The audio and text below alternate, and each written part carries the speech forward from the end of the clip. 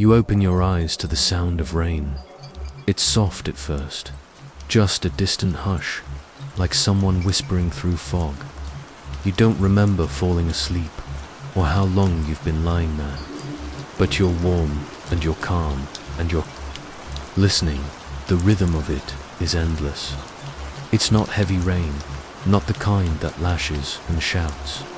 This is the gentle kind, the kind that rests against rooftops, tapping like slow fingers on old glass panes.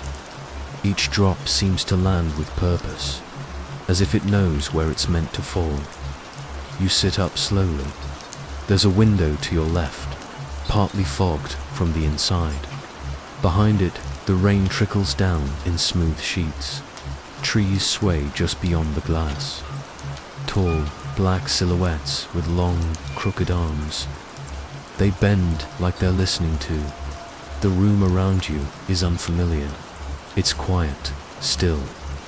A single candle flickers on a table nearby, its flame perfectly straight despite the whispers of wind beyond the window.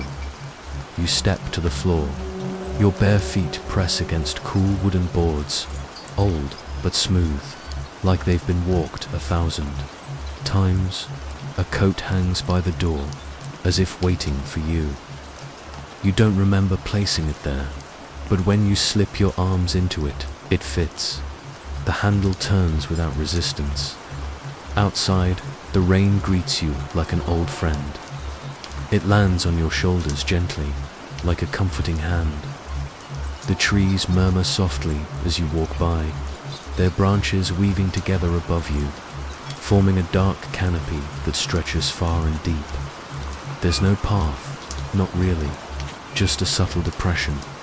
In the earth, a space between the trees that feels more open than the rest. The ground is soft, wet, spongy. You walk without thinking, drawn forward by a feeling you can't name. Each step feels familiar, though you're certain you've never been here before. The world is quiet, but not silent.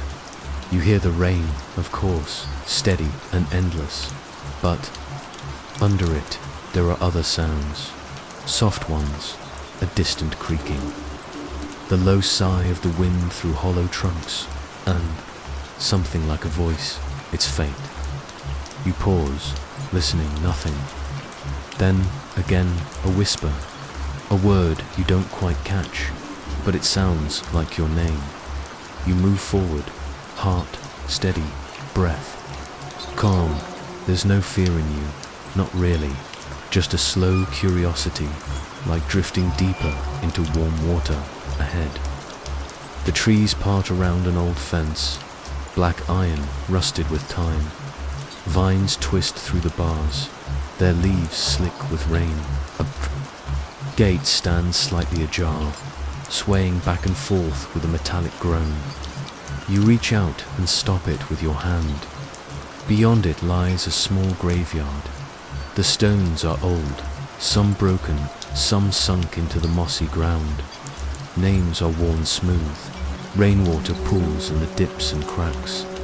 The whole place feels forgotten, but watched, like someone tends it from a distance, quietly. You walk between the rows. Each stone feels like a breath held in the earth. You don't read the names. You don't need to. They don't matter, not yet. And then you see her at the far edge of the graveyard. Just beyond the last row of graves stands a figure, pale still. Her hair clings to her shoulders, soaked and heavy. She's turned slightly away from you, her face hidden. Her dress is thin, too light for this weather, and it flutters even though there's no breeze. She doesn't move. You take a step forward. She tilts her head slightly, a small, delicate motion. You stop. The rain seems to grow, quieter, like the world is holding its breath. When you blink, she's gone. You walk to where she stood. Nothing remains. No footprints. No shift in the wet ground. Just a single white flower, face down in the mud. You crouch and pick it up. Its petals are dry. You stand there for a long time. The flower in your hand, the rain falling all around. The sky doesn't change. No lightning, no thunder. Just the steady rhythm of the rain. Behind you, a crow caws once, sharp and lonely. You turn, and the graveyard looks different. The stones seem closer, the names more visible. You look down at one and see your last name. Just your last name. No first, no dates. Just the echo of who you are. The flower trembles in your grip. You hear the voice again, closer this time, still soft, still patient. Please, the word is wet, like it's spoken through water. You don't move. The voice comes again, a little clearer. Please, help me. You follow it, not with fear, but with stillness in your chest. There's a pull to it, a thread woven through the rain. You pass the last stone, move past the edge of the graveyard, and find a narrow path dipping into the earth. The rain is heavier here, more focused. It runs in small rivulets along the path, pooling in hollows, trickling around fallen leaves. You walk with the sound, not against it. It leads you to a grove where the trees bend inward, forming a circle around a large flat stone. In its center is a hole, small, square, freshly dug, a grave. You step closer. The air feels colder here, not cruel, just tired, like something has been waiting a very long time. You kneel and look inside. Darkness greets you, and then the glint of something reflective, a mirror deep in the grave. Leaning against one of the earthen walls is a small, handheld mirror. You see the edge of your reflection in it, your eye, your coat, your breath forming on the glass, and something else behind you, a shape, a woman. You turn quickly, nothing there. When you look back into the grave, the mirror is cracked. Your reflection is still there, but it's not moving. It stares back at you with wide eyes, unblinking, and slowly it begins to mouth something. A word, again and again. Help, me, you blink. The grave is empty again. You rise slowly, the flower still in your hand. You place it on the stone and feel the weight of the air shift around you like someone just walked away. The rain continues. It never really stops here, it just changes. Its rhythm slower, softer, more thoughtful. You walk back the way you came, but the path has changed. It's longer or shorter, you can't tell. The trees seem to whisper in unfamiliar voices now, still kind, but different, as if they know. What you saw, as if they've been watching longer than you realize. The gate swings again when you pass through it, and this time you don't stop it. The sound is familiar now, a lullaby made of rust. Back in your room, if it was ever truly yours, the candle still burns. The air is dry here, safe, but the rain continues beyond the window, and you know you'll walk that path again. Maybe. Not tomorrow, maybe not even soon, but the voice will call again, and next time it may speak your full name. You return to the cemetery just before dusk. The rain hasn't stopped, it never truly does, but tonight it falls in a different rhythm. Not faster, not louder, just heavier somehow, as if each drop carries a little more memory than the last. Your footsteps are soft, cushioned by wet moss and spongy ground. You don't remember leaving last time, but you're here now, and it feels right. The iron gate groans in quiet welcome. You slip through it, coat drawn tighter around your shoulders, breath misting the air in front of you. The candle from last night still flickers in your mind, though you left it far behind.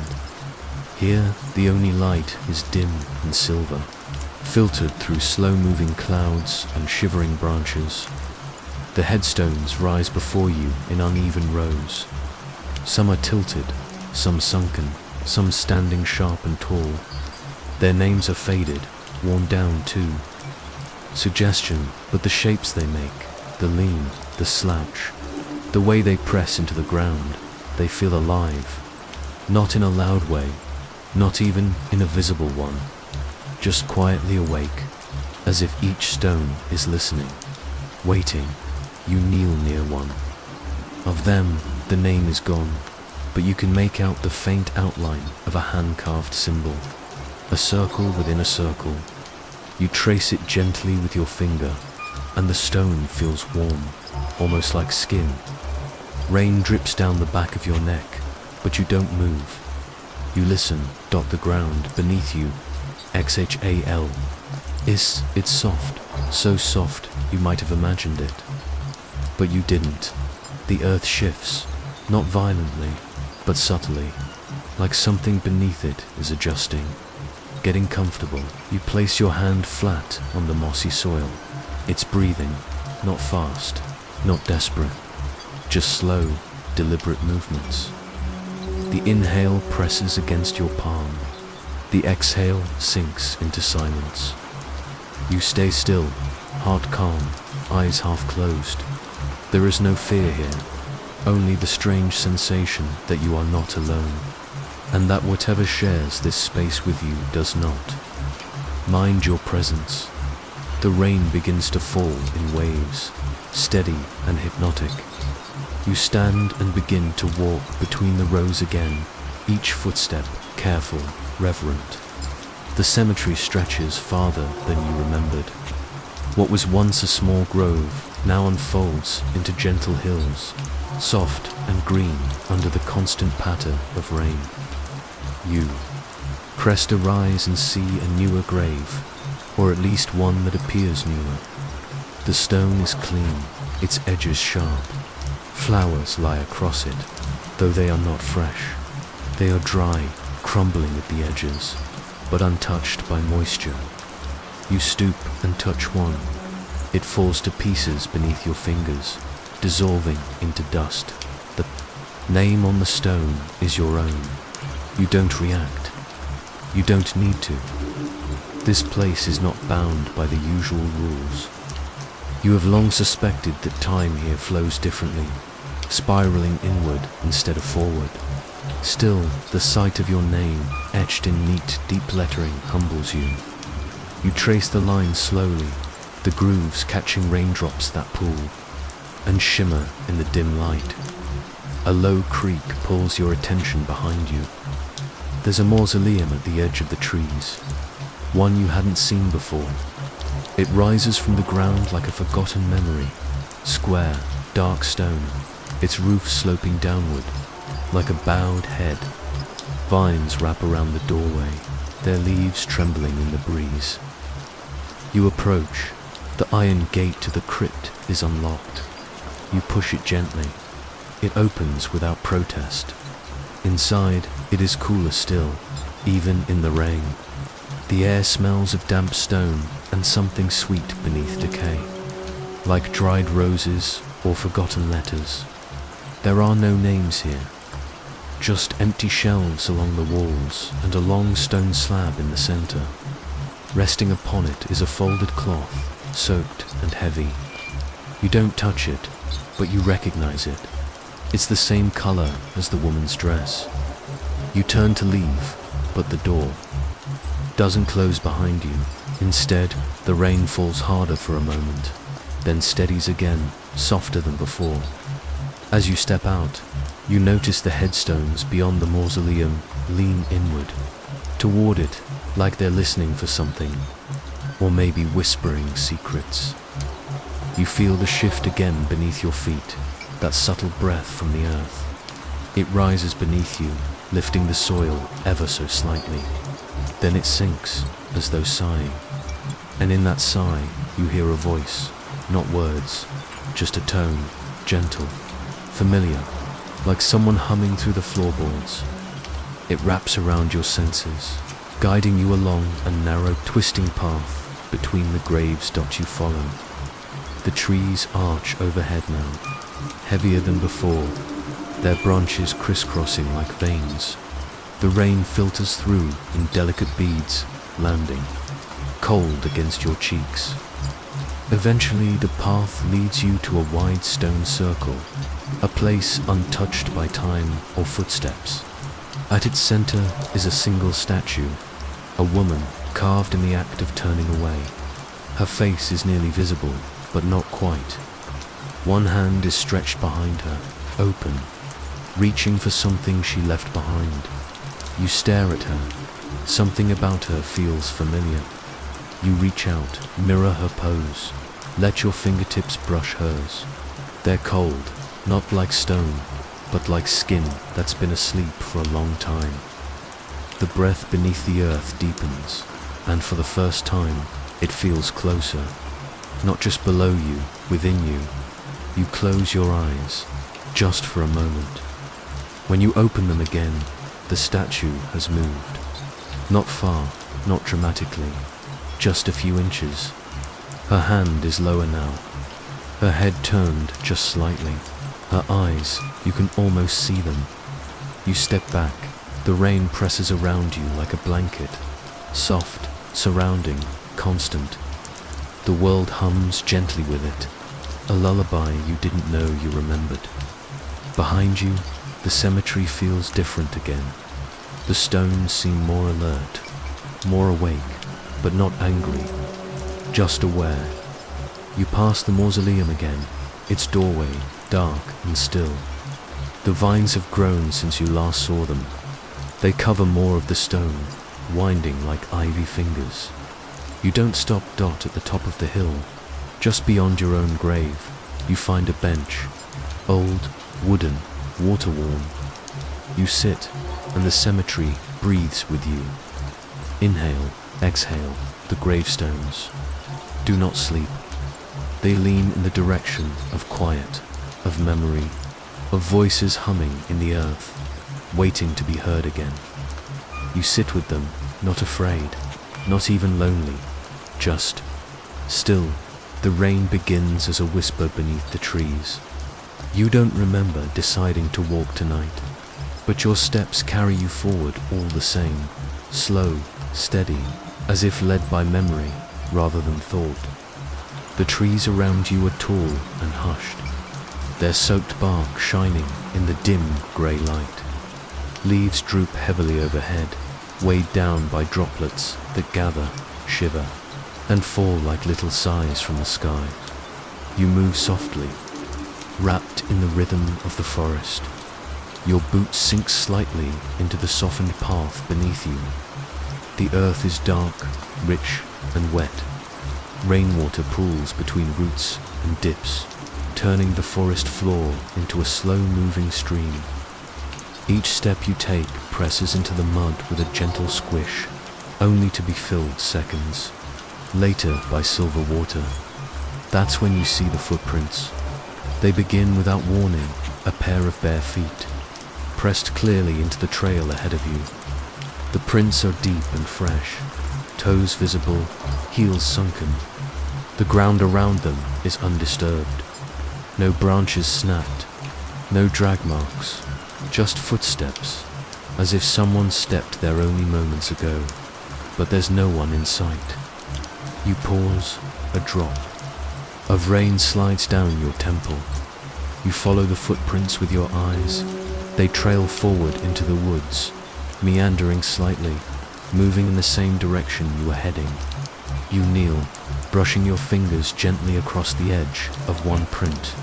It's warm, not with heat, but with the memory of a body, the way earth remembers touch. The edges haven't begun to crumble, and the water hasn't yet filled them. Whoever made them walked this way, moments before you, and yet the trail is silent. No rustle of movement, no hint of presence.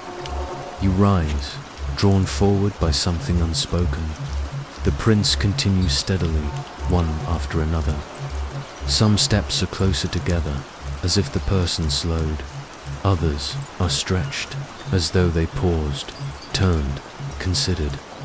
Each one seems deliberate, not rushed, not frightened, curious. As you walk, you begin to notice small changes. The air feels thicker, like the space around you is paying attention. The trees no longer sway. The rain slows, becoming a fine mist that barely touches your skin. The footprints lead you into a clearing dot there. In the center of the space sits a large, flat stone, worn smooth by time and rain. The prints pause just before it, to side by side, bare feet, waiting. You step into the clearing and feel it immediately. A subtle shift in the air, like stepping into a room where someone was just speaking. You glance down at the stone. Your name is etched into it, not carved with tools, scratched, with fingernails perhaps, or something dull and desperate. The lines are uneven, but unmistakable. Rain runs through the grooves, darkening the letters until they shimmer like ink. You touch the surface lightly. The stone pulses once beneath your palm. Not a sound, not a movement, just a feeling, a recognition. Behind you, another footprint appears. You turn, slow and calm. There is still no one there, but now 3 prints trail behind you. The new one is wet, clear, as if someone is following just a few paces behind. The mist thickens.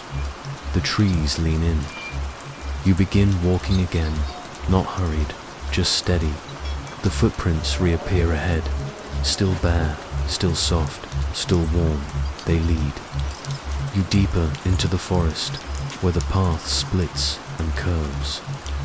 You follow their winding rhythm through puddles and roots, across shallow dips where water ripples faintly at the edges of the prints. Somewhere in the distance, a low bell rings once, not from a tower, from the earth. A slow, dull chime, like metal struck beneath soil. You pause, listening. Another bell. Closer, and then the sound of breath. Not yours, it's gentle, faint, as though someone is walking just beyond the veil of mist. Their breathing syncing with yours, a calm rhythm. Inhale, exhale. You don't turn around. You don't need to. Whatever follows you means no harm. You walk on. The footprints become more erratic now. They twist suddenly, circle trees, double back. One leads off the path, pressing into a mossy mound, then returns again. It's as if the walker was searching for something lost or remembered. You reach a stream. The water is shallow, barely to your ankles. The footprints cross it easily, disappearing briefly in the water and emerging again on the other side, glistening with droplets. You step in, feeling the chill slip into your boots, then out again, the forest waiting silently beyond.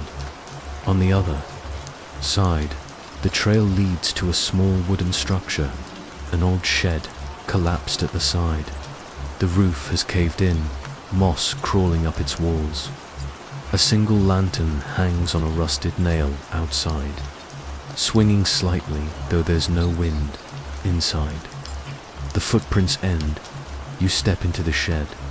The interior is empty, save for a mirror leaning against the back wall, cracked, old, its surface clouded by age and damp. You wipe the glass with your sleeve. Your reflection stares back, but something is different. Behind your shoulder, in the mirror, you see a figure, just the faintest outline, like fog shaped into a person, still watching you. Turn, no one there. You face the mirror again. The figure is closer now, still soft, still undefined, but unmistakable. And then, with the slowest movement, the reflection lifts a hand, not your hand. The fingers press gently to the inside of the glass, as if trying to reach out. You press your own hand against it. A moment of stillness. Then, the mirror begins to fog again from the inside. Letters begin to appear in the mist. Not written, breathed. As if something within the mirror is exhaling words onto the surface. Just to follow me. You step back. The rain outside picks up slightly, drumming on the broken roof. You step out, back into the clearing. New footprints wait on the ground, but they face away from you now, leading deeper into the trees and beside them. A second set, smaller, uneven, like someone unsure of their steps. You walk again. The forest shifts around you, gently closing in. The rain grows soft again, like distant thoughts. Leaves glisten in silver light. The path narrows, but remains clear. You follow the twin trails, one bare and steady, the other unsure. Together, they lead you up a small rise dot at the top. You see something familiar, your grave, the same one from before. The stone damp with rain, your name still carved in its face. But now, a second name is being added beneath it, slowly, as if etched by invisible fingers. The lines form with each drop of rain. Letter by letter, you don't stop it, you just watch. The sky hums before it speaks. You sit on the porch of the quiet house, legs tucked beneath you, wrapped in a blanket that smells of wood smoke and rain. The candle beside you flickers but never falters, even as the wind rises in slow, steady breaths. The forest lies just beyond the front steps, dark, folded in fog, and the trees sway as if stretching toward something they've been waiting for. You approach. The iron gate to the crypt is unlocked. You push it gently. It opens without protest. Inside, it is cooler still, even in the rain. The air smells of damp stone and something sweet beneath decay, like dried roses or forgotten letters. There are no names here, just empty shelves along the walls and a long stone slab in the center. Resting upon it is a folded cloth, soaked and heavy. You don't touch it, but you recognize it. It's the same color as the woman's dress. You turn to leave, but the door doesn't close behind you. Instead, the rain falls harder for a moment, then steadies again, softer than before. As you step out, you notice the headstones beyond the mausoleum lean inward, toward it, like they're listening for something, or maybe whispering secrets. You feel the shift again beneath your feet, that subtle breath from the earth. It rises beneath you, lifting the soil ever so slightly. Then it sinks, as though sighing. And in that sigh, you hear a voice, not words, just a tone, gentle, familiar, like someone humming through the floorboards. It wraps around your senses, guiding you along a narrow, twisting path between the graves. You follow. The trees arch overhead now, heavier than before, their branches crisscrossing like veins. The rain filters through in delicate beads, landing, cold against your cheeks. Eventually, the path leads you to a wide stone circle, a place untouched by time or footsteps. At its center is a single statue, a woman carved in the act of turning away. Her face is nearly visible, but not quite. One hand is stretched behind her, open, reaching for something she left behind. You stare at her. Something about her feels familiar. You reach out, mirror her pose, let your fingertips brush hers. They're cold, not like stone, but like skin that's been asleep for a long time. The breath beneath the earth deepens, and for the first time, it feels closer. Not just below you, within you. You close your eyes, just for a moment. When you open them again, the statue has moved. Not far, not dramatically, just a few inches. Her hand is lower now, her head turned just slightly. Her eyes, you can almost see them. You step back, the rain presses around you like a blanket, soft, surrounding, constant. The world hums gently with it, a lullaby you didn't know you remembered. Behind you, the cemetery feels different again. The stones seem more alert, more awake, but not angry, just aware. You pass the mausoleum again, its doorway dark and still. The vines have grown since you last saw them. They cover more of the stone, winding like ivy fingers. You don't stop, at the top of the hill. Just beyond your own grave, you find a bench, old, wooden, water-worn. You sit, and the cemetery breathes with you. Inhale, exhale. The gravestones do not sleep. They lean in the direction of quiet, of memory, of voices humming in the earth, waiting to be heard again. You sit with them, not afraid, not even lonely, just still. The rain begins as a whisper beneath the trees. You don't remember deciding to walk tonight, but your steps carry you forward all the same. Slow, steady, as if led by memory rather than thought. The trees around you are tall and hushed, their soaked bark shining in the dim grey light. Leaves droop heavily overhead, weighed down by droplets that gather, shiver, and fall like little sighs from the sky. You move softly, wrapped in the rhythm of the forest. Your boots sink slightly into the softened path beneath you. The earth is dark, rich, and wet. Rainwater pools between roots and dips, turning the forest floor into a slow-moving stream. Each step you take presses into the mud with a gentle squish, only to be filled seconds later by silver water. That's when you see the footprints. They begin without warning, a pair of bare feet, pressed clearly into the trail ahead of you. The prints are deep and fresh, toes visible, heels sunken. The ground around them is undisturbed. No branches snapped, no drag marks, just footsteps, as if someone stepped there only moments ago. But there's no one in sight. You pause. A drop of rain slides down your temple. You follow the footprints with your eyes. They trail forward into the woods, meandering slightly, moving in the same direction you were heading. You kneel, brushing your fingers gently across the edge of one print. It's warm, not with heat, but with the memory of a body, the way earth remembers touch. The edges haven't begun to crumble, and the water hasn't yet filled them. Whoever made them walked this way, moments before you, and yet the trail is silent. No rustle of movement, no hint of presence. You rise, drawn forward by something unspoken. The prints continue steadily, one after another. Some steps are closer together, as if the person slowed. Others are stretched, as though they paused, turned, considered. Each one seems deliberate, not rushed, not frightened.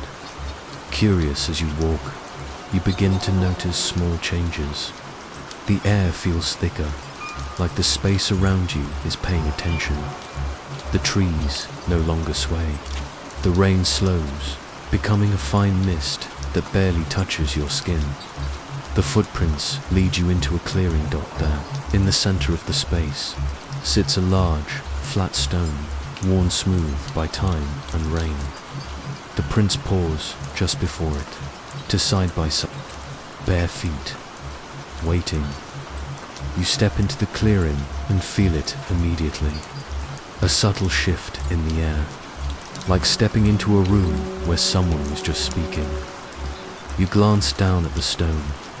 Your name is etched into it, not carved with tools, scratched, with fingernails, perhaps, or something dull and desperate. The lines are uneven but unmistakable.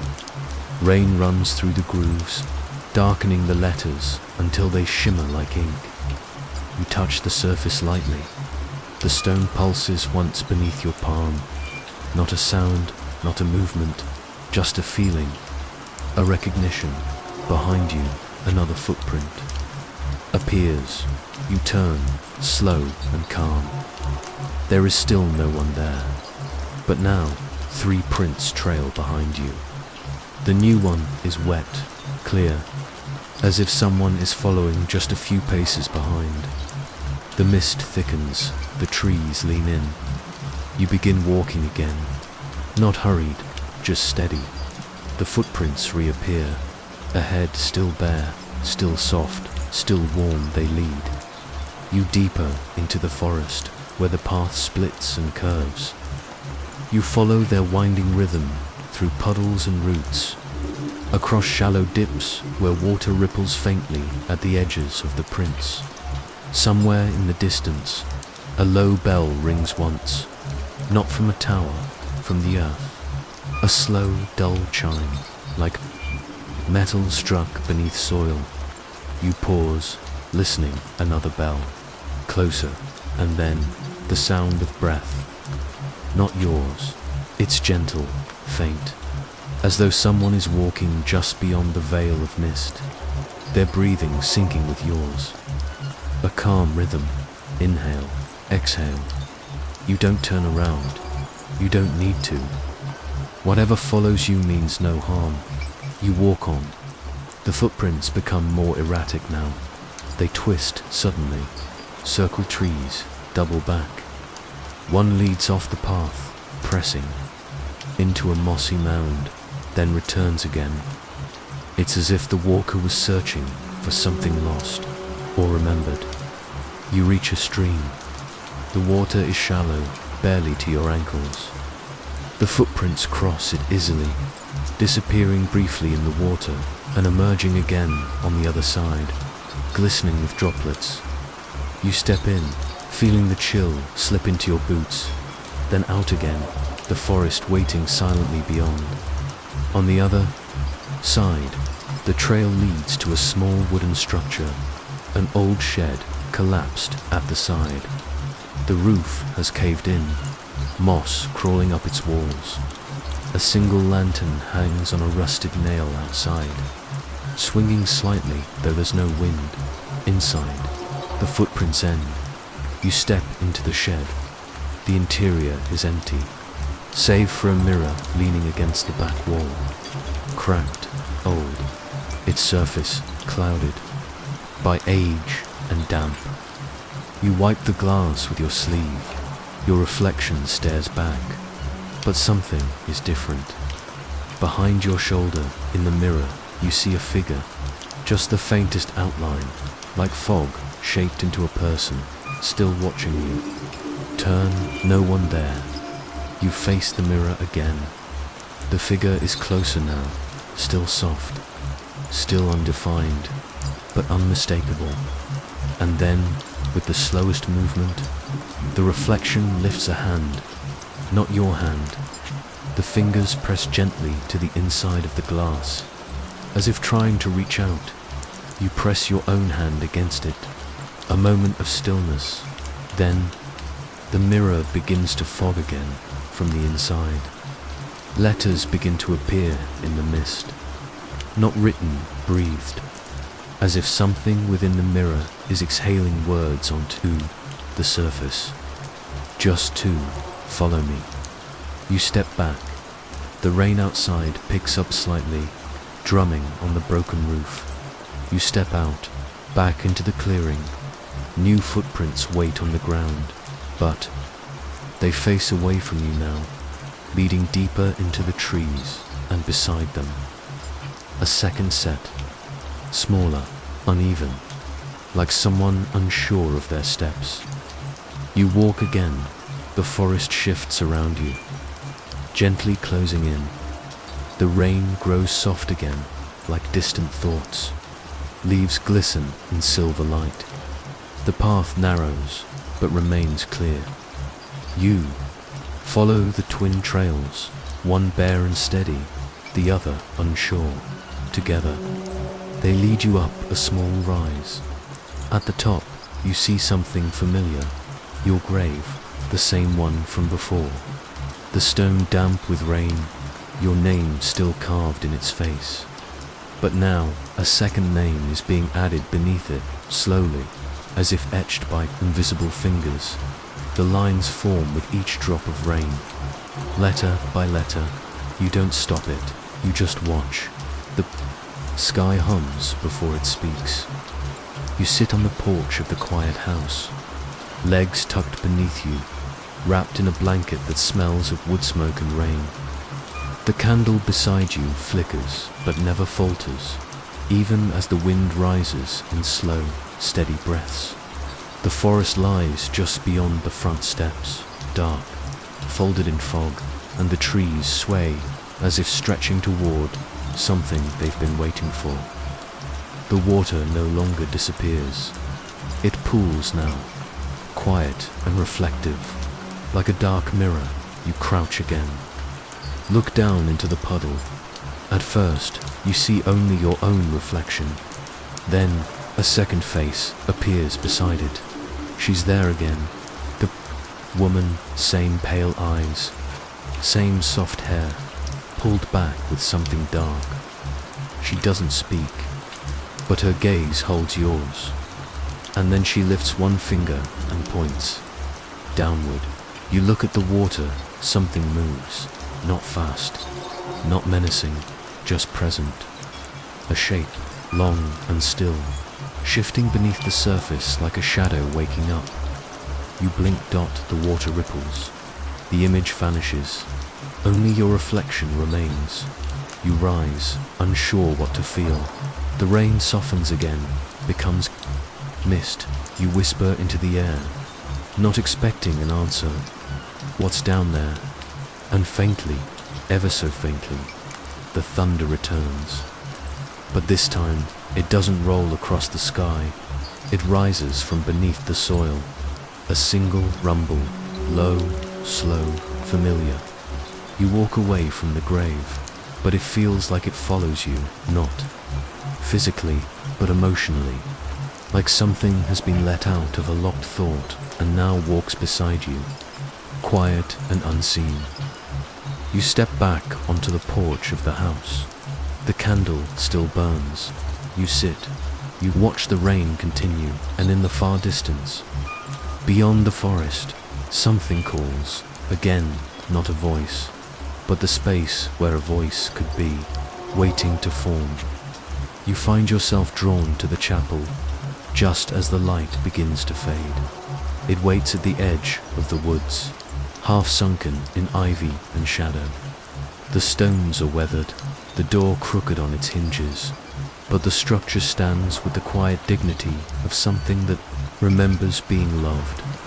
Rain slicks the path beneath your feet. The air smells of damp wood, of forgotten hymns, and the faint sweetness of wet leaves.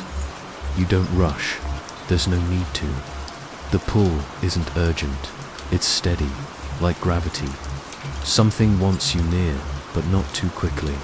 The chapel's steeple disappears into the low fog. Somewhere above, hidden in the mist, the bell waits. You can't see it, but you feel it, a presence suspended in stillness. Quiet now, but not silent. You pause at the arched doorway, fingertips brushing the old wood. It doesn't creak as you enter. Instead, the door swings open slowly with a hush, as if it's been expecting you. Inside, the air is thick with age. Dust floats in the silver light filtering through the stained glass. Pews stretch down both sides of the aisle, some tilted, some cracked, but none moved. Cobwebs rest gently across the beams above, catching the faint glint of dusk. You breathe in. The scent here is different.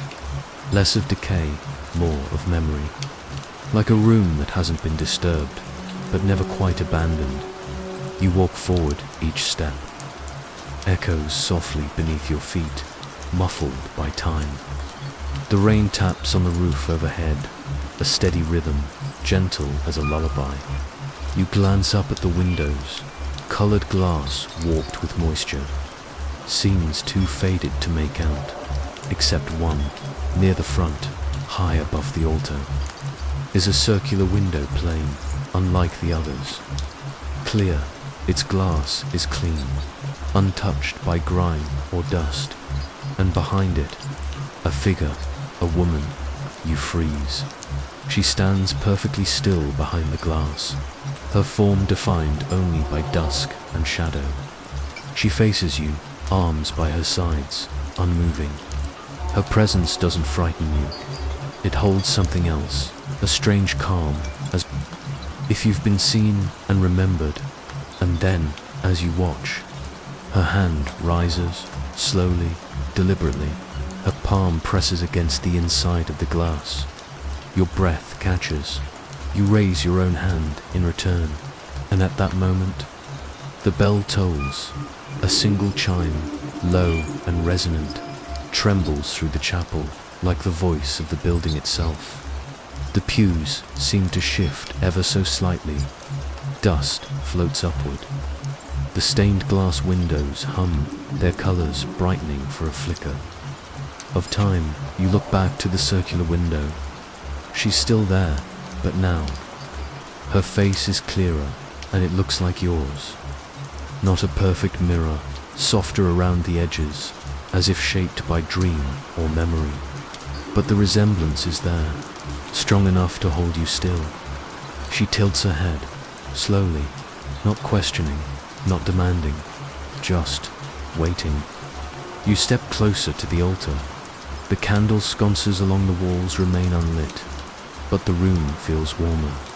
Not in temperature, in presence, like breath held close. You place your hand on the wood of the altar, its surface worn smooth by decades of touch. Behind it, a stairway leads up, narrow, winding, disappearing behind a half-rotted door. You open it. It groans softly, revealing a steep spiral staircase. Cloaked in shadows, you begin to climb, one careful step at a time. The wooden steps feel uncertain beneath your feet, but they hold. Rain sounds muffled through the stone walls, like whispers behind closed curtains. You reach the top. A small landing opens into the bell tower square. Enclosed, dust-filled. The window is here, the one she stood behind. You cross the room. She's gone.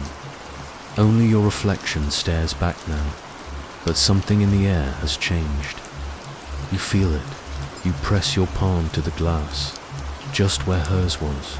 The surface is cold, but a warmth lingers beneath, not physical, but emotional, familiar on the windowsill. Something rests. A folded piece of paper, yellowed and soft with age. You pick it up gently, unfolding it with care. The ink has run in places, but the words remain. 3 lines. I wait where echoes gather. I watch what rain forgets. I remember who forgot themselves. No name, no signature, but the handwriting. You've seen it before, on letters you don't recall. Writing on pages that vanish when you wake. On the gravestone that matched yours. You fold the note again. You slip it into your pocket without thinking. And when you look out the window once more, something changes. Outside, in the cemetery below, one grave glows faintly, not with light, but with attention, as if the air has bent to remember it. You know which one it is, the one that always sinks. The rain shifts direction. It begins to fall harder now, not louder, but heavier, like a curtain being pulled across the day. You descend the staircase. Carefully, each step slower than the last. When you reach the chapel floor again, the pews feel closer, the shadows deeper, but you are not afraid. You walk back down the center aisle and pause. Once more, beneath the window, the glass now reflects. Only the flickering shape of a woman leaving, but it's hard to tell if it's you. or her. The rain has grown softer today. Not gone, never gone, but quieter. Like it's whispering now instead of speaking. You walk along the edge of the woods, near where the trees meet the old cemetery wall. Ferns lean gently toward the ground. The earth is rich and dark beneath your feet, thick with the scent of moss and memory. There's a hush to everything, a quiet that isn't silence, but something slower, thicker, as if the world is holding its breath, just long enough for you to hear something beneath it. Your hand brushes a patch of moss, growing along a low stone, and you pause. There's something beneath it, not stone, not root, something smoother. You kneel, fingers sinking into the moss like dipping into velvet. Carefully, you peel it back. A folded piece of paper lies beneath, cream-colored, thin, damp at the edges, but not ruined. The ink hasn't run.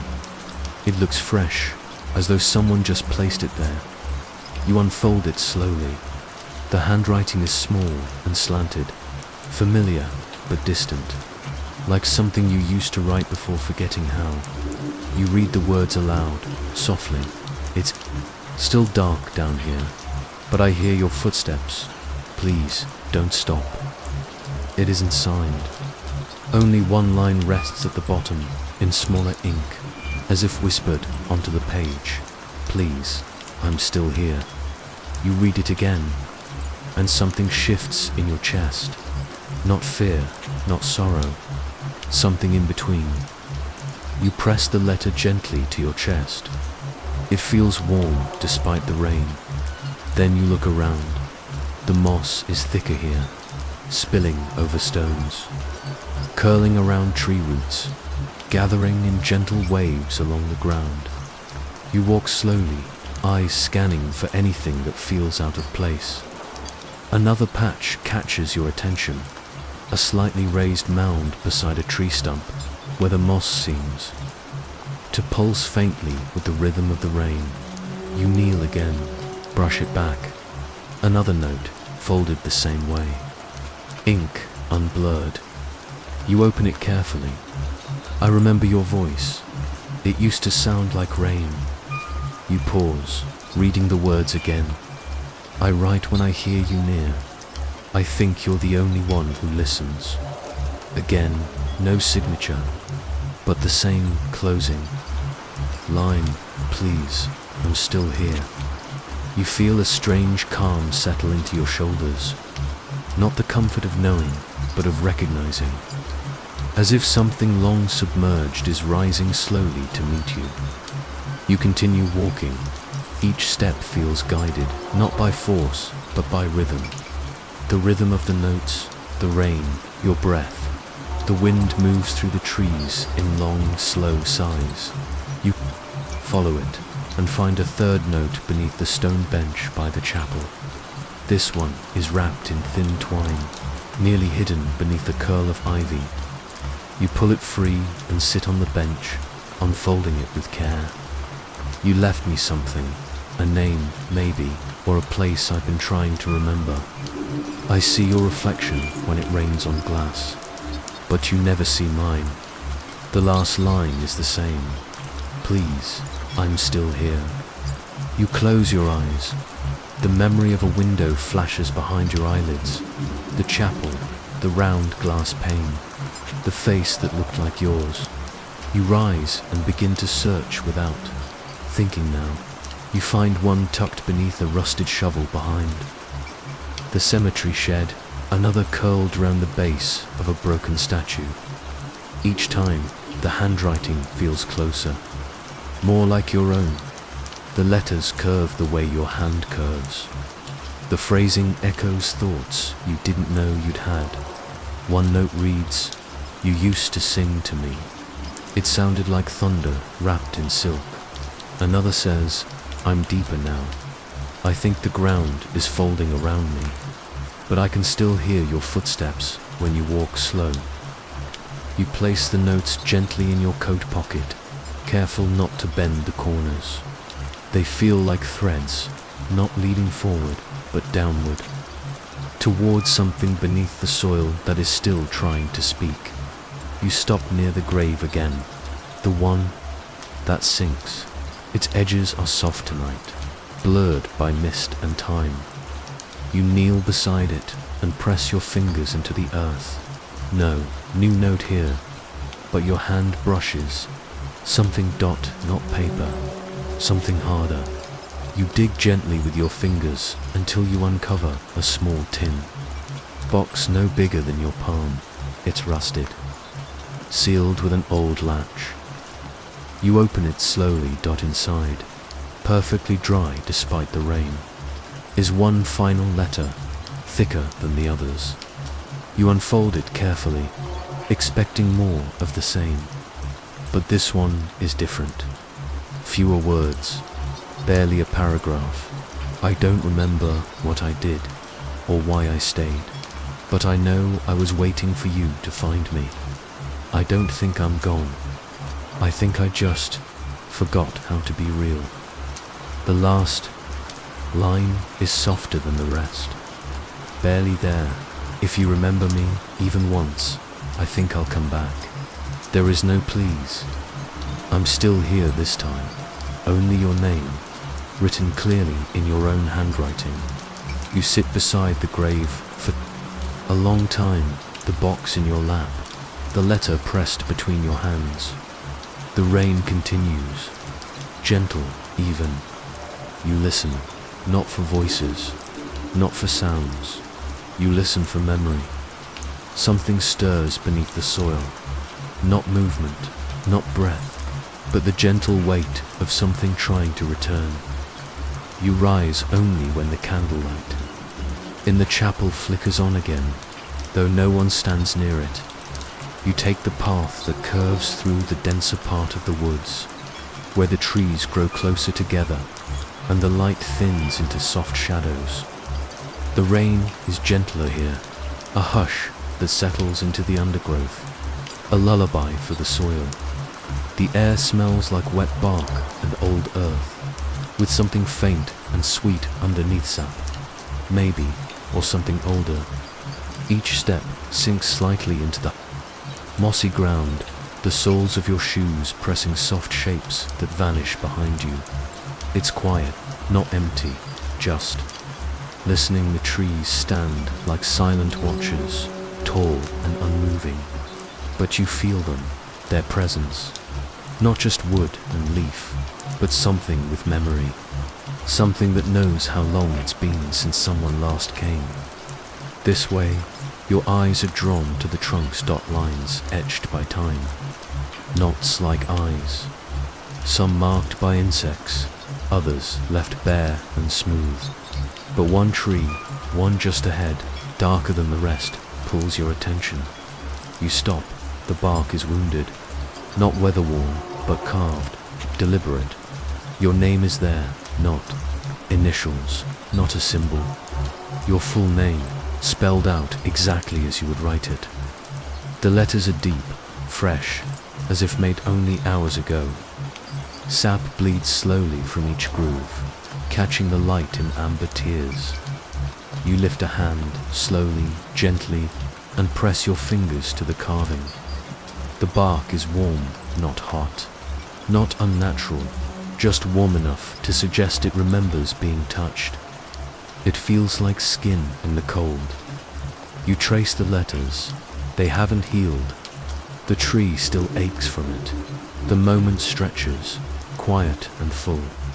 Then you hear it, soft and low, a sound like breath moving through leaves, though no wind stirs. It isn't above you. It's all around. The trees murmuring, whispering, but not in words you recognize. More like the sound of pages turning in a forgotten book, or the rustle of clothing in an empty room. You take a step back. Your name remains, glistening, and just beneath it, something begins to appear. Another line, carving itself slowly, as if the tree still remembers the knife. Letter by letter, you stand motionless, breath held as the message takes shape below your name. You promised you'd return. The bark doesn't break from pressure, it yields, as if it expected this. The sap wells anew. You swallow, unsure if the chill in your spine is from the rain, or the memory stirring beneath your ribs. You don't remember making such a promise, but your name is here, and the tree believes you did. You walk deeper into the grove. Each tree seems to lean just slightly in your direction, not looming, but attentive. Some tilt as if listening. Others weep slow sap down their trunks, pooling at their roots like melted wax. Then you see another tree, smaller, twisted a little at the base. It has a carving, too. Not your name this time, but a date. One that feels important, even if you don't know why you say it aloud. The numbers feel strange in your mouth, familiar yet misplaced, like a melody you can hum but not name. The tree hums back, a subtle vibration through the ground, a kind of recognition. You run your fingers down the trunk, and then you notice it. A thin string of ribbon, almost invisible, tied gently to a low-hanging branch. It flutters, though the air remains still. You follow it. More ribbons now, one leading. To the next, each tied to a tree with a different word or number carved beside it. Some are names, some are places. One is your childhood, street dot. Another is a word you whispered only once in a dream. The forest knows things you've forgotten. You stop at the final tree, the largest yet. Its bark is nearly black with age, limbs stretching outward like arms caught mid-reach. There's a hollow at its center, wide and dark, like a mouth waiting patiently. Inside the hollow, nestled just beyond the reach of rain, is a bundle of paper, tied with twine. You reach in slowly, feeling the bark press against your wrist like a pulse. The paper is dry. You open it carefully. Drawings, dozens of them.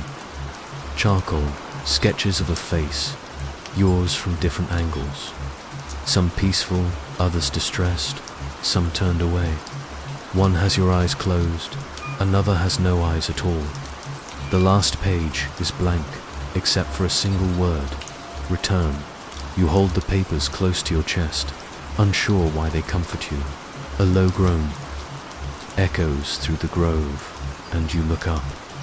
The tree with your name seems to bend slightly, its limbs bowing toward the earth. Sap drips steadily now, staining the moss below. It feels like mourning, like grief stretched too long. You kneel by the base of the tree and place your hand against the roots. There's something below, not movement exactly, but warmth, memory, perhaps. You speak, unsure what words will come. I'm sorry, you whisper, and in response, something shifts beneath the ground, not to answer, but to acknowledge. The trees around you rustle again, but now their voices are softer, gentler, like pages being turned with care, like lullabies hummed in forgotten languages. You rise slowly, the bundle of drawings still in your hand.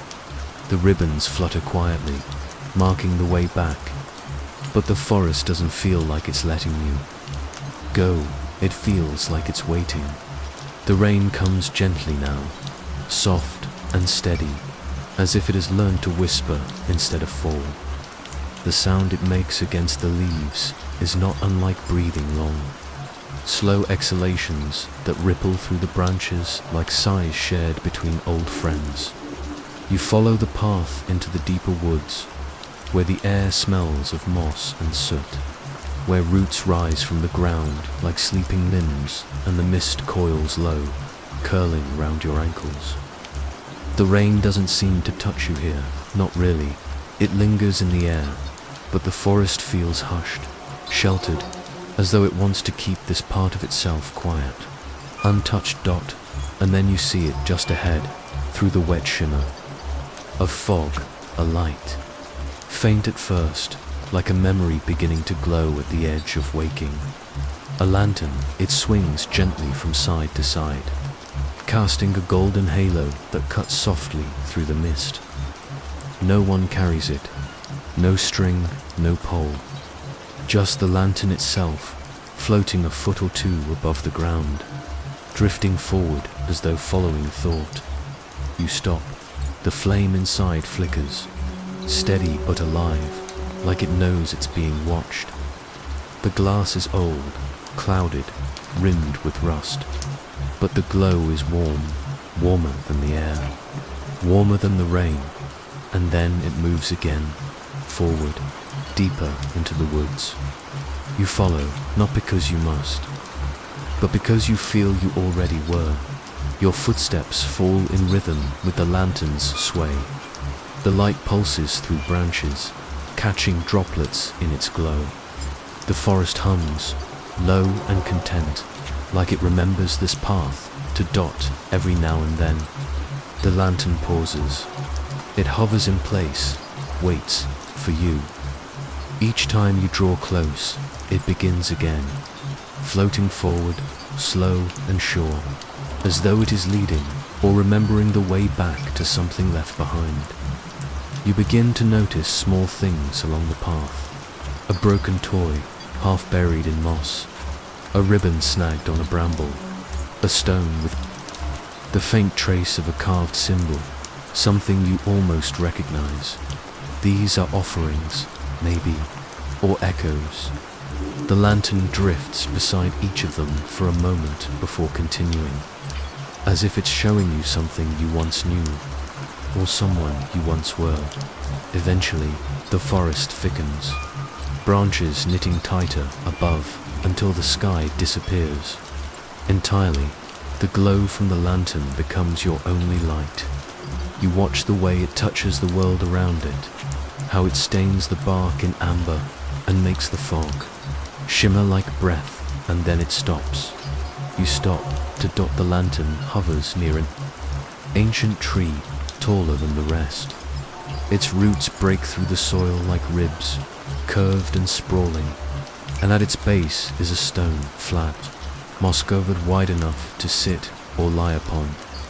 It's not a grave, not exactly, but it feels sacred, quiet. The lantern hangs still. Its flame dances in a slow, soft circle. You move toward the stone and place your hand on its damp surface. It's warm, warmer than it should be, like it's been holding the lantern's memory. You sit down, the forest exhales around you. Rain drips in slow patterns above, tapping softly against the leaves like distant footfalls. The lantern lowers itself beside the stone. Its light dims just slightly, enough to allow shadows to breathe, to whisper. You close your eyes, and for a moment, you feel something inside the silence shift. Not fear, not danger. Presence, like someone else is sitting beside you. Someone you can't see, but who means no harm. You think you hear a voice. Not spoken, not heard, just felt. You used to follow me once. The words ripple through your chest like water. Disturbed by wind, you open your eyes, but there's no one. Only the lantern, still gently glowing. A soft breeze moves through the trees now, stirring the mist, lifting the scent of ash and pine, and with it, a shape, not quite a person, not quite light, something in between. It flickers, like the flame, rising just beyond the lantern's glow. You can't make out a face, but it turns to look at you all the same. It feels like remembering, not a dream, not a ghost, but the weight of something you almost thought was yours. A promise, a memory, a path once walked side by side. The figure nods, once dots slow, grateful, then fades into the fog. The lantern flickers and begins to rise, not quickly, gently, as if it's saying goodbye. or thank you. It drifts upward through the branches, pausing near the canopy, casting one last amber circle around the forest floor. Then it glides forward again, not down the path, but higher, towards something unseen beyond the trees. You rise. From the stone, your legs quiet beneath you. The place where you sat feels emptier now, like the moment has passed, but its warmth still lingers. You begin to walk again. The path behind you feels softer, worn smooth by the passage of light and memory. The lantern is gone, but the feeling it left behind hums just under your skin. Each step carries that hum forward as you reach the edge of the woods once more. The mist begins to part. Rain gathers gently in the folds of your coat. The sky feels a little lighter, not brighter, but closer. Somewhere in the trees behind you. You think you see a faint flicker again, just once, then nothing. Rain falls more steadily tonight.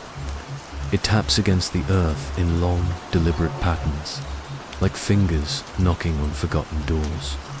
You hear it as you walk, that soft rhythm folding into the hush of the trees around you. The path curves gently now, pulling you toward a clearing that wasn't here the last time you passed. Or maybe it was, but the forest didn't feel like showing you then. You step through a low arch of moss-covered branches, and there it stands, the old well-dot stone and ivy-wrapped, leaning slightly. To one side, it looks like it's been waiting for someone. Its circular mouth is edged with chipped stone, and water no longer rises within it, only darkness. A well that hasn't drawn in decades. Maybe longer. You move closer. Raindrops slide down your face, but the air feels oddly still around the well. No breeze, no stirring leaves, only the rain, and the silence beneath it. You pause at the edge of the stones and look down. There's no reflection, only a deep shadow, thick and unmoving, like velvet wrapped around nothing. It doesn't ripple or shift, even as rain falls into it. You listen. At first there's nothing, just your breath and the faint sound of water hitting stone. But then a knock, soft, muffled, like a fist against wood. One. Then silence. You hold your breath, unsure if it was imagined. Then against two more knocks, slower. Now, like someone gathering strength, you step back, heart pacing itself carefully. They say there's a coffin down there, built into the base of the well long ago, buried beneath the stone where water once lived. Not lowered in, but placed before the well was ever dug, and whoever lies in it never left. You circle the rim. The ivy is damp and clings to your fingertips like cold string. The moss smells of time, soft, deep and green. You trail your hand around the edge until you find a notch in the stone, a crack, narrow. Old you press your ear to it. The sound is there, not loud, not obvious, but layered deep beneath, breathing shallow, labored, and then, without warning, another knock, this time sharper. Close, you draw back. The rain grows, heavier. It streams down your back, gathers at your feet. Small puddles form in the uneven stones, some of them shaped like shallow prints, as though someone once stood where you are now, and never left. You step away from the well, just slightly, and look down again. A glimmer, it lasts only a second, a faint shimmer in the darkness, like a lantern caught behind thick glass, then gone. You crouch beside the well and pick up a small rock, smooth rain, dash slicked. You drop it in, it doesn't splash, it clinks once, against something that isn't water, with dense silence. You imagine the rock resting atop a coffin lid, damp, cold, maybe, not alone. You wonder what else might be down there, or who. You look around the clearing. Trees press in gently from all sides. Their branches seem to curve inward slightly, forming a quiet circle around the space, as if watching or guarding. A faint path trails away from the far side of the well, covered in slick leaves and half swallowed by roots. Something pulls you toward it. You follow. The path is narrow and soft, barely there beneath the cover of the forest. But your feet know it, somehow. The ground here feels warm, as if traveled long ago. As you walk, you begin to see signs. A piece of rope tied loosely around a branch. A stone with a cross etched in it. A metal handle, rusted and broken off from something long buried. And then you see it. A small wooden sign, barely readable through the vines. Do not dig, it's old. The words faded. The wood warped with time and weather. Beside the sign, the earth is darker, damp and sunken, like something once lay beneath and shifted. You kneel. The soil here is soft, too soft for untouched ground. You place your hand over it and feel a slow pulse of warmth rising through the dirt, like a heartbeat, faint, rhythmic, and from below, again, knock, knock, knock, 3 times. Deliberate, you lean closer and close. Your eyes, no words, just presence. Something waiting, but not unkind, just patient. You rise and return to the well. It stands exactly as you left it. Rainwater spills over the rim now, trailing down the old stones in quiet streams. But still, no splash comes from within. You reach into your coat and pull out a small item you almost forgot you carried. A key, iron cold. Its origin unknown to you, but familiar in a way that makes your hand tremble slightly. You lower it toward the well's mouth, and then stop.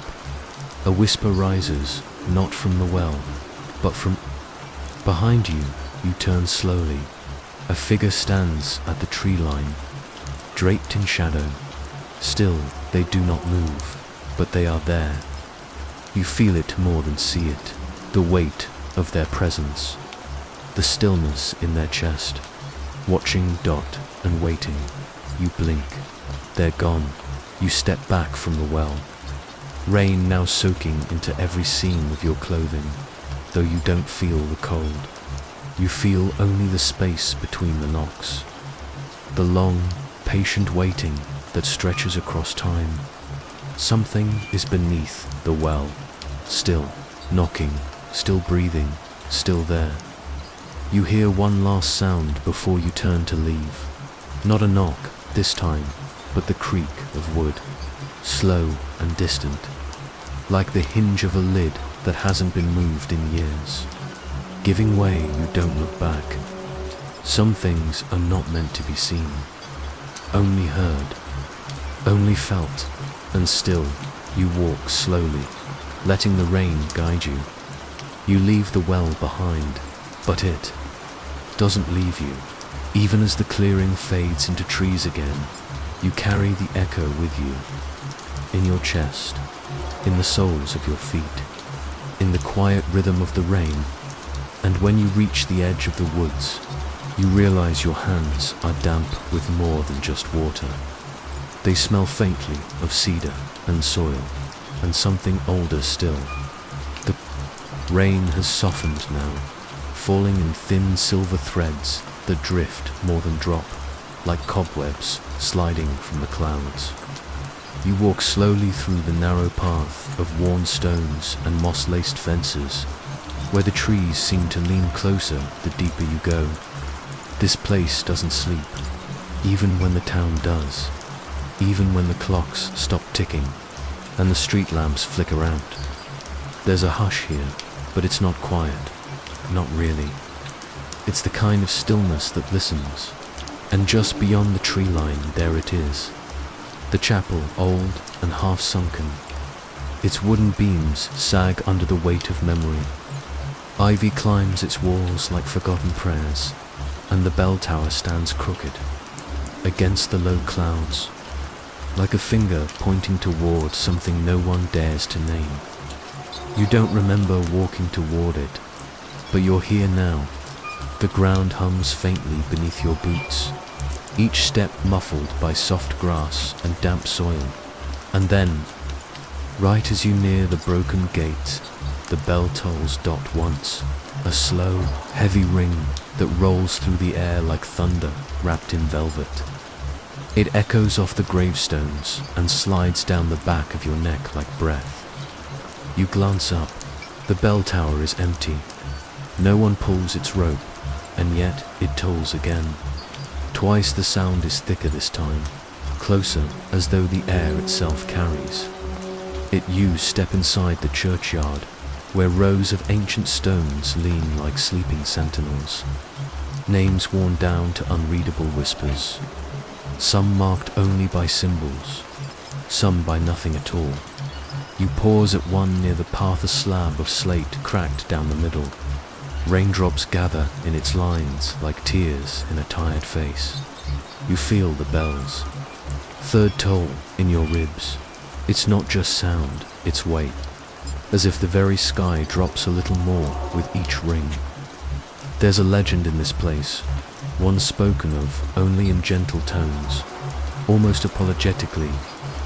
They say the bells ring when a soul is taken, not when a person dies, but when something else is claimed. And sometimes, no one dies at all. You drift toward the chapel doors, though they no longer close. They hang open slightly, crooked and swollen with age. Inside, the space smells of wet wood and stone dust. Pews lean toward the aisle, some shattered, some swallowed by moss. The pulpit tilts forward like it's been listening for years. A single candle sits melted into the floorboards. Near the front its wick blackened, untouched by flame. And above you, the bell tolls again.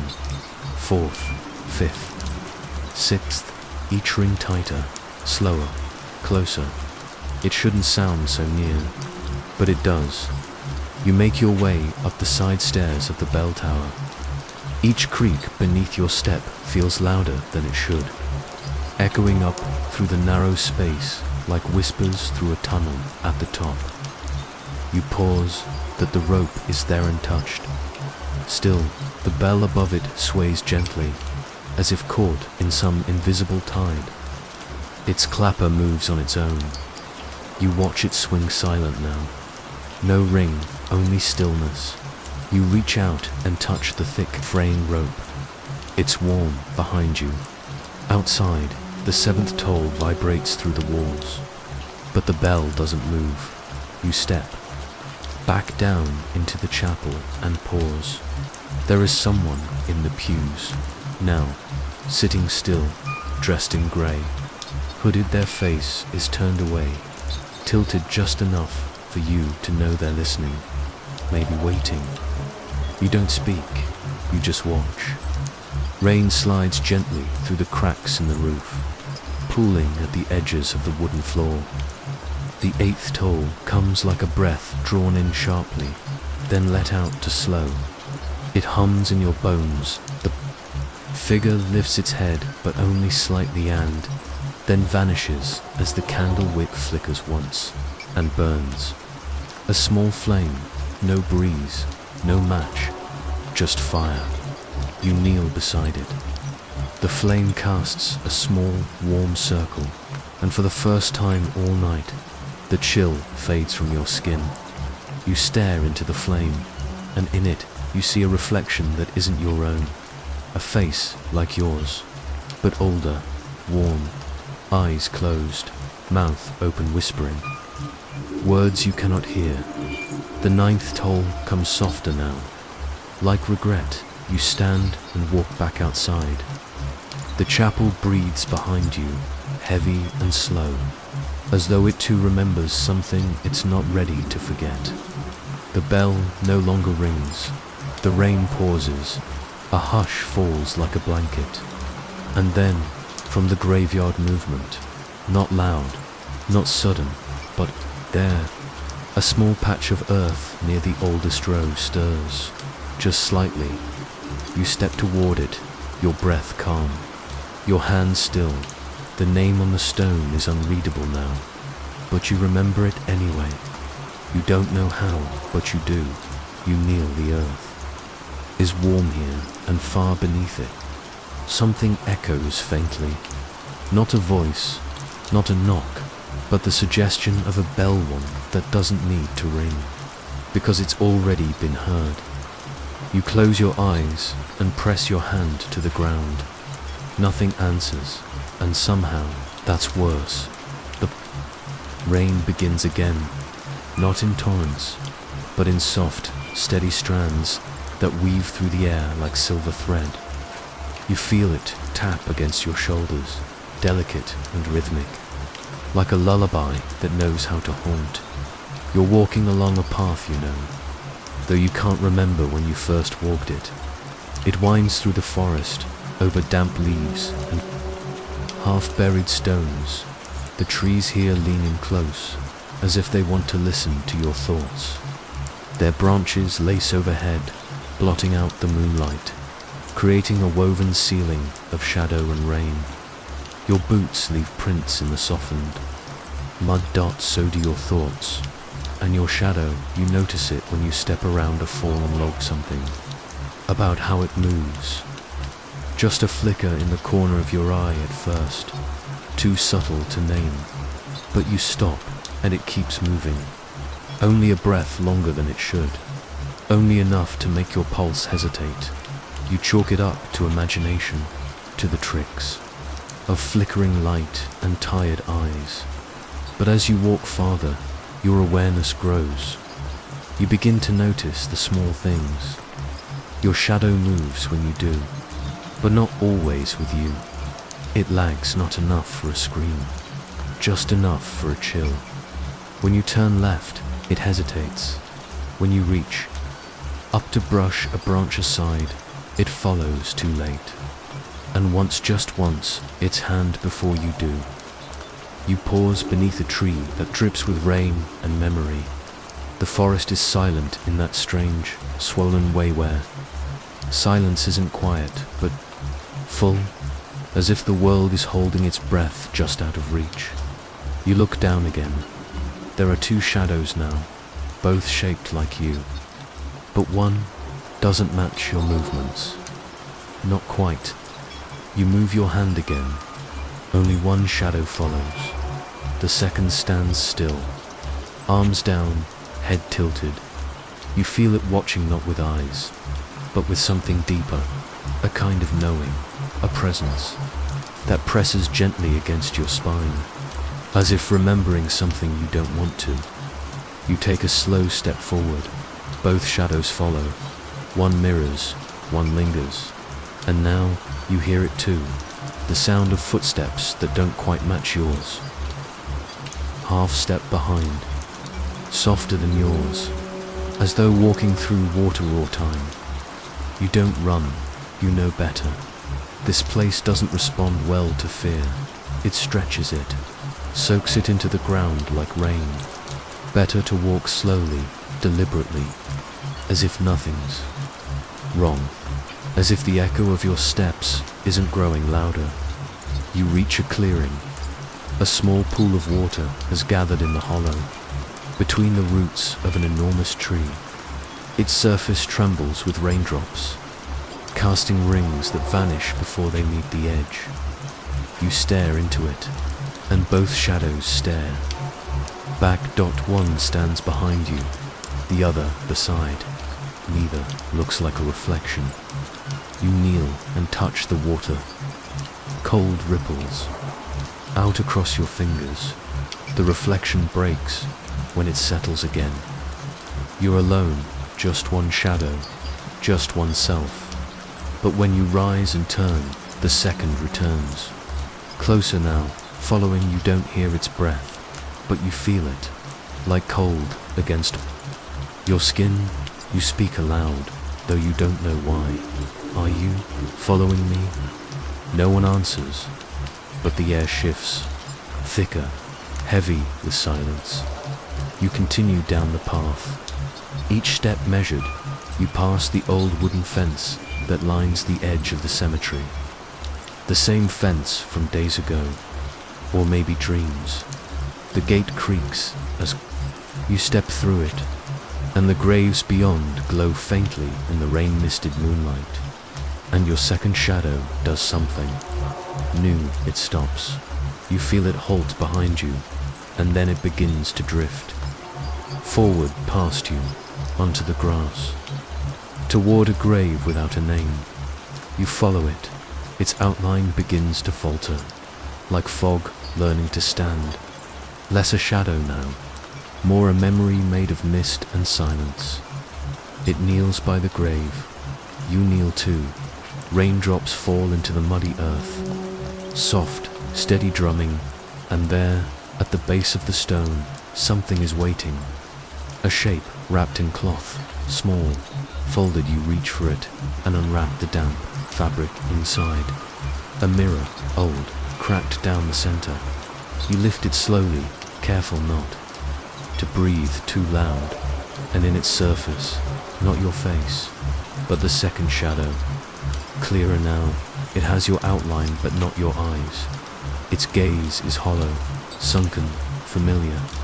You realize you've seen it before, in a dream you once forgot. In the window of a chapel, in the flicker of a candle before it died. It lifts its hand, and this time you don't. You just watch. You lower the mirror. The shadow fades back into its place behind you, and this time, you don't walk ahead. You wait. You let it pass. You let it lead. You follow now through the trees, down the path that twists like thought and breath and memory. And as you walk, you begin to understand something, though not in words. This shadow is not haunting you, it is waiting, not for fear, but for permission to return, to remember to rest. You reach the stream that winds through the edge of the woods, the same one that ran dry last time you saw it, but tonight it flows gently, a silver ribbon unspooling through stone and moss. The shadow stops at the water's edge. You stop too, and for a moment, both of you are still. Then it steps forward into the stream dot, and as it moves through the water, it begins to dissolve. Not suddenly, not cruelly, like smoke learning how to disappear. It turns once to look. Back, you nod, and it is gone. You are alone. Again, but not empty. The trees whisper softly in the breeze, and the rain picks up just a little enough to blur the past, enough to quiet the ground. You turn from the stream, step back into the path, and just as your foot meets the soft earth, you feel something shift in your pocket, something small. You reach inside and pull it free. A folded note, wet, but unspoiled. On its front, your name, and beneath it, a symbol you've never seen before, but somehow recognize. The rain taps softly on the window as you step into the bathroom.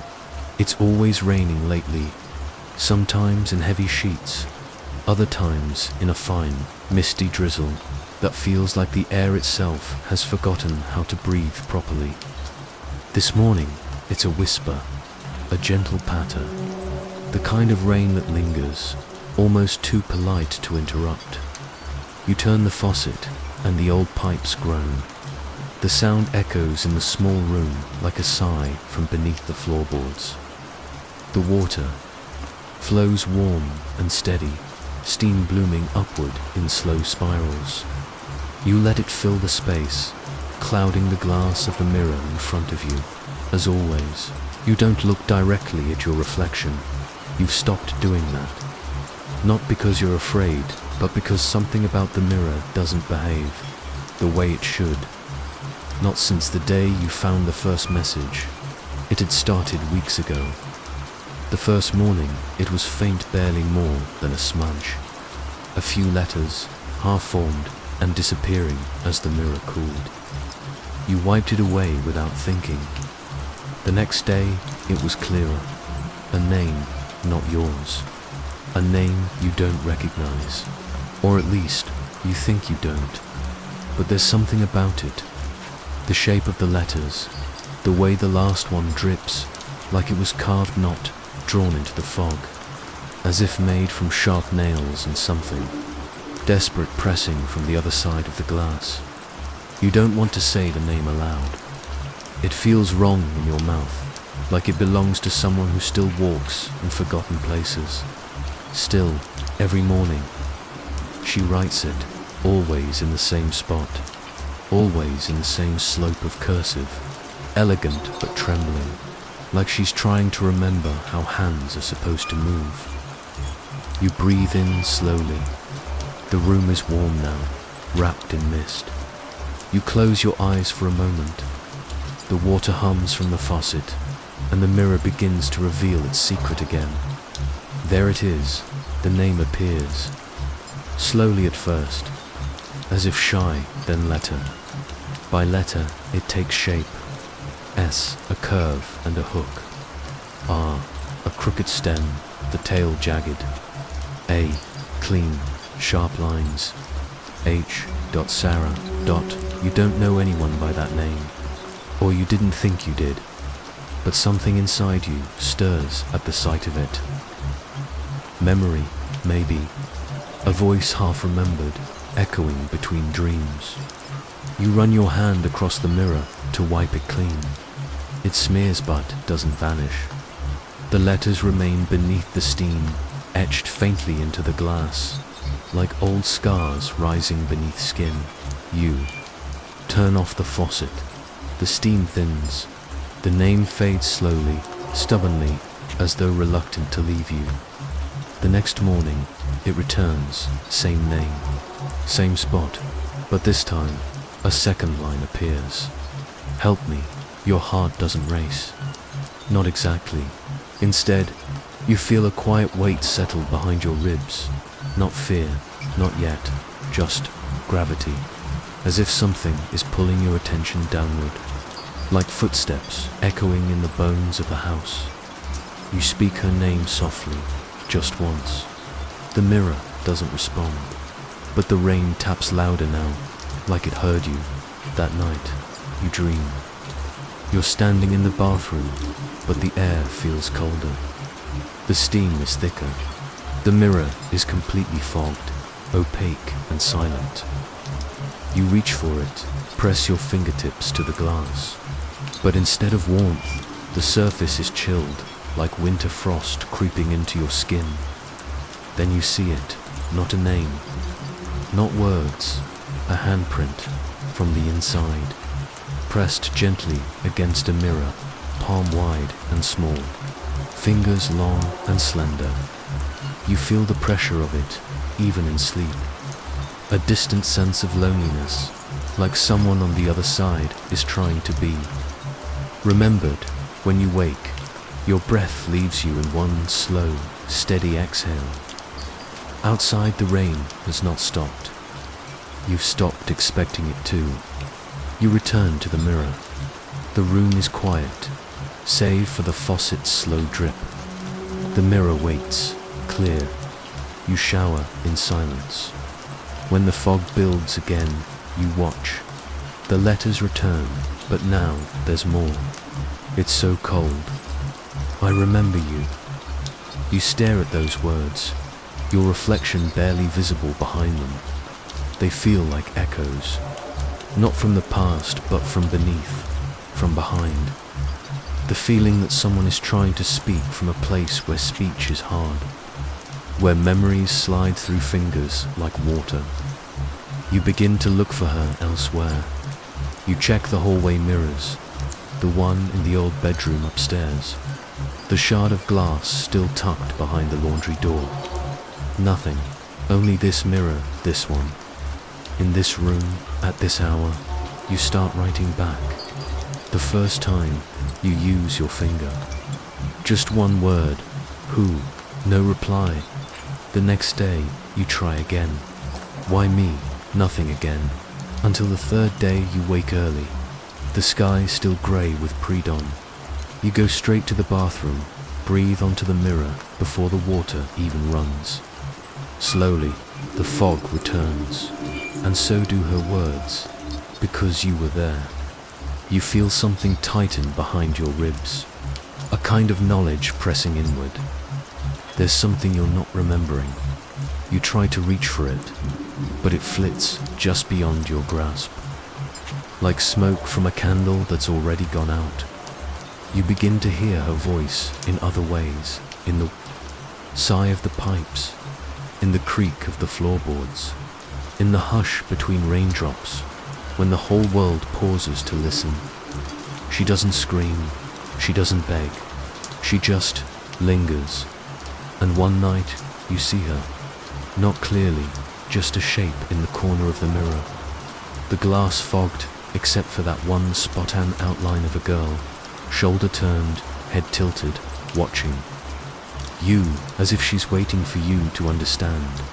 She doesn't move. Not really, but when you blink, the fog covers her again, and when it clears, she's gone. You don't scream, you just stand there, breathing slowly, counting the drips from the faucet, listening to the silence behind the mirror. You start whispering her name each morning, just in case. And one day, a final message appears. Don't forget me again. You want to promise you won't, but part of you still doesn't know what she means, still doesn't remember why the rain always falls, why the glass holds her name, why the handprint sometimes appears beside yours. But you know this, something lingers here, not to harm, just to be seen, to be remembered, to be known. You return to the forest path long after dusk, when the sky has bruised into violet and the trees whisper in hushed tones. The air is thick with moisture, not from falling rain, but from something stranger. You notice it almost immediately, how the puddles shimmer not with splashes, but with lifting droplets, rising slowly into the air like tiny beads of glass. You pause at the edge of the path, your boots sinking gently into the damp moss. Above you, the trees seem to drink from the air, their branches trembling as drops of rain float upward, pulled not by gravity but by memory. You lift your hand, palm open, and watch as the mist swirls around your fingers, wrapping them like a familiar touch. There is no thunder here, no wind, just the soft sound of rain unfalling, like breath being drawn in reverse. You begin walking, your footsteps muffled by the earth beneath you. The droplets drift past your knees, your waist, then your shoulders, as if you're walking through a story told backward. You wonder, half dreaming, if time moves differently here. If, perhaps, for just a moment, you've stepped into a memory too quiet to die. The trees grow denser as you move deeper into the forest. Their bark glistens with dew that defies the laws of nature, crawling upward like veins against the grain. The path is overgrown, but still somehow welcoming, as though it's only waiting for you. You feel it in your chest to pull, not unlike longing, not unlike being remembered. You pass a puddle, unusually still, and glance down. There, reflected not in the water but beneath it, is the canopy above. It's different. The trees in the reflection move. Their branches twist like fingers, and hanging from one, barely visible behind the shimmer of floating rain, is a figure. You blink, and the image is gone, but the path urges you on. You walk more slowly now, careful with each step. Your breath fogs in the strange coolness of this place, though the forest never feels cold. It feels quiet. It feels like it's waiting to speak. You round a bend, and come to a clearing. Here, the rain rises faster, streams of droplets spiraling toward the sky like reversed waterfalls. In the center of the clearing stands a tree, not the tallest, but certainly the oldest. Its bark is blackened, not from fire, but time, and its branches arch downward, heavy with leaves that never seem to drop. You approach it, your steps almost reverent. Something about this tree feels familiar. At its base, carved into the exposed roots, are names. Dozens of them. Some are weathered, half erased by moss. Others are sharp and fresh, their grooves still wet with sap. You bend down, fingers brushing. Over one of the names dot your own, etched carefully, not once, but several times, each in slightly different handwriting. Some curved and careful, some frantic, some so deeply gouged into the bark that the wood around them splinters. You look up, heart beating gently against your ribs. The trees' branches creak softly above you, shifting in a wind that doesn't exist. And then you hear its soft, almost melodic footsteps, but not on the ground, they echo from above. You tilt your head back slowly. Through the upward rain, you see the outline of something descending, not falling, but stepping downward through the air, as though the sky itself holds a hidden staircase. The figure becomes clearer as it descends. A long coat, edges rippling like smoke, bare feet that don't touch the earth, a face obscured by something, not shadow, but something older, a memory of shadow. You don't feel fear only as strange, sinking ache in your chest, like the moment before remembering something painful. The figure stops a few feet above the ground, suspended, watching you. Then it speaks. You were here before, it says, the voice soft and muffled by the rain. But you forgot. Your mouth is dry. You try to speak, but no sound comes. The rain collects along your shoulders, rising slowly like smoke up into the canopy. The figure raises a hand, and the droplets pause mid-air, holding between you like frozen stars.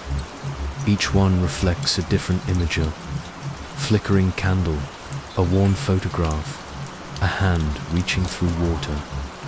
You can't make sense of them. They're too quick, too strange, but they feel true. They're pieces of what you left behind. The figure murmurs. You've been walking in circles, hoping not to see it. You take a step back, then another. But the forest remains still. There's no menace in the air, just silence. Acceptance, as if even this strange place is tired. The figure doesn't follow you. Instead, it lifts its hand again, and one of the droplets drifts toward you, hovering before your eyes. Inside it, you see a door, one you don't recognize, but your bones do. It's old, cracked, and behind it, someone waits. Do you want to remember? The figure asks, voice softer now. You hesitate, then gently you nod. The droplet bursts soundlessly, and in that instant, you feel something shift. Not pain, not fear, just weight. A familiar pressure in your chest, like a secret, returning home. Your name, your real name echoes faintly in the trees, and for a moment, everything is still. The figure begins to rise again, stepping upward into the sky, vanishing behind the canopy of rising rain. As it fades, the upward rain slows, each droplet dancing in place before vanishing altogether. The puddles at your feet ripple, then calm. The forest exhales. You find yourself alone again, but not quite the same. The names on the tree are still there, but now yours glows faintly, the sap drying like ink. You touch it gently, and the bark feels warm beneath your fingertips. The path behind you hasn't disappeared, but a new one, narrower, veiled in silver mist, opens just ahead, leading deeper into the trees. You don't know where it goes, but it feels like it's meant for you. The rain is heavier tonight. Not louder, not faster, just heavier, like each drop carries something with it. You stand at the edge of the graveyard again, drawn here without knowing why. Boots sinking just slightly into the softened earth. The trees sway in slow, tired arcs, their leaves heavy with water and silence. You've been here before. You always come back here. Your lantern flickers with a tired glow in your hand. Its flames small but stubborn against the damp night. The storm doesn't rage, it hovers. It hovers over this patch of land, like it's waiting, like it knows something is supposed to happen, and maybe it already has. You walk the path you've walked 100 times before. The old iron gate groans behind you, as if it's relieved to be closed again. Gravel crunches faintly beneath your feet, muffled by moss and mud. Each step leads you deeper between rows of headstones leaning into the earth, crooked like they're trying to listen. You pause. There it is, again, that feeling. A soft pressure beneath the soles of your feet, like the ground is breathing. It comes and goes. Sometimes a slow inhale, sometimes a held breath. Tonight it shudders, and when it does, so do you. You turn slowly toward the far end of the cemetery. The grave is always there, the one that never settles.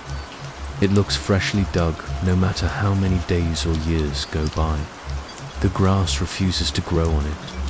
The soil is always darker, wetter, looser, as if something stirs beneath it, as if something wants out. Your breath fogs in the rain-cooled air. You tell yourself this is just another stormy night, just another visit, but something is different. You feel it in the tilt of your spine, in the way the wind curls too tightly around your neck. Her name is carved into the marker, not etched. Carved deep grooves that cut to low, like claws rather than hands, press the letters into stone. You reach out to touch the name, and the stone is colder than it should be. Not rain cold, something deeper, something waiting. The soil shifts beneath your boots. You freeze. Your eyes scan the grave, now nothing more than a dark rectangle of disturbed earth. Raindrops strike its surface and vanish, pulled down, down, down, gritty and silent. And then, beneath the rhythm of the rain, you hear it. The first cry, soft, muffled, wet. You don't move. Your heart tries to slow, tries to keep pace with the calm around you, but your hands betray you, trembling as you kneel beside the grave. You listen again. Nothing then. Help me.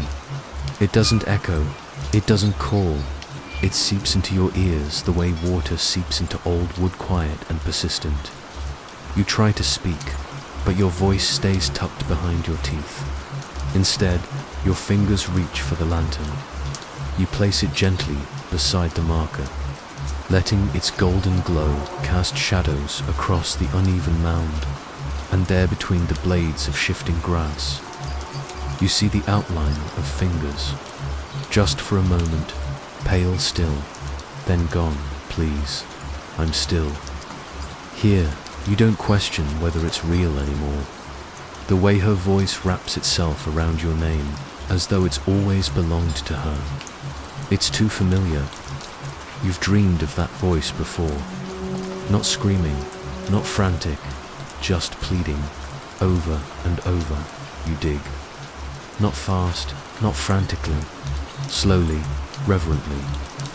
The way you might turn pages in a book you're afraid to damage. The earth clings to your hands like it doesn't want to let go. Each scoop uncovers more darkness, more silence. Then a sound. Wood, You strike something solid beneath the mud. You wipe your hands on your coat and lean down. Your fingers trace the outline of the old coffin's lid. The wood is slick, pulpy, with rain and time, but intact. Another breath from beneath the earth. You press your ear to the coffin, and your whole body stills, knocking 3 times. Then silence. Your hands find the edges of the lid. You pull, it doesn't move. Not at first, but then something changes.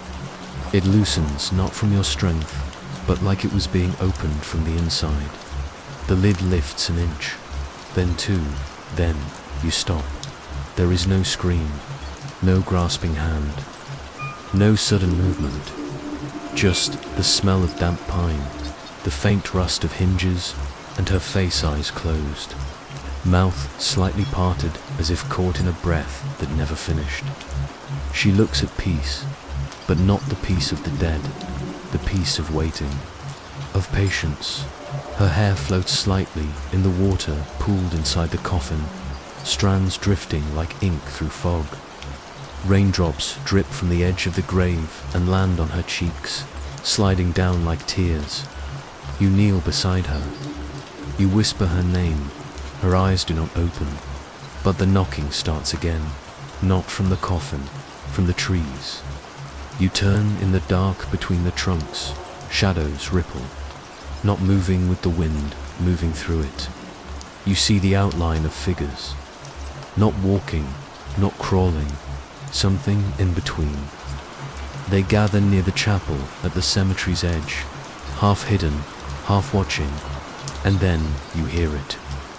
More voices, whispers strung between thunder. She was not alone down there, and you were never alone up here. You reach back toward the coffin, but now the lid is closed, sealed again, dry as if it never opened. You blink, you listen. The knocking stops, but the silence that replaces it is heavier, weighted with unfinished questions, like a book left open on the last page with no words written on it. You rise to your feet slowly, your legs stiff with cold and confusion. The lantern sputters, its light shrinking to a flicker, then brightening again in a single golden pulse. Behind you, the shadows shift once more, but they do not approach, they wait. You take a step back, and the soil beneath your heel exhales, soft and slow. The grave flattens slightly, smoothing over as if soothed by your presence, or maybe warmed by it.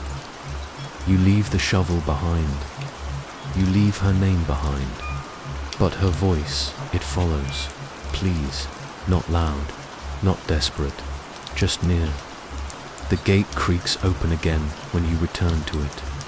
You step out into the road, where the trees thin and the path forgets your footsteps almost instantly. You glance back once, and the lantern is gone. Only the rain remains, falling without pause, soft and endless. The storm rolls across the sky like a low breath, never angry, never done. You walk home with her name still brushing the edges of your mind. It feels like a memory you never had, but always missed, and as you reach your door, you feel it again, the knock. But this time, it comes from beneath your floor. I uploaded my dead wife's voice into our Ring camera. Years later, she still hasn't stopped watching. Hello. Every morning, our Ring camera would light up with her voice. Have a good day, baby. I love you. Don't forget your coffee, you goof. My daughter would run back to the porch just to blow a kiss at the camera. My wife's voice would laugh through the speaker, warm and close. Even though she was already miles away at work, it was our ritual, familiar, sacred. Then one morning, silence. I told my daughter the truth. That's what all the books and podcasts and forums said to do, so I said the words. I cried when I did. She nodded, then asked if we'd hear Mummy again tomorrow, and the day after that. She still paused at the door, waiting. I don't think she believed me, or maybe she just didn't want to. I barely could myself. Friends came by with too much food and too little to say. What can you say? Nothing that helps. It's like when people ask how you're doing. No one expects you to actually answer honestly. The porch filled with awkward hugs and quiet glances. Meals went bad in the fridge. One evening, I stood outside, with a friend staring into the black lens of the ring. She still waits for her voice. I said. The blue light blinked once.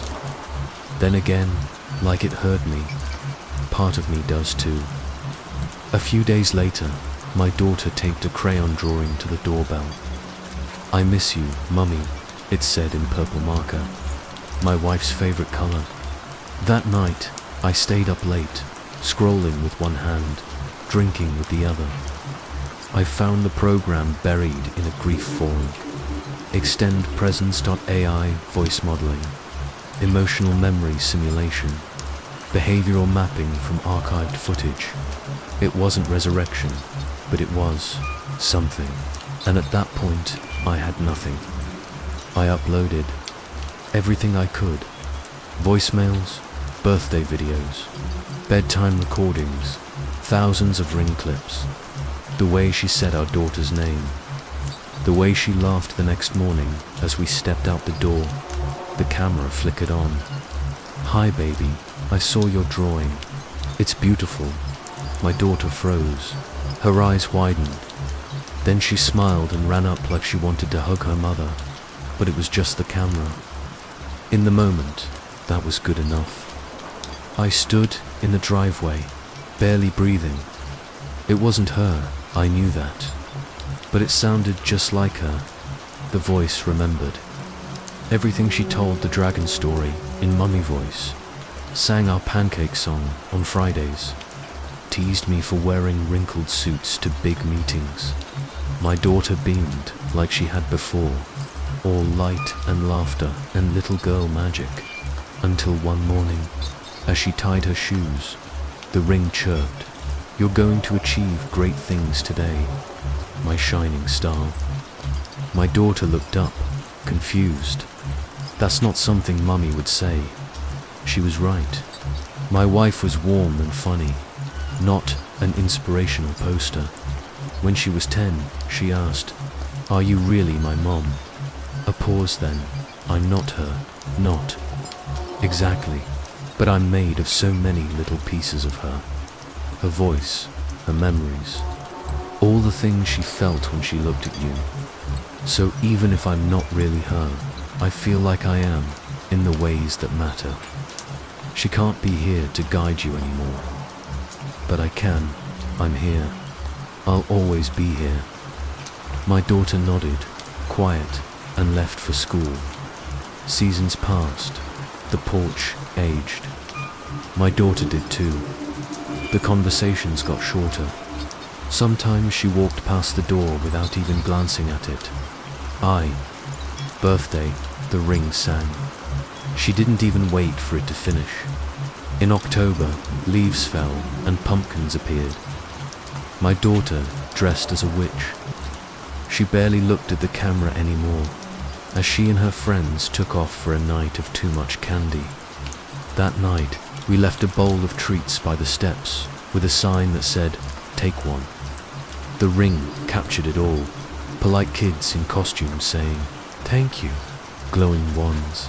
Little monsters laughing down the driveway. Then came the kid in the hoodie, alone, Nukasturi. Just a pillowcase. He took the whole bowl, turned to leave, and the ring lit up. A long pause. Then a soft voice followed him down the steps. "I hope you choke on it." It was still her voice, but not her. He froze, looked back, got closer, leaned into the lens like he was trying to hear it again. The silence stretched too long, the kind that feels like it's breathing. Then, just when he thought it was done, A piercing burst of static exploded from the speaker. He dropped the candy and ran. One evening, it saw me pacing. A car pulled into the driveway. A woman stepped out. She smiled, straightened her jacket. The ring clicked on. "She's pretty," the voice said softly. I froze. It was the first date I'd been on since she passed away. I felt caught. Was I doing something wrong? I reached for my phone. "Good night," I said aloud, and disabled the feed. The screen went dark. It was the first time I'd ever done it. After the date, we returned to my place. We stood on the porch, laughing softly. Our hands brushed. We kissed.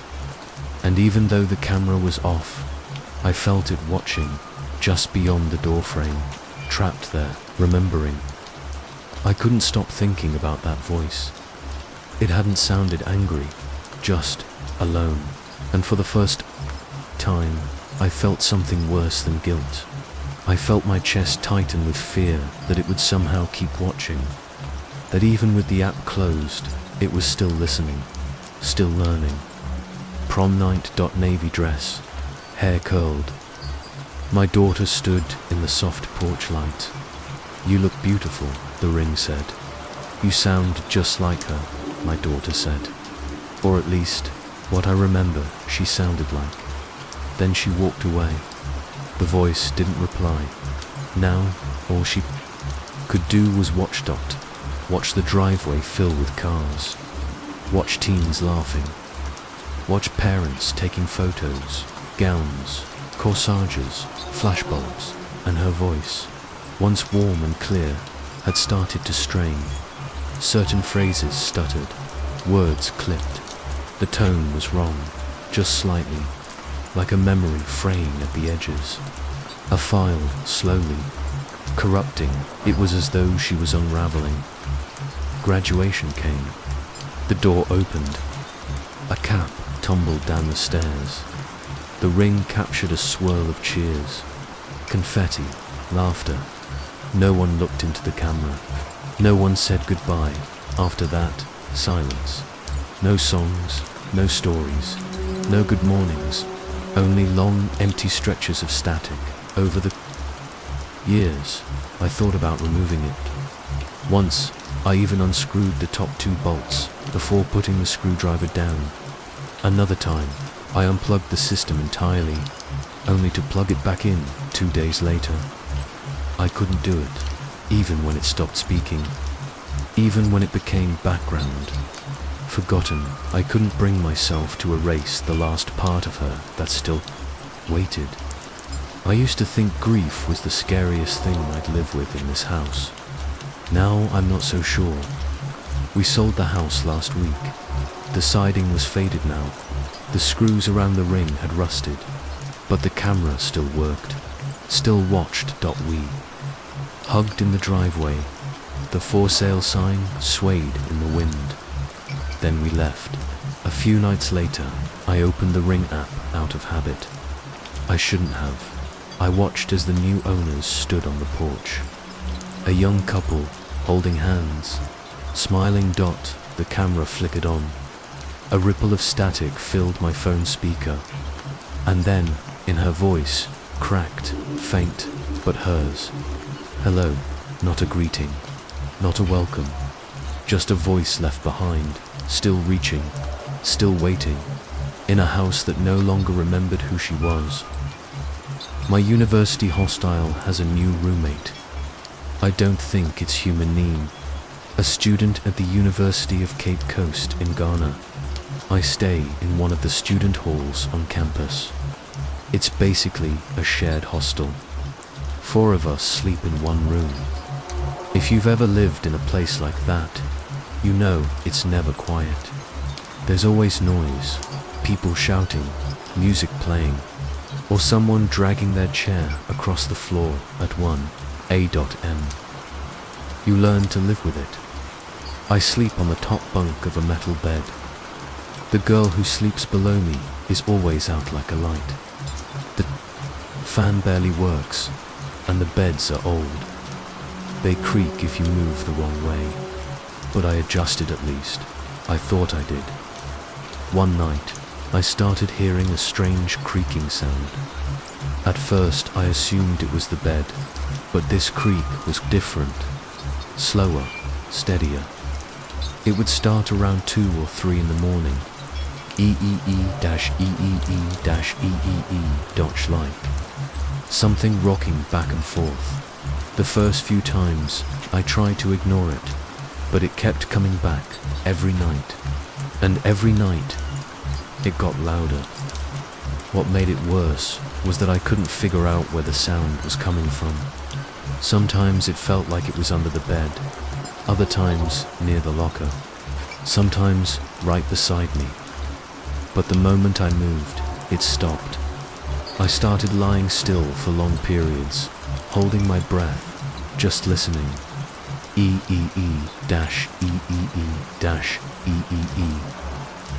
It made my skin crawl. One morning, I asked the girl on the bottom bunk if she'd heard anything during the night. She looked confused. No, I sleep like a log. Why? I told her about the creaking. She laughed and said, maybe it's just the old bed, or maybe, she smirked, ... You've got an extra roommate. It was a joke, but the way she said it, her eyes didn't quite match her smile, like she didn't fully believe it was a joke. I laughed along, but that night I started sleeping with my phone under my pillow. A few days later, the sound came back.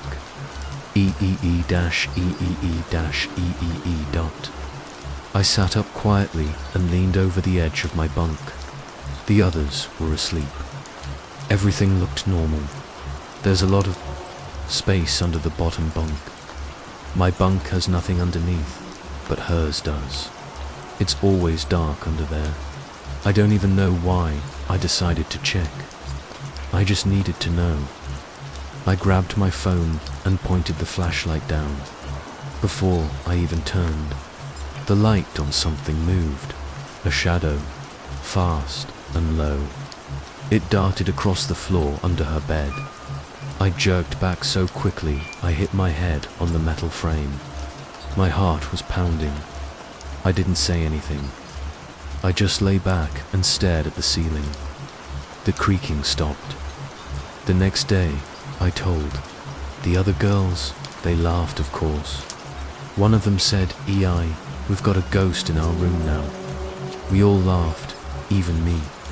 I didn't want to seem paranoid, but something about laughing at it, inviting it in like that, felt wrong, because that's when everything changed. It started showing itself, not clearly, just little things, quick glances, movements you second guess. One night, I was half asleep when I saw a figure walking across the room, from the bathroom door to the window. I thought maybe someone had woken up to pee, but when I turned my head, all 3 girls were in bed. Then, it turned to face me. That was the first time I experienced sleep paralysis. My eyes were open. I could see, I could breathe, but I couldn't move. Not even a finger that stood at the foot of my bed. I couldn't see its face, but I knew it was watching me. Then it ran at me. It didn't walk, it charged, and right before it reached me, I woke up gasping, like someone had slammed their hand into my chest. After that, it kept coming. Sometimes it sits at the edge of the bed. Sometimes it's right on top of me. I feel the pressure, the cold, the weight. I try to scream, but nothing comes out.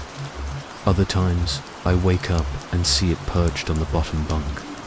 Its knees pulled to its chest, its arms long and bent the wrong way, just staring at me, and it always knows when I'm awake and when it does.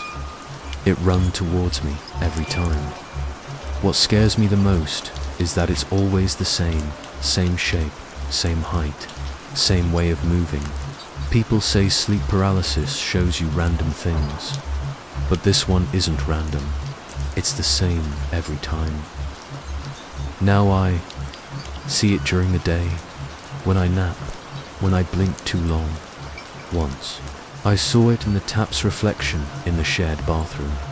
I don't know what it wants, but I know it got stronger when I started noticing it, and now, my roommate says she hears the creaking too. She doesn't laugh anymore. We sleep with the light on, but I don't think that helps. Last night, I saw it crouching beside her bed. It turned its head slowly towards me. I couldn't move. I couldn't even blink. But I swear I felt it crawl back under her bed, and I don't think it's leaving. They told us to stay inside. We should not have listened. The weekend it all began, I was completely disconnected. I'd decided to stay home, away from my phone, social media, everything. Just me, the couch, hot coffee, and the sound of soft rain. Against the window, Red Pine Falls was always like that on weekends. Quiet, a bit forgotten, moving at its usual slow pace. I lived in an old apartment building, the kind that felt stuck in time. My neighbors were easygoing folks. The lady in 104 walked her dog every morning. The kid from B13 was always skateboarding in the parking lot. A couple down the street would fight loudly, but always made up the next day.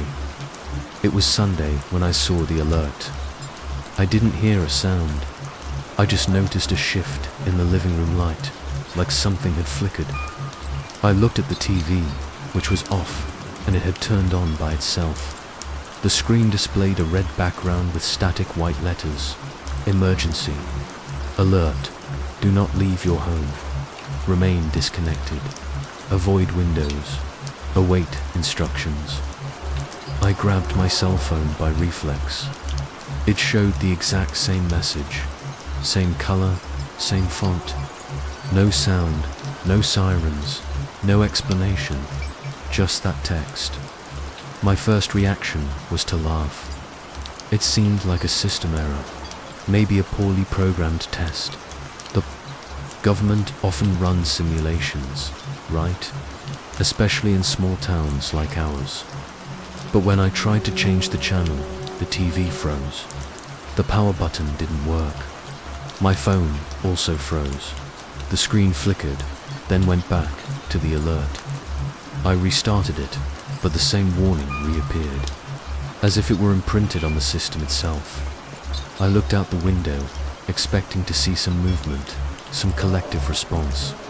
But everything was the same. A few lights on in the surrounding buildings, but no one on the street. Not even the sound of the lady calling her dog, or the skateboarder, or the couple arguing. Just a thick silence, as if the world was holding its breath. I went back to the couch, phone still in hand. I tried to open any app, but nothing worked. Everything was frozen. I turned on the old radio on the shelf. As soon as it powered up, the announcer's voice was interrupted, and the same alert phrase began to repeat, like a soft, emotionless mantra. Do not leave your home. Remain disconnected. Avoid windows. I switched it off immediately. From that moment on, everything in me wanted to say it was just a technical glitch, a coincidence. But something was wrong. Very wrong. The next morning, the first thing I noticed was the silence. Not a common silence. It was something heavier, as if sound had been drained from the town. Even the birds weren't singing. I got up slowly, opened the window, and looked outside. The sky was cloudy, but no sign of rain. The streets were clean, the houses exactly as they always were, but no one in sight. No cars, no doors opening, no footsteps on the pavement. It seemed like everyone had simply vanished or decided at the same time to stay home. Even the lady from 104's dog wasn't barking anymore. The strangest thing was that the lights in most houses were still on, even in the morning, as if people were still inside, just motionless. I watched for a few minutes, waiting for some movement. When I noticed a curtain moving in the apartment across the way, I felt a surge of relief. But the relief was short-lived. The curtain moved with exaggerated slowness, as if being pulled by someone who wasn't quite sure what they were doing. And then, through the glass, I saw a face. It was Mr. Larkin from 202. He was just staring blankly at the sky, unblinking, expressionless. The curtain slowly dropped back down, and the window was closed. I went back inside and tried to make a call. I called my sister, then my friend Mark, and then the city's main line. All the numbers rang, but none answered, until one call connected. My sister's name appeared on the cell phone screen. I answered immediately. "Hello, Silenza?" Then a voice emerged, but it wasn't hers. It was low, soft, strangely calm. "Everything's fine now. Stay home. Await instructions." I hung up immediately. I don't know why it scared me so much. It wasn't a threat. It was the tone. Too calm, too controlled, as if someone had been trained to soothe me, but I wasn't calm, and something told me I shouldn't be. Shortly after, I heard footsteps in the hallway. I went to the door and looked through the peephole. It was the teenager from B13, the skateboard kid. But he didn't have his skateboard with him. He just walked slowly down the hall, looking at each door. He reached mine, paused for a few seconds, and then whispered something too low for me to understand. Then he continued walking to the end of the hall and disappeared down the stairs. I opened the door slightly and called out to him, but he didn't respond. He didn't even turn his head.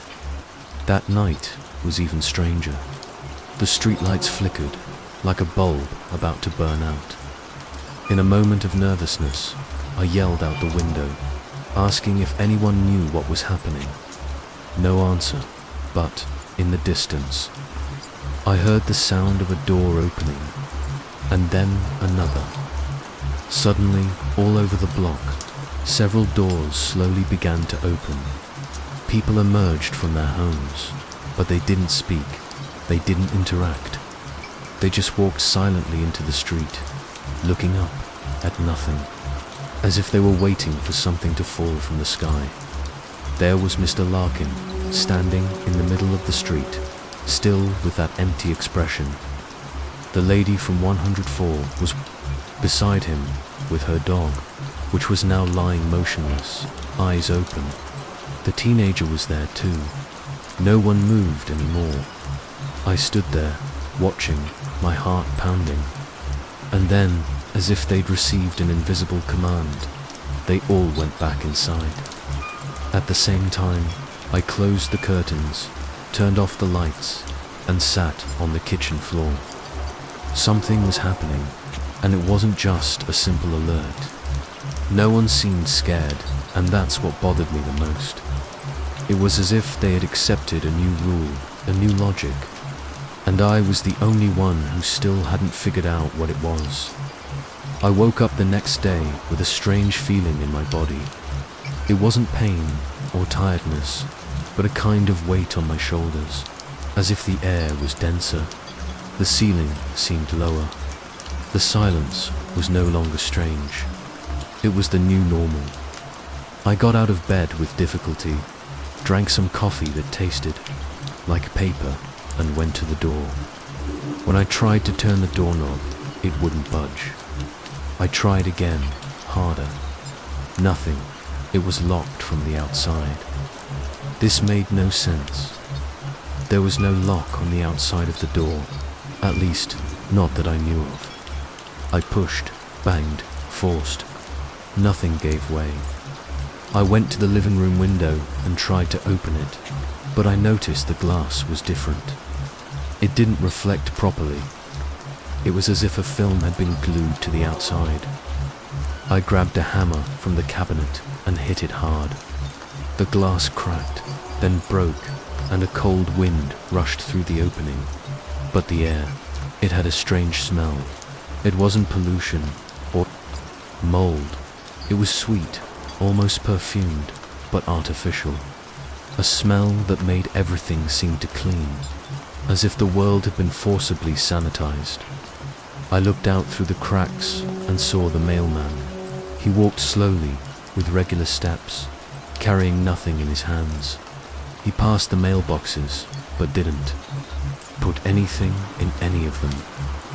He just walked to the end of the street and stopped. He stood there, looking at nothing.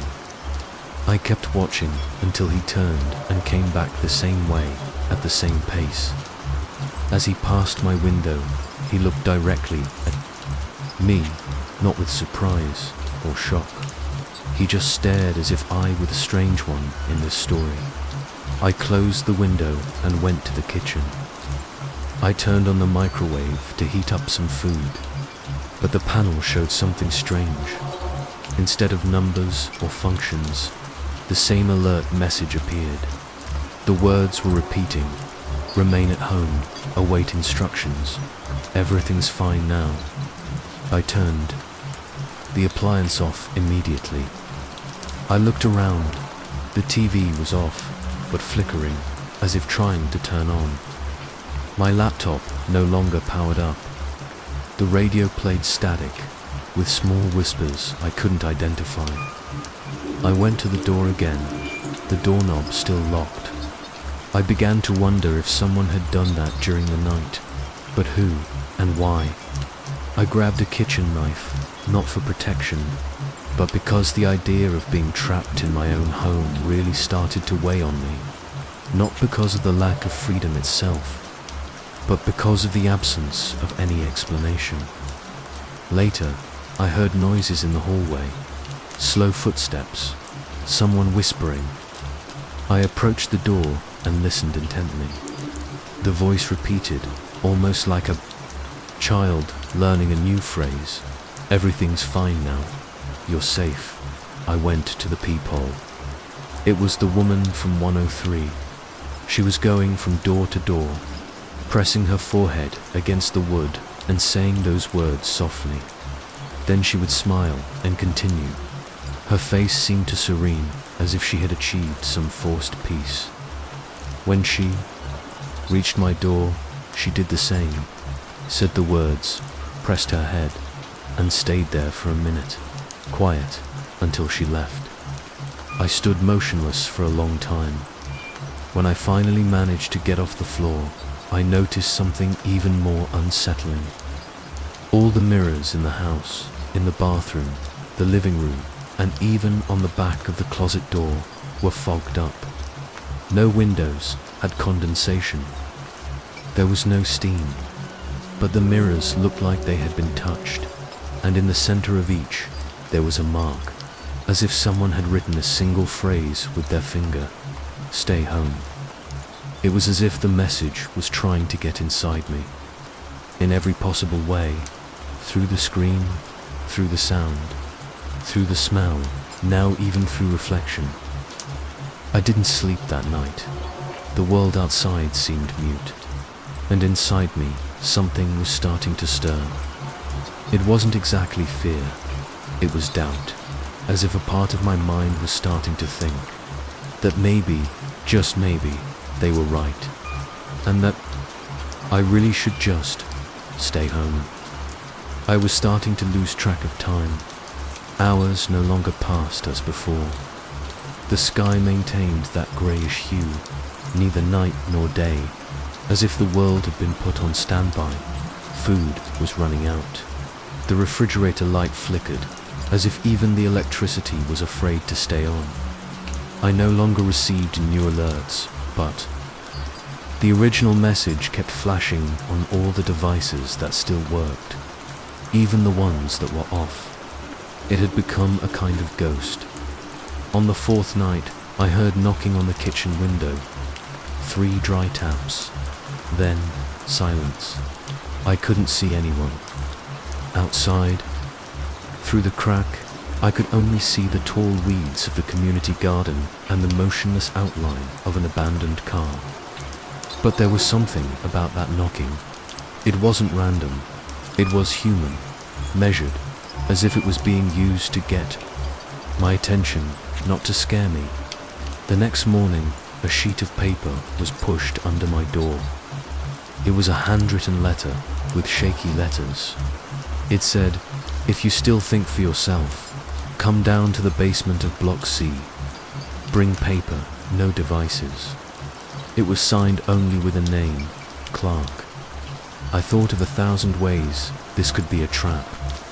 But in the end, the idea of staying there, trapped and alone, was worse. I exited through the laundry room window, which was in the back and still had a simple latch. I walked through the back of the buildings, keeping my head down. The silence followed me, but it was an oppressive silence, full of invisible eyes. I saw some people through the windows, empty faces, all looking inside their own homes, as if they had given up on the world. I reached Block C, where the basement was partially open, with a rock propping the door. I went down the stairs cautiously, and there, in the dark, I found Clark, a thin man, unshaven, wearing an old military coat and holding a flashlight. He didn't look dangerous, but he didn't look calm either. He led me to a corner of the basement, where 3 others were sitting on the floor with pads of paper, writing. Clark spoke softly, as if even the walls there could hear. "You saw the alert, right?" "Yes."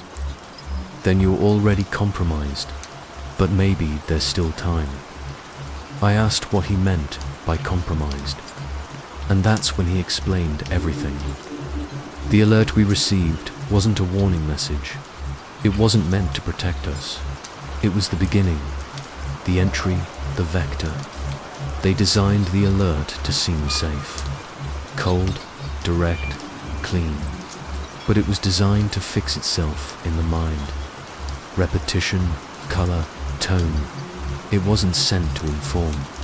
It was sent to condition. He showed me a portable radio that had been disassembled. The wires were black, as if burned. Every device that receives the signal is corroded, but not physically. The corrosion is mental. First you agree to stay home. Then you agree not to look out the window. Then you agree that you don't need to go out anymore, until the thought of going out doesn't even exist. A woman in the group, with hollow eyes and trembling fingers, said her husband started repeating phrases a week before the alert. She said he had already received the call, and that after that, he just smiled and said everything was better now. Clark showed me hand-drawn images representing signal patterns, spiral waves, truncated texts.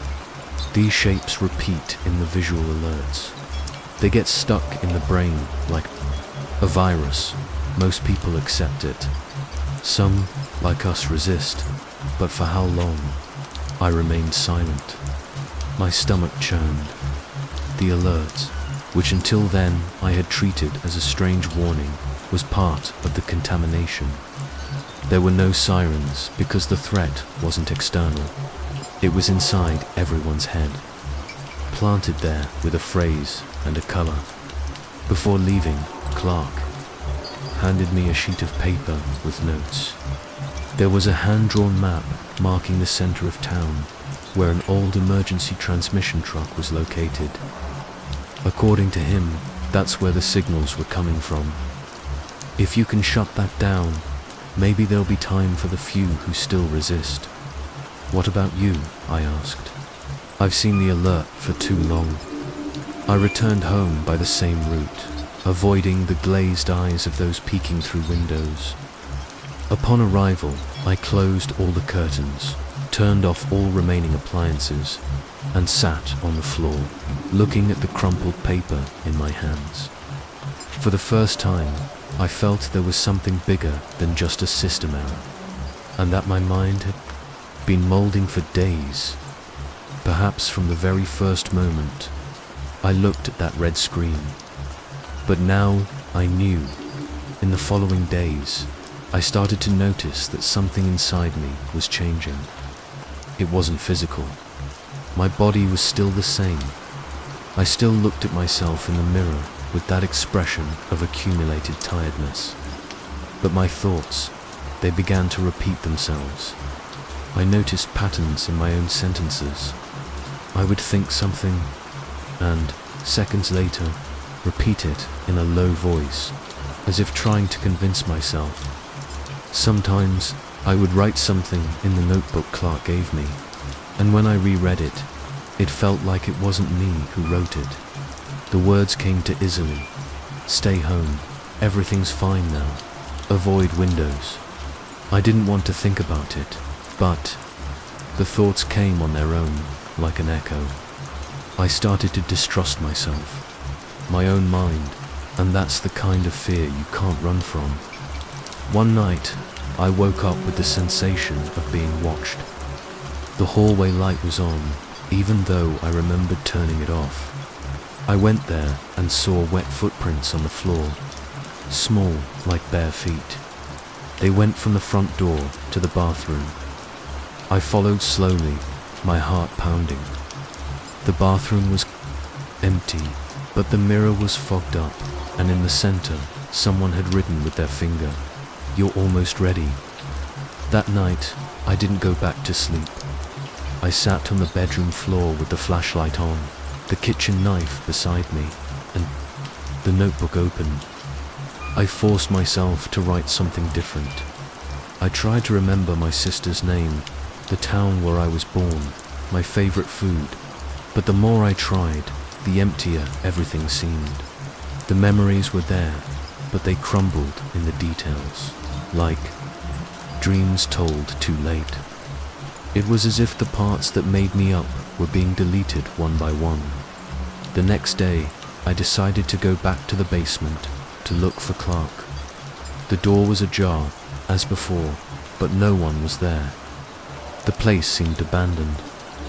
For days, even though I knew I had been there a short time ago, on the floor, only a sheet of paper with a red spiral drawing. On the back, a phrase written in red pen.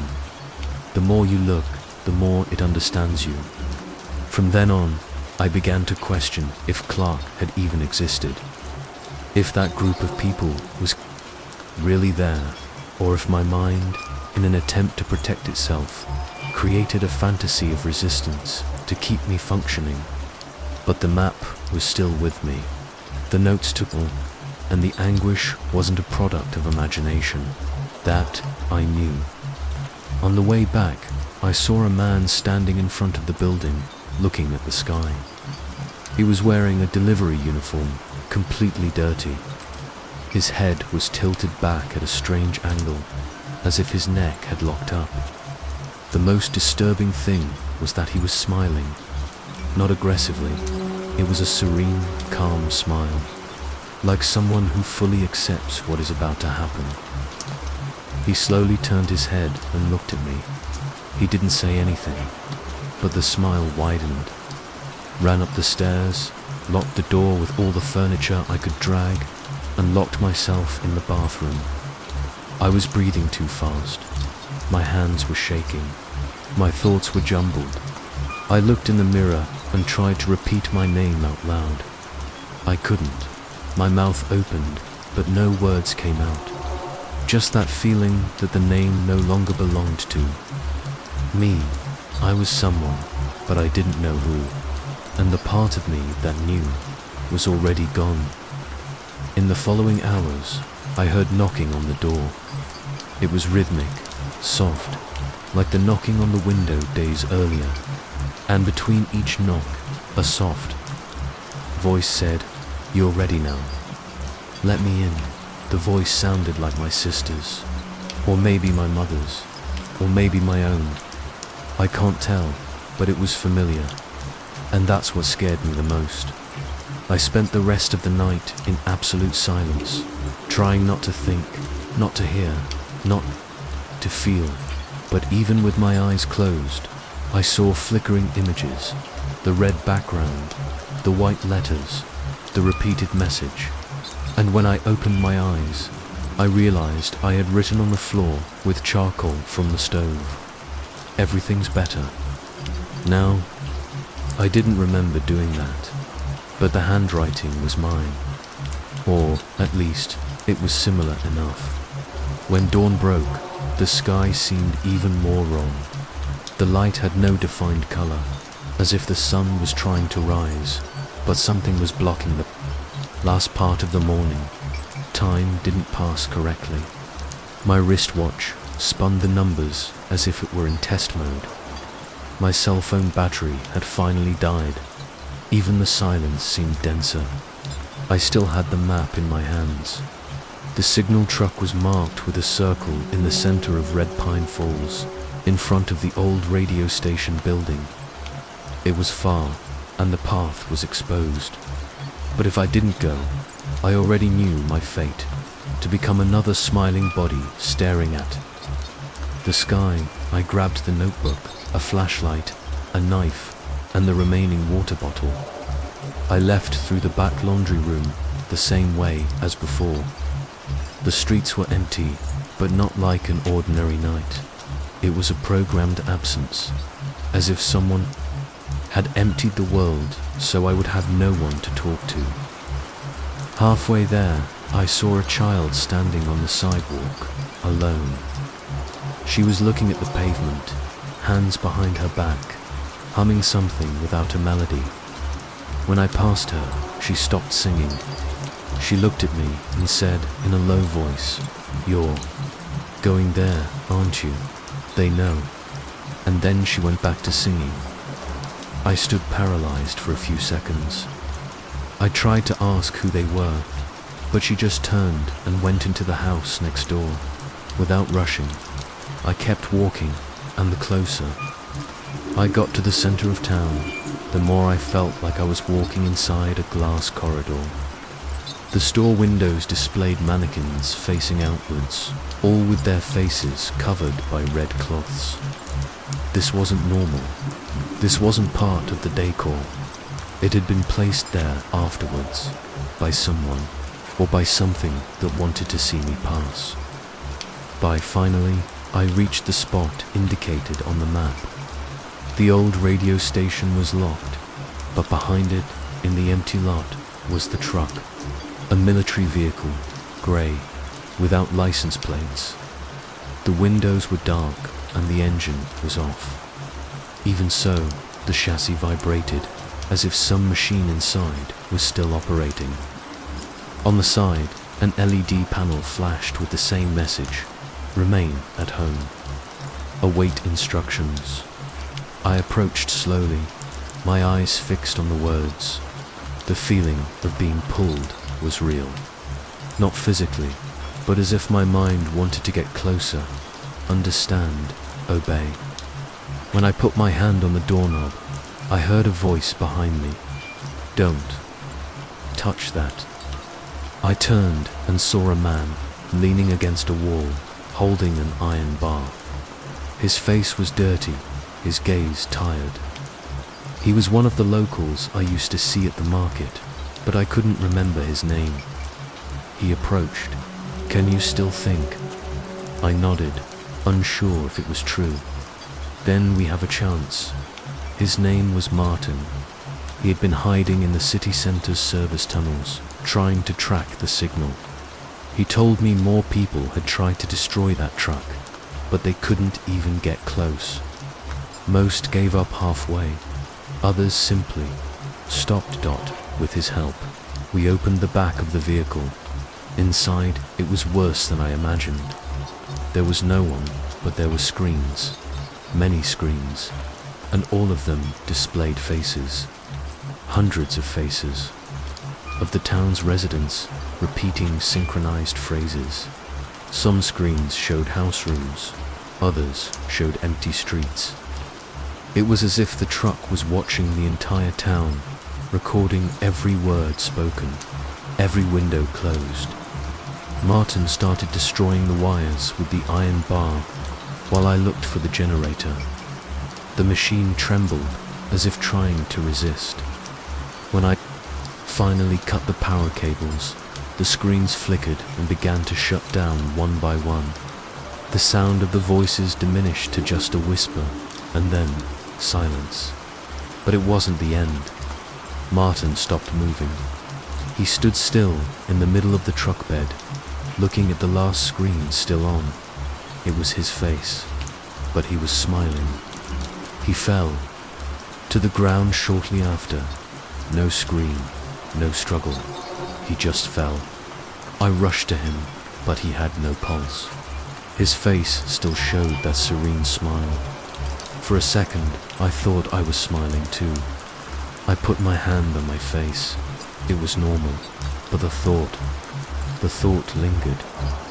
I got out of there as fast as I could, running through increasingly distorted streets. The houses seemed tilted. The trees seemed to be watching me, and the feeling of being followed never left me. When I finally reached the edge of the town, I no longer knew if I had managed to escape the signal, or if I was just carrying it with me. I stayed out of town for a while, hidden in an abandoned shed on the outskirts of Red Pine Falls, eating the little I had saved, and drinking rainwater. I thought maybe I had won, that the destroyed truck meant the end of the signal. But every night I heard something, not outside the shed, inside me, low voices, repeating the same thing. Not like a thought. It was deeper than that, as if my mind had been re-recorded by a program that was still running in the background. During the third day in that shelter, I noticed a red light flashing in the sky. It was a drone, not a military one. Small, commercial. It came from the north, circled my position, and then left. The next day, another appeared.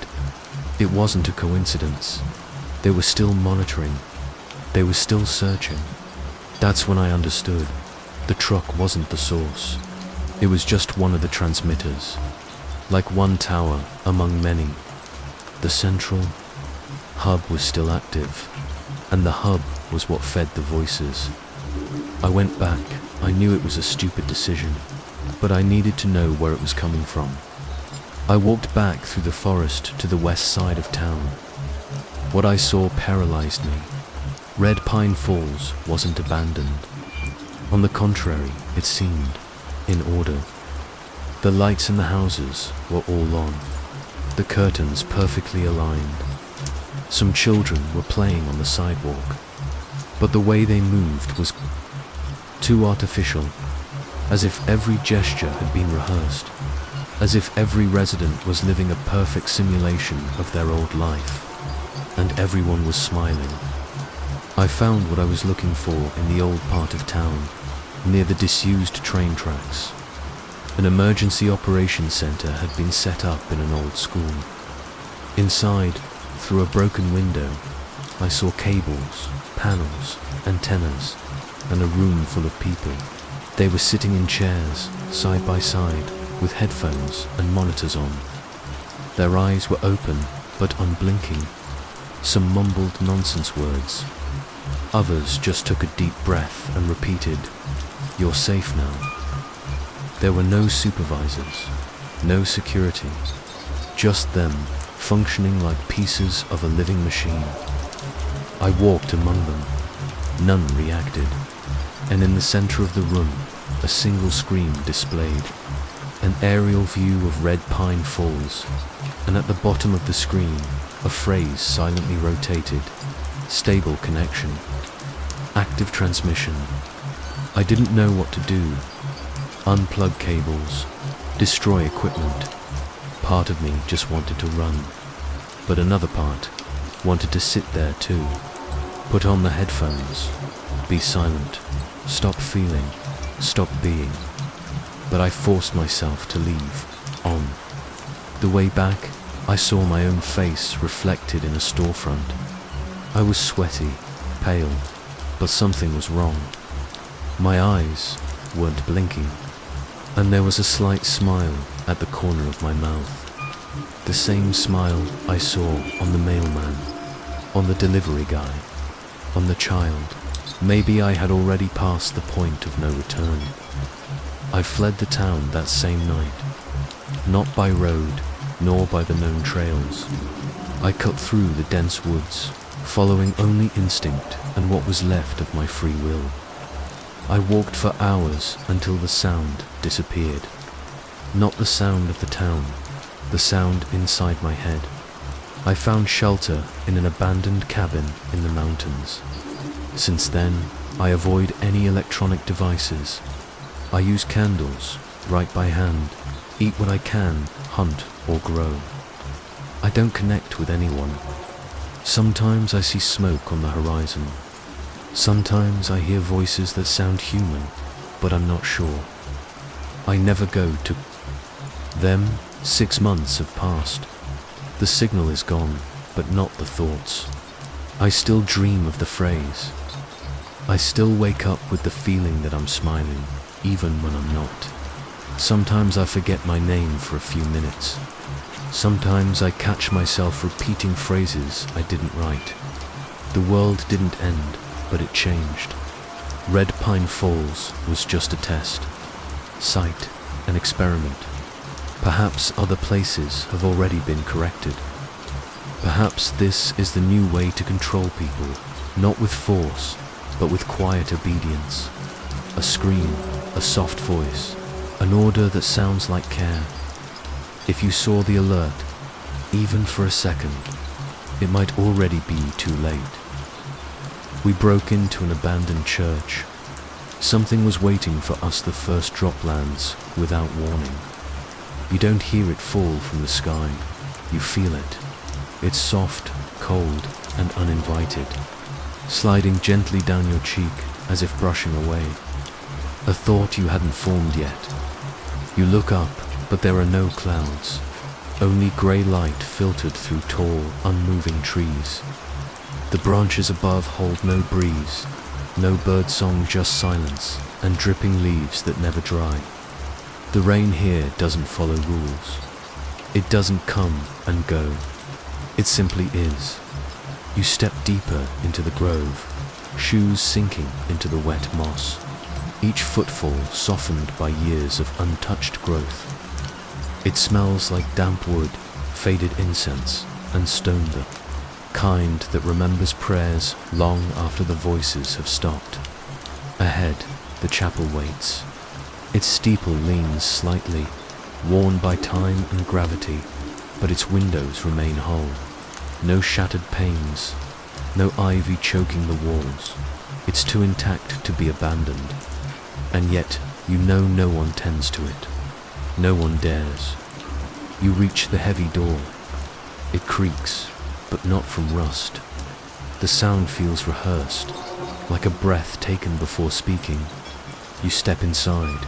It's darker than it should be. The rain behind you quiets instantly, like you've closed a lid on the outside world. Inside, the air is cooler. The scent of wet stone deepens. Water drips not just from the roof, but from the walls, the beams, the altar itself. Every surface gleams as if sweating. Your eyes adjust. Rows of pews sit crooked, warped by moisture. The cushions are soaked, but there are no signs of mold. Only water, endless, clean, and glistening. A soft patter echoes from the far end, where the altar stands, and then you hear it. Not thunder, not the wind, but something behind the altar wall. A whisper, a breath, a syllable that almost forms your name. You freeze, holding still as your own breath fogs the air. The whisper comes again, not urgent, not loud, just familiar, like someone humming a lullaby from another room. You step slowly forward, shoes squishing with each step. The sound follows you. You glance behind, nothing moves. But you notice something, now the rain outside hasn't stopped. You can hear it again, through the walls, through the floorboards. like it's in the chapel with you, tracing your steps. Your hand touches the altar. The wood is damp and pulsing faintly under your fingers, like something living lies beneath. You lean down. The sound is clearer here. It's not just one voice. It's a conversation. But the words are soft and slurred, like being spoken through water. You press your ear to the stone behind the altar, and the wall breathes. Not metaphorically, not imagined. You feel it. The faintest expansion and contraction, like lungs inhaling slowly behind the stone. As if the chapel itself is dreaming, and you've stepped into the middle of its dream. You step back, heart slow but steady. You don't feel panic, just curiosity weighted with the hush of something sacred and secret. You walk down the side aisle, past dripping candles that never burn. You pass a stained glass window, colorless and cold. The rain tracing patterns down its surface that shift and curl like handwriting. One pane shows a face. You don't recognize it, but the eyes seem to. They follow you, gently not, with menace, but memory, like they've seen you before. Maybe in another version of this chapel. Maybe in a time you've forgotten. You keep moving. At the back of the chapel is a door. Thin, warped wood, sealed by rusted hinges. You shouldn't open it, but your hand finds the handle easily. The door gives with a soft sigh. A spiral staircase descends. Stone steps slick with moisture lead downward into darkness. You take them.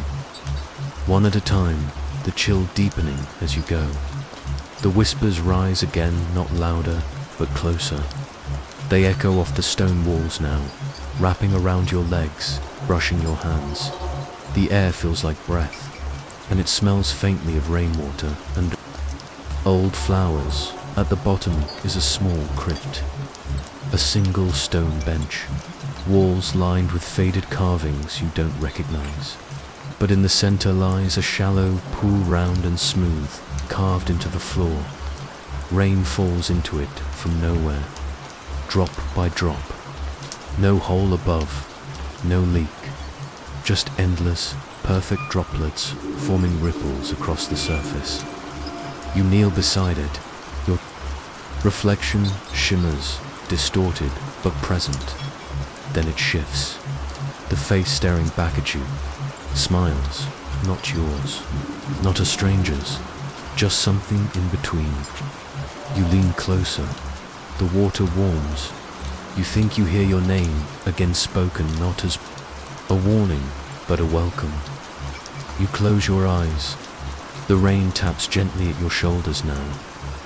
It doesn't fall from above, rises from the pool, lifting in tiny droplets and dancing in reverse. One touches your forehead and lingers like a kiss from a memory you've never lived. You breathe in, and the chapel breathes with you.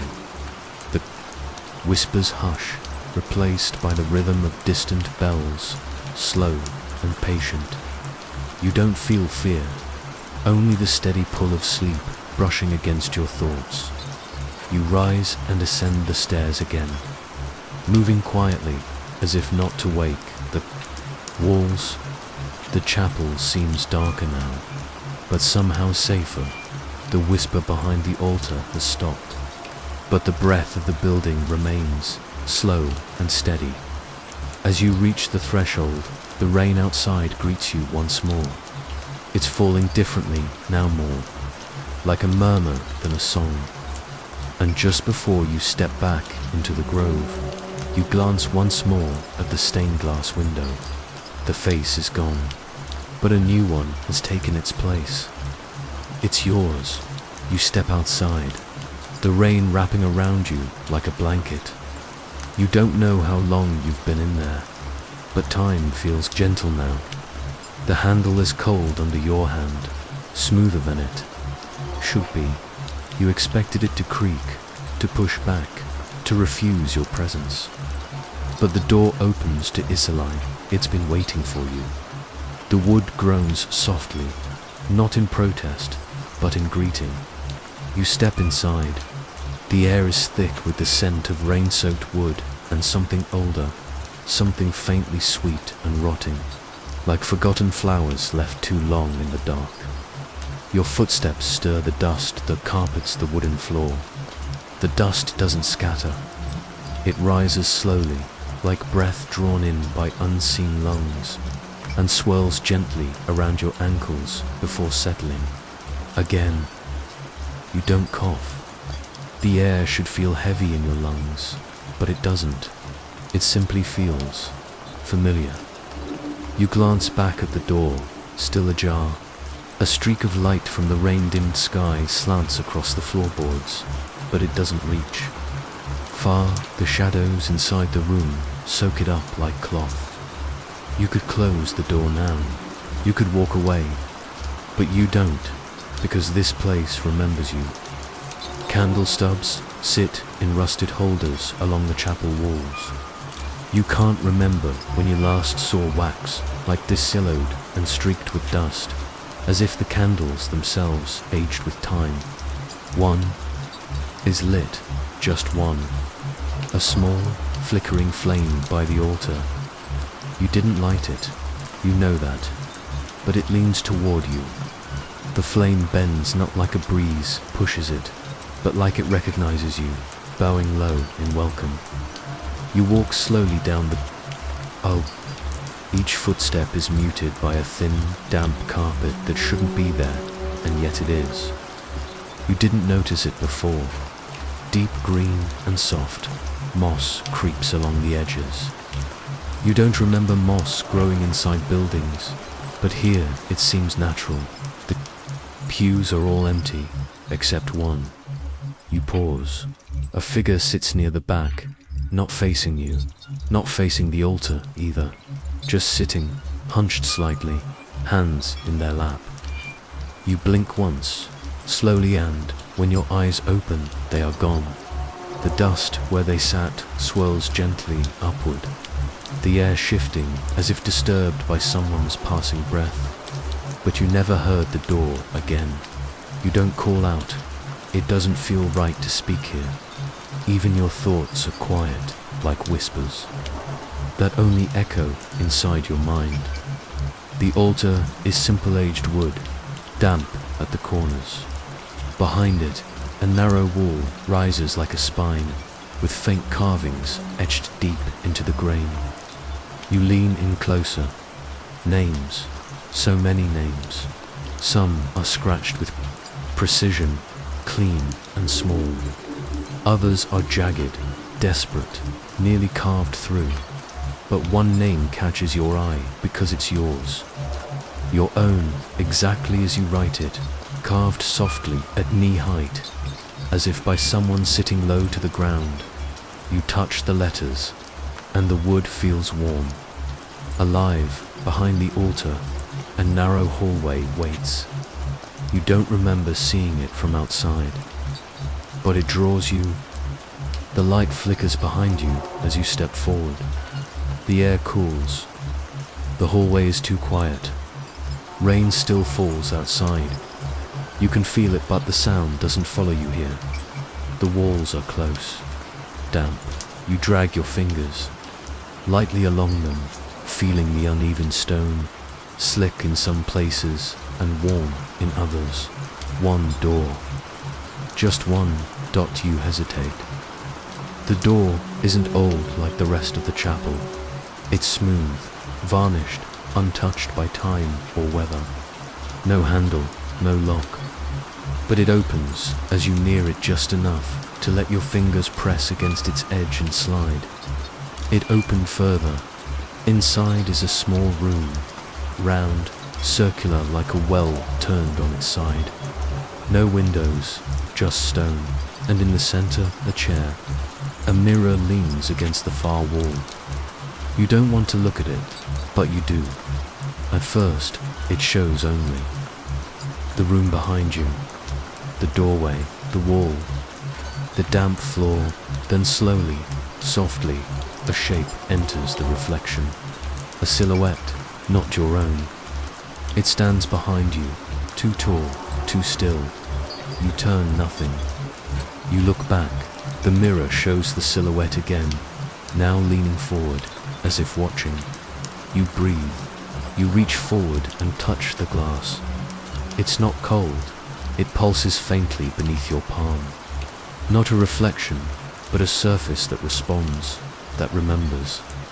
And just before you pull your hand away, your breath fogs the mirror. In the haze, words form, not scratched, not written. They bloom slowly like frost. We never locked it. You stumble back gently, heart calm but curious. The words echoing in your mind as if you've heard them before, maybe in a dream, or in the patter of rain outside your childhood home. You leave the room slowly. The mirror does not reflect you anymore. It reflects the chair only back in the hallway. The door closes on its own, quietly, not with force, but with finality. And when you return to the altar, the flame is out. The chapel feels colder now, but not unkind. The door still stands open. Rain spills in along the threshold, soft as a lullaby. You listen closely. Somewhere behind the altar, beneath the floorboards, you hear something move. Not fast, not threatening, just shifting, waiting. The chapel is empty, not just in the way that abandoned places are empty, but in a deeper, quieter way, like even silence has stepped outside. You feel it in your chest first, that hush, that pause, as if something is holding its breath. The rain patters gently on the broken glass of the high windows. The sound doesn't echo it, absorbs into the wooden walls, as if the building has heard it too, many times to bother reacting anymore. Your footsteps are nearly soundless on the warped floorboards as you make your way toward the pulpit. Dust hangs in the air like slow-falling snow, but somehow the space around the altar remains strangely clear. There's no wind, no draft, and yet the cobwebs drift lazily, moving to a rhythm you can't quite place. And then you see it, an old hymnal, rests on the pulpit, its spine cracked, pages slightly curled at the corners.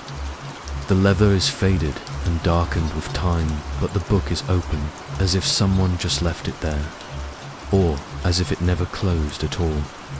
The song on the page is unfamiliar, yet it draws you in.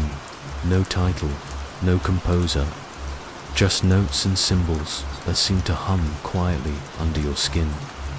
You can't read music, not really, but your eyes follow the melody anyway, and somehow your ears begin to fill in the rest. You hear the tune before you're aware of it, not loud, not even clear, but real.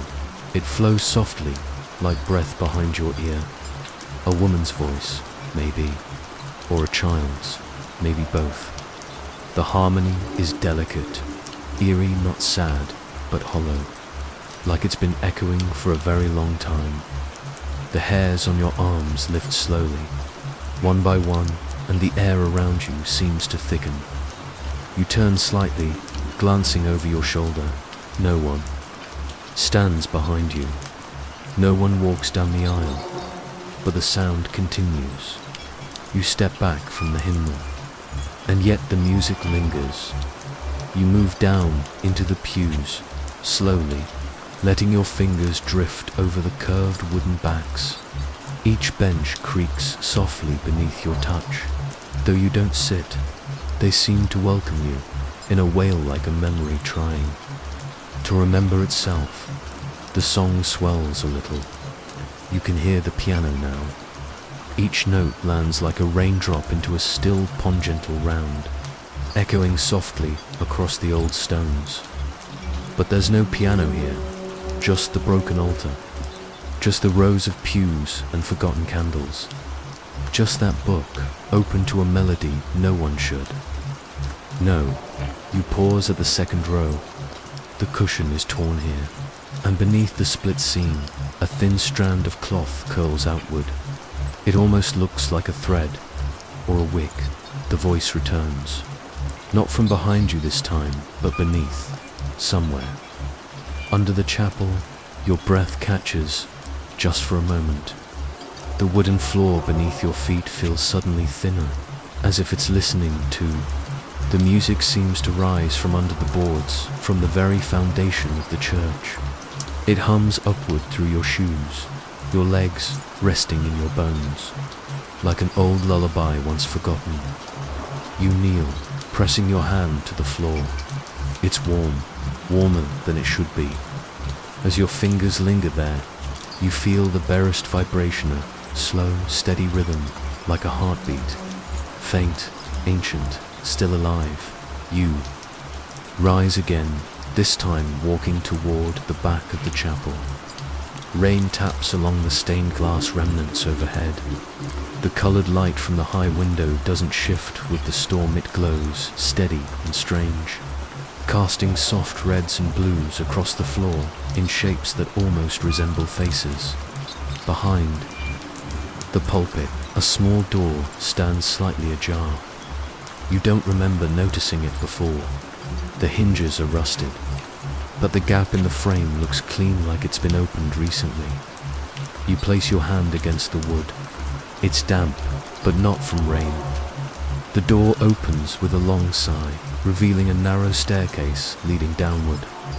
The walls are carved from stone, and the steps are uneven, worn by time or by passage, likely both. The music grows stronger now, not louder, but clearer. You descend slowly, each footstep placed with care. The air is heavy with the scent of old incense, of wood smoke, and something sweeter, lavender, maybe. Or something that once tried to be lavender. The staircase ends in a small, crypt-like room. Low ceilings, candles melted into stone holders, and at the far end, a piano dot. It shouldn't be there. It's too large for the space, and yet it rests perfectly. In the corner, it's black paint peeling like bark. The keys are yellowed, some chipped, but you can see the press of invisible fingers. They rise and fall in gentle rhythm. No one sits on the bench, no figure hunches over the keys, but the music continues, and in the corner, stacked in uneven piles, are more hymnal, all identical to the one above, all opened to the same song. You reach toward one, fingertips brushing the edge of a page. A soft breeze moves past your cheek, though no air stirs the room. You freeze, not in fear exactly, more in reverence. The same way one pauses before stepping into a dream, unsure of its depth.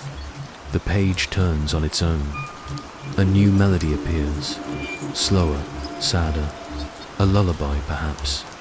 And beneath the notes, a name, your name, etched not in ink, but in something darker. Something old. You step back. The music stops. The air shifts. Behind you, something sighs a breath not your own. You turn quickly, but the crypt is empty. Only the sound of rain above, steady as always. Falling far above your head, the piano no longer plays.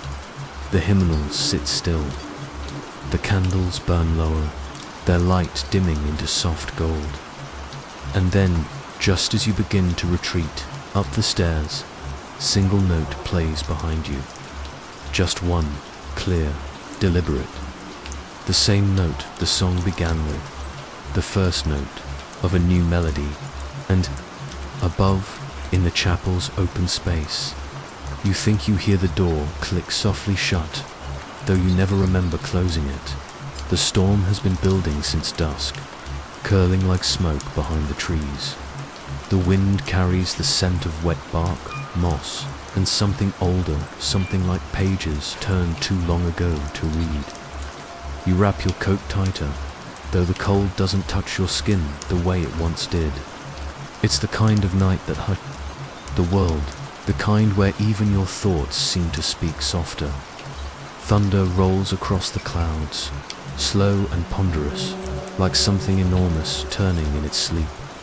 You pause near the crooked fence that marks the chapel's edge. Rain hasn't fallen yet, but the sky holds it in the same way lungs hold breath, tense and waiting. You step across the threshold where the gate used to hang. The grass is slick, flattened from earlier storms, and the chapel looms ahead, dark and still. The windows glow faintly with reflected sky, each pane fractured like memory. As you walk, your boots disturb a trail of fallen pine needles that seem carefully placed, as if someone or something swept them into place. Lightning flashes, and with it, you hear her. A voice barely above a whisper, no louder than the rustle of your coat threads through the air. It doesn't echo, doesn't bounce from stone or wall.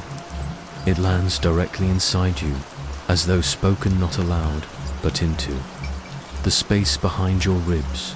Your name, just your name, soft and distant. The sound is familiar in the way forgotten lullabies are. A sound you didn't know you remembered. You stop walking. The thunder comes after, deep and slow, a gentle growl beneath your feet. You glance behind you, but the path is empty. Only the trees, still and swaying slightly, as if listening to dot another step. The chapel doorstall warped and water-stained and ajar. A thin stream of water trickles beneath them even though it hasn't rained. Lightning, again, and her voice dot closer now. There's something in her tone that isn't pleading, but reminding, like she's been calling for a while, and you've only just begun to hear her. Inside the chapel is silent, but not quiet. The air hums with pressure, as if the building itself is bracing for something. Candle stubs line the pews, long since melted into puddles of wax. The rain hasn't fallen yet, but the windows weep. Tiny streams running down glass, in patterns that trace symbols you almost recognize. You walk the center aisle slowly, the wood beneath your feet groaning with each step, though you move gently. The altar is ahead, veiled in shadow, and the air smells of wet stone and burnt cedar. Lightning flickers across the rafters, and again her voice, this time a sentence, though most of it slips past you like smoke, waiting for you. You don't know if you should answer. Somehow, silence feels safer, more respectful, as though whatever is speaking doesn't want conversations, acknowledgement, a listening ear, a presence. You take a seat in the first pew, your fingers resting on the worn edge of the bench. The wood feels warm, not recently warmed, but naturally holding heat like it never forgets those who sit there. The next thunderclap shakes the walls slightly. A small bell one you hadn't noticed swings gently from the arch above the altar. Not from the thunder, you think, but from something else entirely. Something internal, outside. The first raindrops begin to fall. You turn your head toward the stained glass, and it's there you see her. Not her face, not clearly, but a shape. A figure standing just beyond the window, in the garden, you know, is overgrown and long abandoned.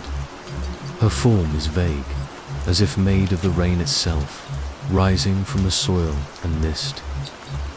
She doesn't move, yet the thunder comes again and again, and with each pulse of light, she seems to drift closer, not walking, but arriving, reappearing in the glass in different places, closer to the chapel each time. You know without knowing how that she won't come inside, not unless invited, and even then, maybe not entirely. You rise from the pew and walk toward the pulpit. A single sheet of music lies there, yellowed and curled at the corners.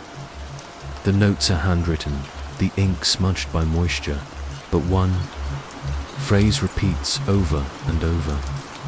Let the storm remember. You say the words under your breath. Let the storm remember. The chapel breathes in windows, fogging outward, and the thunder ceases. The silence that follows is so complete it hums. You close your eyes, listening, and there it is again, your name. Only this time, it's not from the sky, it's behind you. You turn slowly. The pews are still empty. The door remains open, the garden, visible in flickering moonlight. But you feel something in awareness, a presence no louder than breath, standing just behind where your shadow would fall if the lightning came again. The rain begins in earnest now, not harsh, but soft and steady, like a lullaby falling from the sky. You walk back down the aisle, each step accompanied by the rhythmic patter above. And with every flash outside, you see glimpses, not of her, but of something she's left behind. Petals scattered along the floorboards, a single braid of white thread near the threshold, the faintest imprint of bare feet in the dust. As you cross the doorway, the storm greets you fully, rain on your face, the sound of trees bending above, and still no fear. Only that strange, steady sensation of being remembered. You look once, more toward the stained glass window. The figure is gone, but the shape of her remains etched into your thoughts. Like a song you haven't finished humming, you follow the path away from the chapel, boots softened by mud, and wonder not who she is, but what she's waiting for you to remember. You first notice it when the rain lets up just for a moment. The world hushes, as if even the sky needs to breathe, and you find yourself drifting toward the back of the chapel. The chapel's moss-covered stone leans like an old man too tired to stand straight. The cemetery behind it is small, fenced in by leaning iron bars. Nothing about it feels especially wrong, until your eyes settle on the one grave that doesn't quite belong. The earth there is uneven, loose, dull brown, even though everything else is soaked with rain. You watch a rivulet of water run from the chapel roof, down through the grass, and stop abruptly at the grave's edge. It doesn't soak in, it simply disappears, as if something under the soil is drinking it slowly. With purpose, you step closer. Your boots sink slightly into the damp ground, but only near this grave. The others stand solid, still, old stones with names worn flat by wind and weather. But this one breathes. You kneel. You don't mean to, but you do. The mud doesn't stain you. It simply welcomes your presence. You feel a strange warmth under your palm as it brushes the earth. Not heat, exactly more like breath. The faint rise and fall of something far below, pulsing in time with your heartbeat. Or perhaps not your heartbeat at all. The stone is blank, no name, no date. Just smooth, grey surface, and the soil beneath it is soft. You press your hand down harder. The ground gives just a little, and then a sound rises from below, a faint, whispering creak, like wood bending under weight, like a lid, slowly shifting in the darkness. A coffin. You can't see it, but you feel the shape of it in your mind. Long, narrow, ancient, and not still. You stand up quickly, too quickly. The air spins for a moment and your vision narrows. The world around you feels not angry, not hostile, just aware, noticing you, like you've stepped on something's toes and it hasn't decided yet what to do with you. A crow calls from the trees behind the chapel, but it sounds more like a warning than a welcome. You look back at the grave. It has sunk in slightly since you first saw it, just a sliver deeper, enough to notice, enough to prove that something under there is shifting, even now, The rain returns, soft and steady. You turn and walk back toward the chapel, but every few steps you glance behind you, expecting something to rise from that shallow breath of earth. Nothing does, but the weight of that silence clings to you. Inside the chapel, it's colder than before. You light one of the old wall lanterns. The flame wavers, dances, but doesn't go out. Shadows flicker on the stone walls like hands waving. Through dark water, you sit on one of the pews dry. Despite the hole in the roof above, and let your mind return to the grave. You've seen it before, haven't you? Not the grave itself, but the feeling, that knowing, that ache, something unfinished. A voice trapped under years of weight. A story still digging its way to the surface. You close your eyes, just for a moment. Rain taps the roof like slow applause. The chapel sways with it rhythmical. Old bones creaking dot. And then you hear it. A knock, dot, not from the door. Not from the walls, dot, from beneath the chapel.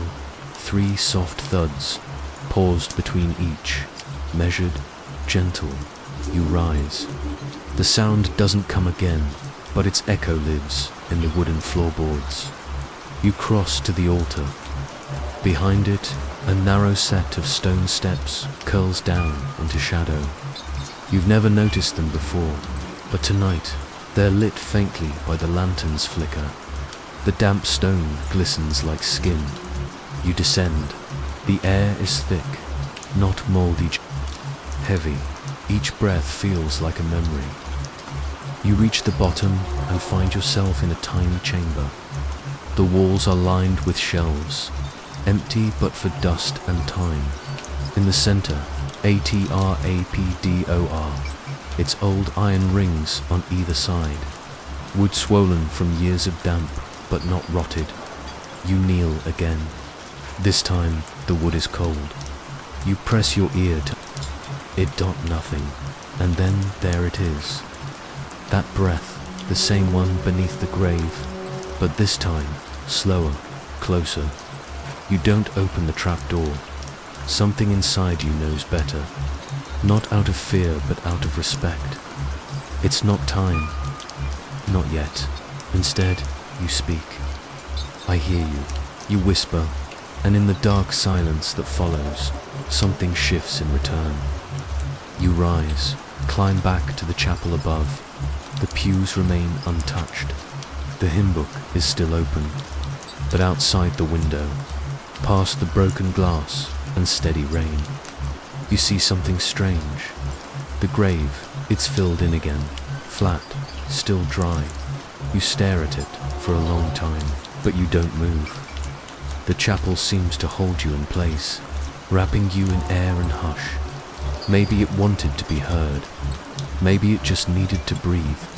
But part of you wonders, just a small, quiet part, if it isn't watching you now, just as you once watched it. The next time it rains, you know you'll go back. Not because you're curious, not because you're brave, because something down there hasn't finished telling its story. And somehow, you're the only one still listening. The rain is gentle tonight, tapping the stone steps like soft knuckles knocking from beneath. You walk slowly through the wet grass that glows silver under the moonlight, every blade slick with order. The chapel looms ahead, its steeple dark, its windows fogged like breath on glass. You know better than to look up too quickly, but your eyes pull upward anyway. There, in the bell tower window, she's already there. She always is. Her figure doesn't move much, not at first. Just the outline of her shoulders, the gentle arc of her neck. She's shrouded in something dark, something that doesn't quite catch the rain, something still to be clothed. And you feel, as always, the weight of her gaze, heavy, patient, familiar. Your steps. Slow as you near the chapel's front doors, you tell yourself you're just walking past again. like last time, and the time before. But you know that isn't true. You're not just passing. You never are. You pause beside the overgrown path, where the old garden used to bloom. The scent of rosemary lingers faintly, though nothing grows here now. Nothing but rain and quiet and something else beneath the soil. You glance up again. The window is empty. She's gone. But that's the worst part, isn't it? You step closer to the wooden doors. One of them hangs slightly ajar, as if someone left in a hurry or wanted to invite you in without needing to ask. You touch the damp wood. It's warm, as if a hand had rested there just before yours. Inside the chapel, smells of old stone and candle smoke, though no candles burn. Not anymore. Your footsteps echo gently, not sharply, like they're being softened by something watching. You don't call out. You've learned not to. Voices linger too long in here. They echo in ways that twist. You once said your name aloud and heard it repeated back, not immediately, but minutes later, from the opposite end of the room. Tonight, you walk toward the center pews, where the air always feels thick. The old stained glass windows are clouded with grime and rain. The colors are muted, but something golden flickers within the glass, just faint enough to doubt.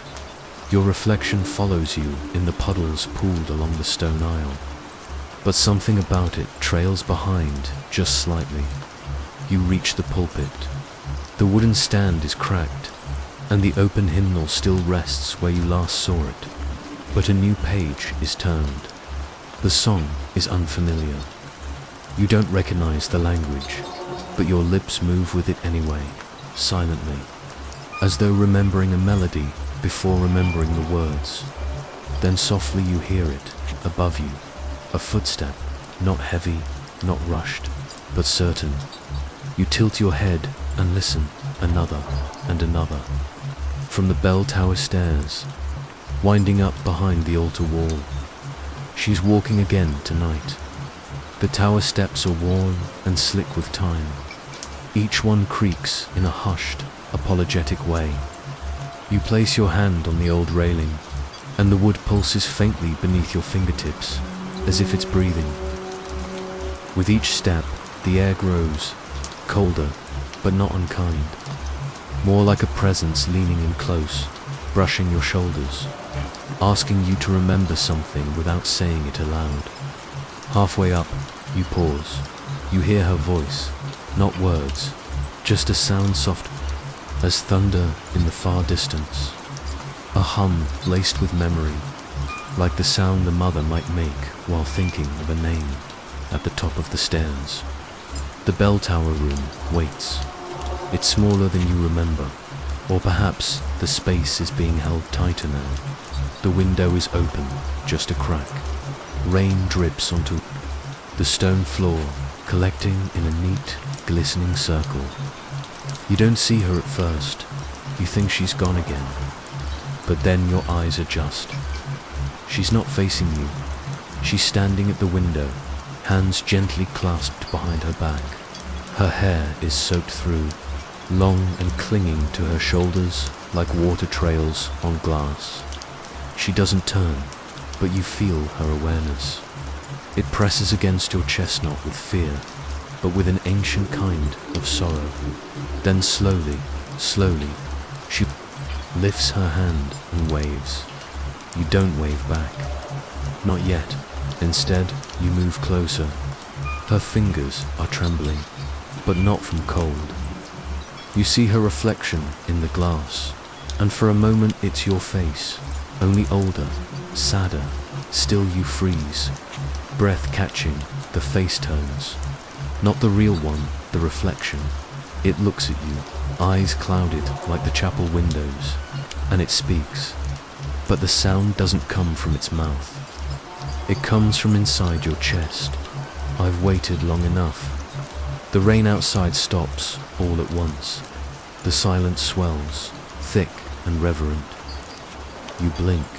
The room empties. The reflection is gone. The window is closed, and the Belver bell tolls. One stop not from above, from below, from deep within the ground beneath the chapel. You don't run. You can't. The calm holds you in place like a soft weight. You walk down the stairs again, slowly. The railing is dry now. The puddles have vanished. The hymnal is closed, and the front door is shut tight. As you step into the night, the moon hangs low, full and silver, painting the wet stones with a ghostly sheen. You glance back at the window, and she is there again.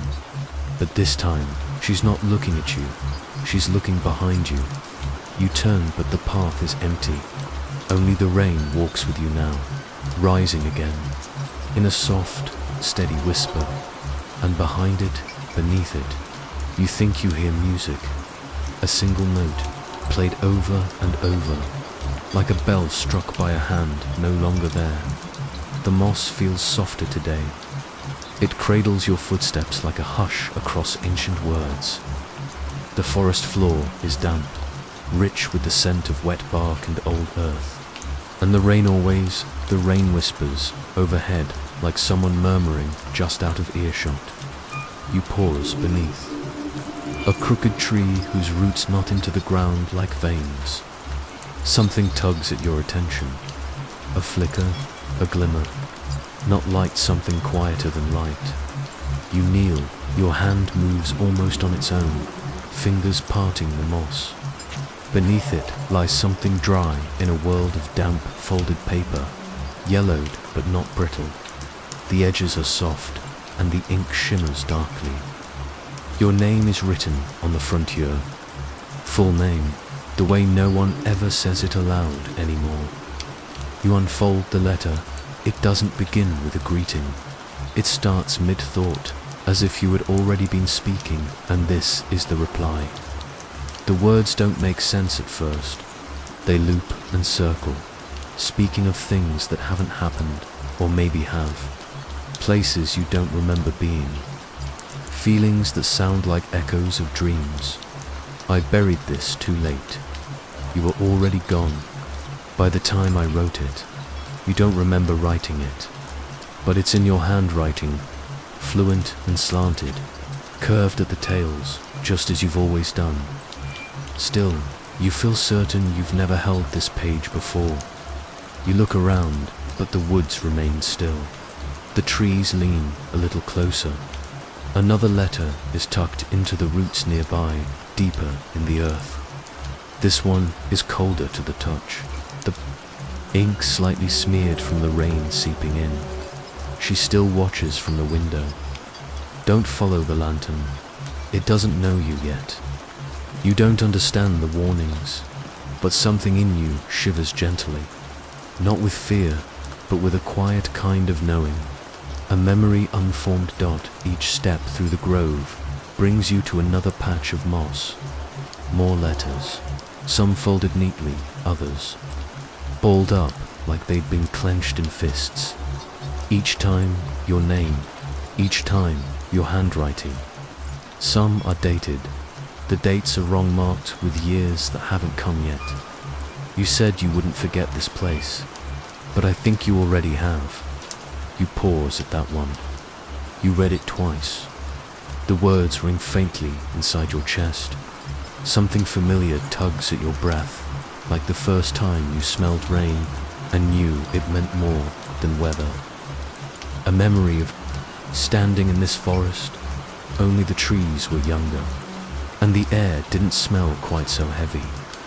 A low wind drags through the branches, nudging droplets from the leaves. They patter down like footsteps fading behind you. You follow the path now, not a trail, but a pattern. The moss leads you, the letters draw you forward. With each one, the messages grow clearer, more urgent, more aware. The soil listens when you speak. That's why she whispers to you when you sleep. You'll remember now. Not everything, but enough. You had come here before. You had written these, but not in this life. not in this skin. Somewhere beneath the folds of time, you had walked here, barefoot, carrying secrets too heavy to keep above ground. You had buried the first letter when the chapel bells rang at the wrong hour, and again when the mirror fogged without heat, and again when the rain fell upward in the clearing that shouldn't exist. Now, the letters dig themselves free. You come upon a large stone slab veined with moss and lichen. The ground here dips slightly. The rain pools in its creases. Another letter rests at the center, dry despite the storm. This one is longer. The handwriting looks strained. They said we could stop it if we wrote it down. That memory would keep her asleep. But we were wrong. Words don't bury her. They only feed her. You don't know who she is, not yet. But you feel her now. The same way you feel pressure before a storm breaks open. The air tenses at your skin, like breath drawn and held. Another letter waits, folded into a stone. Crevice, you reach for it gently. If you're reading this, you're still part of it. You haven't escaped yet. Don't stop writing. She reads what you forget. You want to stop, but you also want to understand. That's the thing about stories like this. They don't frighten you like they should. They comfort you. They feel like something you've always known in the dark. The letters aren't warnings. They're maps. They're lullabies written in a tongue only your bones remember. You look at your hands. Ink stains your fingers now. More letters trail up a ridge behind the chapel ruins. You hadn't noticed the slope until now. It wasn't there before. It rises gently, coiled with roots and damp bramble. The higher you climb, the quieter the forest becomes.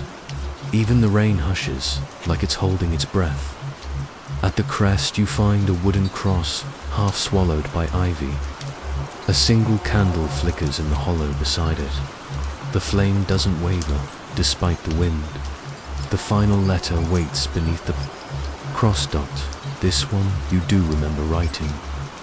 Your fingers hesitate, brushing the edges. It's still sealed. Your name again, but this time not in your hand. From you, you unfold it slowly. I'm sorry, that's all it says, and it's enough because you know what comes next. You remember now what you were trying to forget, why the letters were buried, why you wrote them with soil under your nails. She wasn't meant to be left alone down there. The earth shifts beneath your feet, a quiet sound, a breath. You don't run, you kneel. You place the letter back beneath the moss, and you listen. The ground does not move again, not yet, but you hear something.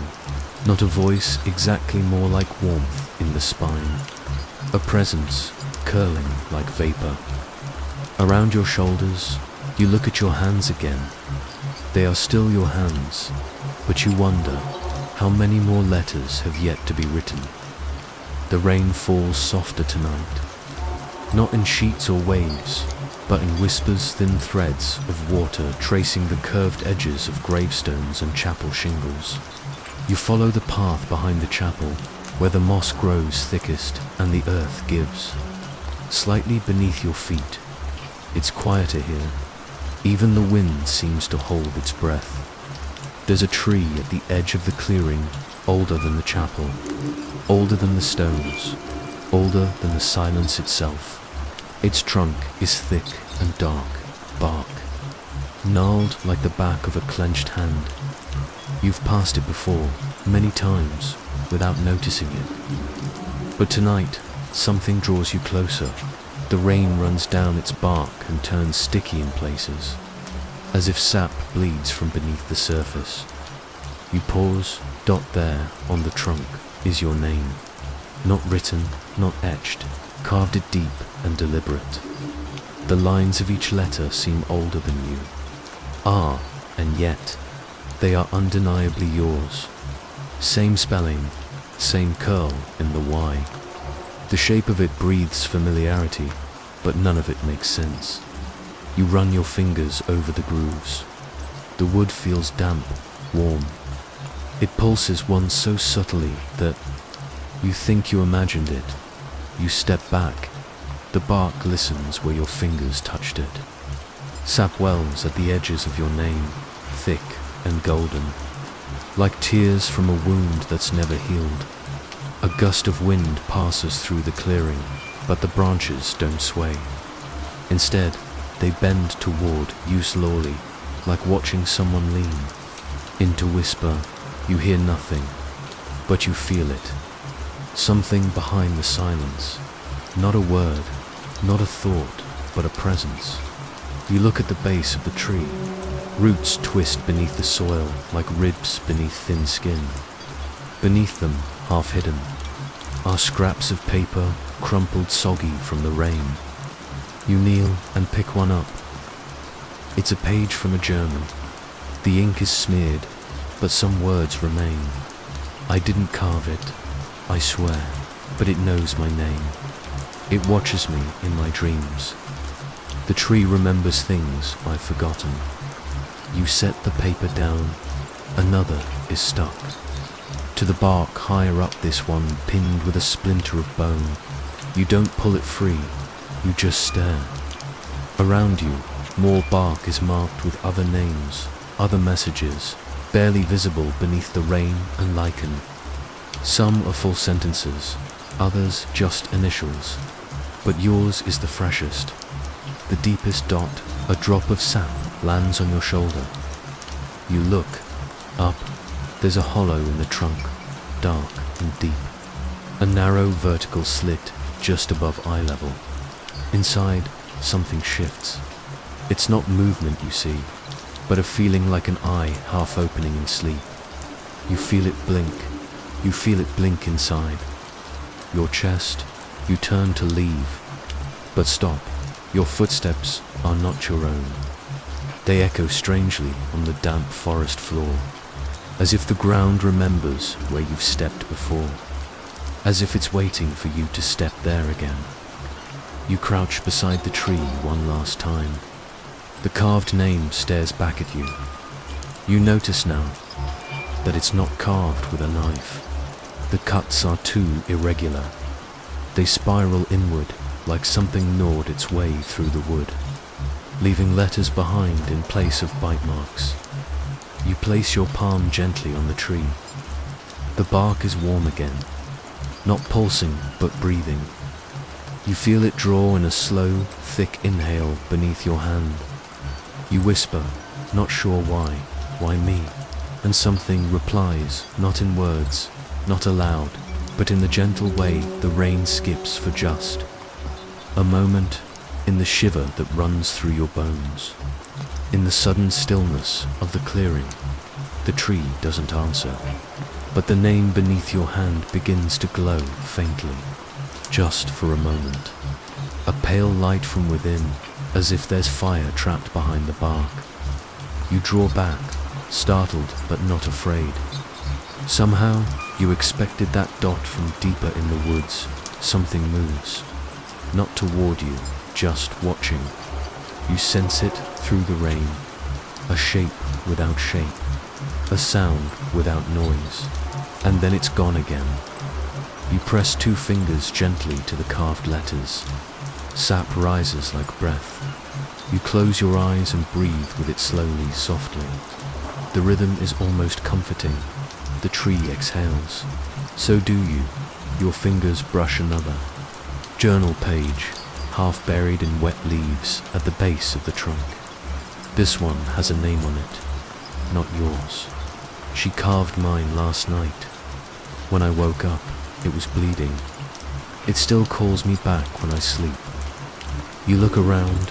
The names on the tree stretch farther than you thought. Some are barely visibly eroded by time, hidden under ivy. Others are new, fresh.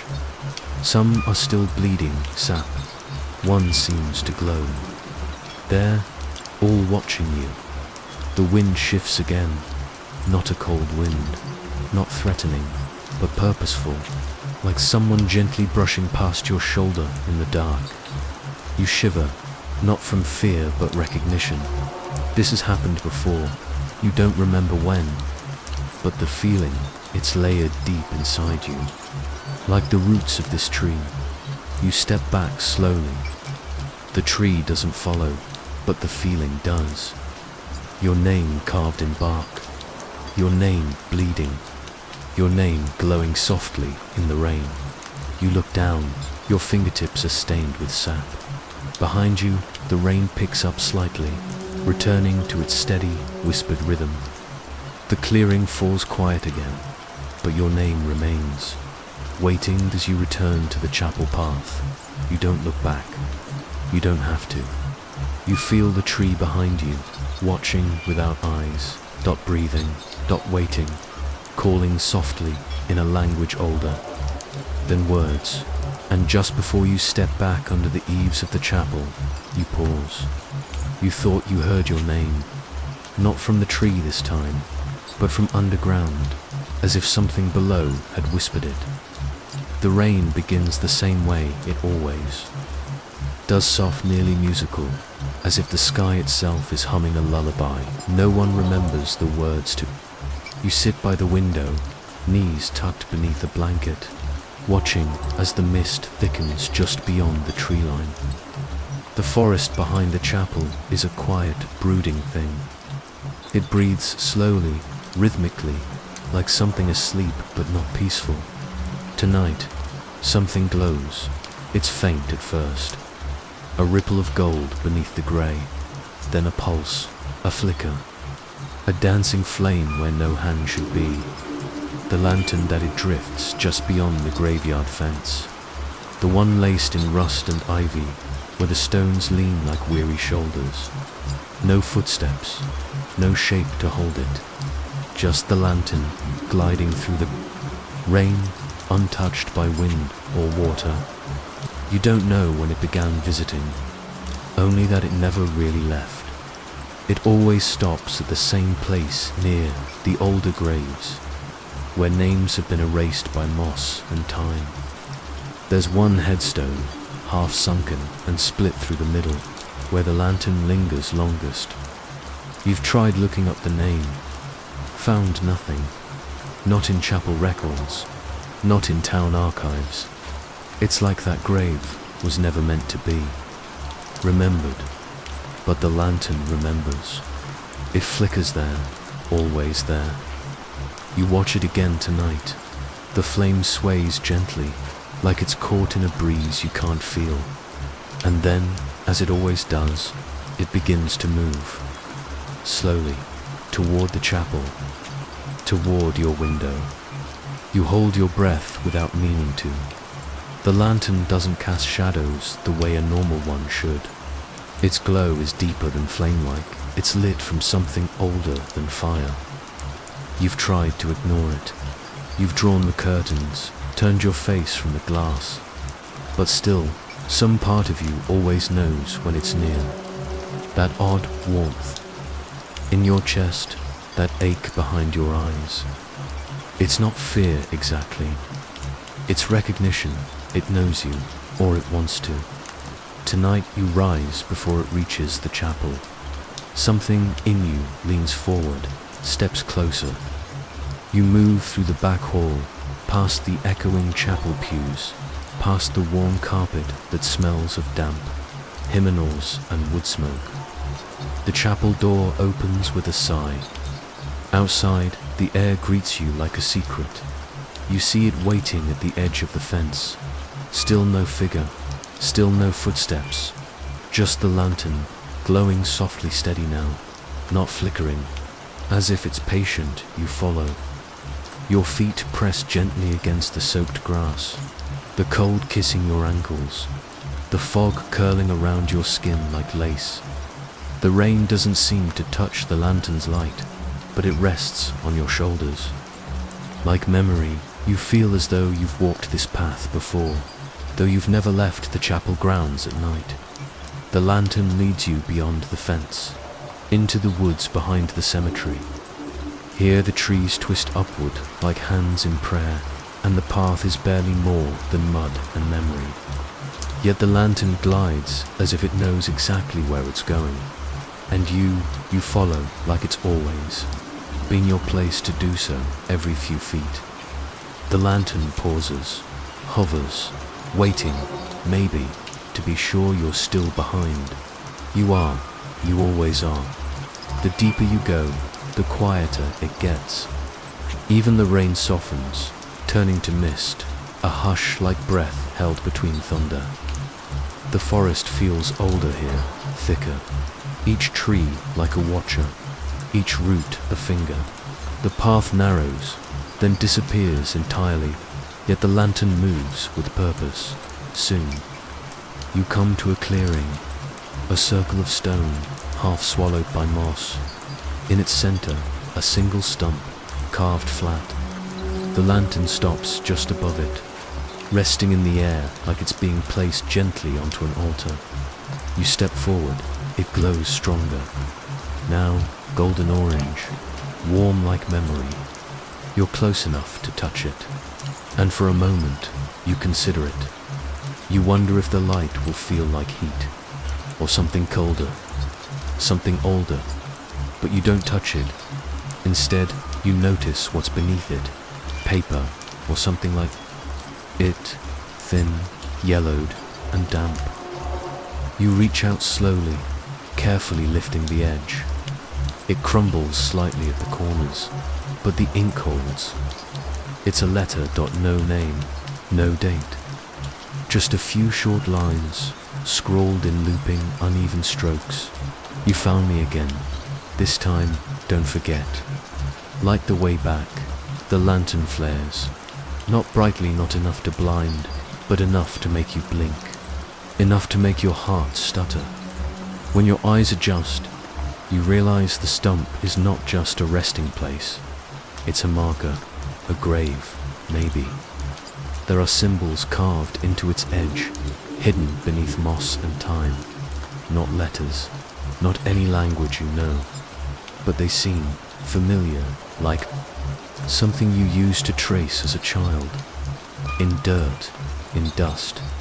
On the windowsill when you thought no one was watching, the rain returns, slow and steady. The lantern lifts again. It begins to move. Not away this time, but around. In a slow, careful circle, outlining the edge of the clearing. You follow with your eyes and then your feet. As you move, you notice more stumps, all shaped the same, all marked with carvings. There are 8 in total, each one as silent as the last. But as the lantern passes each, a soft hum begins to rise. It isn't music exactly, it's something quieter, a vibration beneath the ribs, a feeling of being watched and welcomed. It moves through you like memory, like standing in a room and forgetting why you came. But knowing it matters, the lantern completes the circle. It floats back to the center, above the first stump. It hovers for a moment. Then it begins to rise higher than before, slowly, gracefully, as if carried by invisible hands. You watch as it climbs past the branches, past the treetops, until only a faint glow remains in the mist above, and then it vanishes. You stand alone in the circle, but you don't feel alone. The humming fades, but the air still thrums.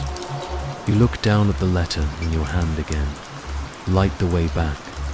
A sound behind you, not a twig snap, not a footstep, just a breath, or wind, or voice. You turn, nothing there, but when you look back at the stump, the lantern has returned. No longer floating, no longer waiting. This time it is lit for you. You pick it up. The handle is cold, metal damp against your skin. The glass is old, smudged with soot, but the flame inside burns steady and soft and calm. You step forward, lantern in hand. The path is clearer now. Stones that were once lost beneath moss are lit. The forest seems less twisted. The trees lean inward, but not to block you. To guide Dot, each step feels like a return to something forgotten, something gentle. You don't rush. The rain whispers above you. The flame sways gently beside your leg. Your breath finds its rhythm. With the mist, by the time you reach the graveyard fence, you understand something you didn't before. You weren't following the lantern, you were remembering it. You walk the last few steps with bare feet, feeling the earth shift beneath you. The chapel stands ahead, soft and weathered in the rain. The lantern flickers as you reach the door, and when you step inside, it doesn't come with you. It stays behind, waiting, watching, promising to return. The rain starts as a whisper tonight. You stand by the window, watching how the mist gathers on the glass. The trees sway gently in the distance, their outlines blurred, as though even the forest wants to sleep. But you are awake, always more alert when the rain comes. It sounds different here, deeper. It echoes through the hollow places in the chapel. Walls it speaks in patterns you're starting to recognize. You wrap a blanket around your shoulders and step into the hall. The air is cold and damp, carrying the scent of wet stone and wood that's long forgotten the sun. The bell tower creaks above, though the wind is still. Something shifts in the bones of this place when it rains. Down the narrow corridor, past the hymnals that never dry and the candles that flicker without flame, there is a side door one. That leads to the back grove.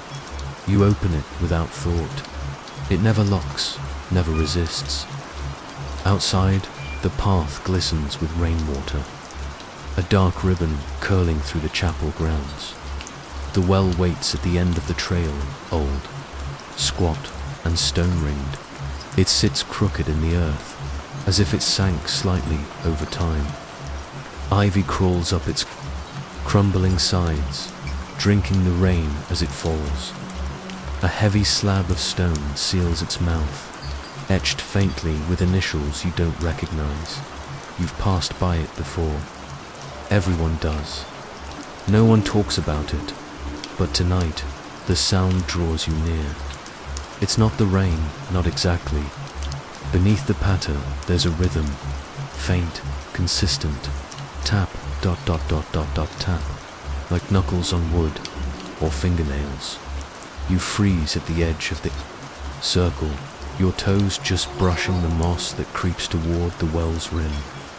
The air feels different here, still but not silent, expectant. You step closer. Your breath fogs in front of you, though it's not cold enough for that. You place your hand on the wet stone surface of the well. It hums faintly beneath your fingers, like something far below is moving or breathing. You kneel beside it. Press your ear to the slab. It feels wrong, but the curiosity is stronger than fear. Tap dot dot dot dot. Tap dot dot dot dot dot dot. You flinch. It's real, not imagined. It's timed with the rain but not in harmony with it. You wait, holding your breath. Tap dot dot dot dot dot dot. And then a pause, followed by a scraping sound, like something being slowly dragged against the wood beneath stone. The well has been sealed for decades. They said, you remember the old groundskeeper? His stories muttered over soup and shaking hands. How he told you about the coffin, not a burial, a disposal, a body no one claimed. No ceremony, just a box lowered into the well long ago, when the village still had people and secrets were easier to bury. He had laughed, but not kindly, said rainstorms woke it, said the tapping never came when skies were clear. You hadn't believed him. You believe him now. There's a cold pull from beneath, like the stone breathes in every time you exhale. You trace your fingers along the edge of the slab. There's a narrow gap, just a sliver, where water drips through. Not enough to see anything, but enough to hear more clearly. A new sound joins the tapping, a soft, damp whisper you can't make out the words if they are words, but the cadence feels familiar, almost like a prayer or a lullaby sung backward. You don't know why, but your eyes begin to sting. You blink against the rain, but the wetness on your face doesn't stop. A sadness swells up, old and misplaced. Not yours, but carried inside you all the same. The whisper stops. You lean back, suddenly aware of your own heartbeat, loud, uneven. You look around the grove. The trees seem taller tonight, more still, the sky darker than usual, though the moon is out. Everything feels paused, then dash something new. A voice, not whispered now, but faint and clear, rising from the gap in the stone, a child's voice, or something pretending to be one. Do you remember me? Your spine stiffens. You do not. But something inside you shifts, like a forgotten dream trying to surface. You don't answer. You don't move. The voice continues. Storm. After storm, I waited. The tapping returns.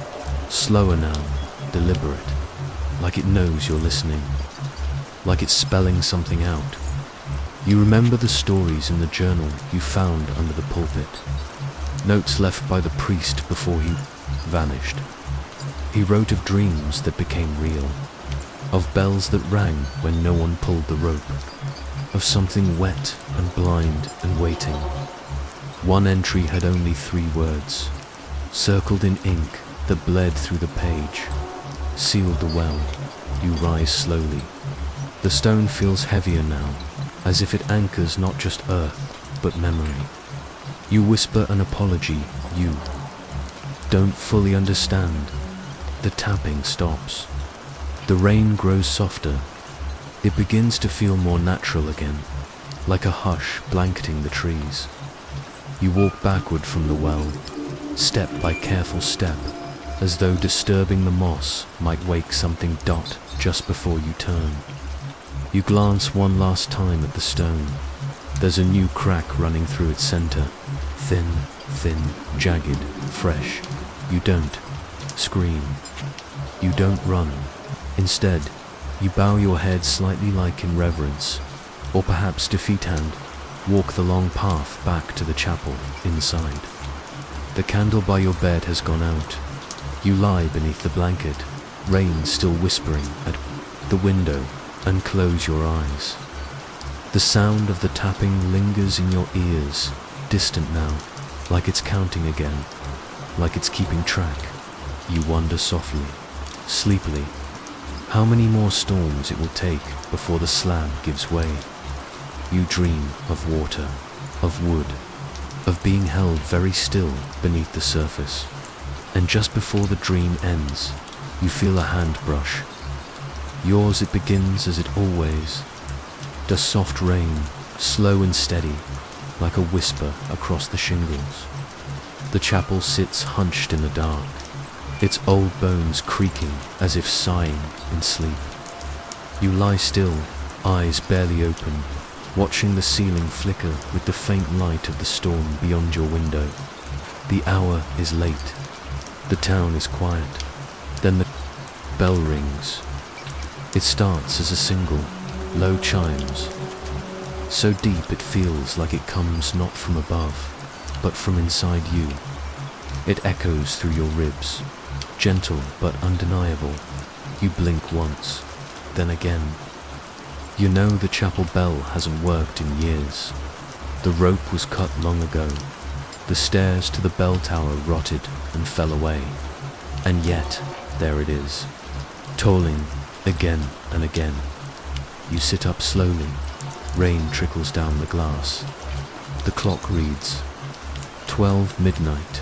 The bell tolls 12 times. No more, no less. You count them because you always do. Then, as usual, it stops. But something feels different tonight. You can't quite say what. The silence after the bell seems heavier. The walls feel thinner, the air slower somehow.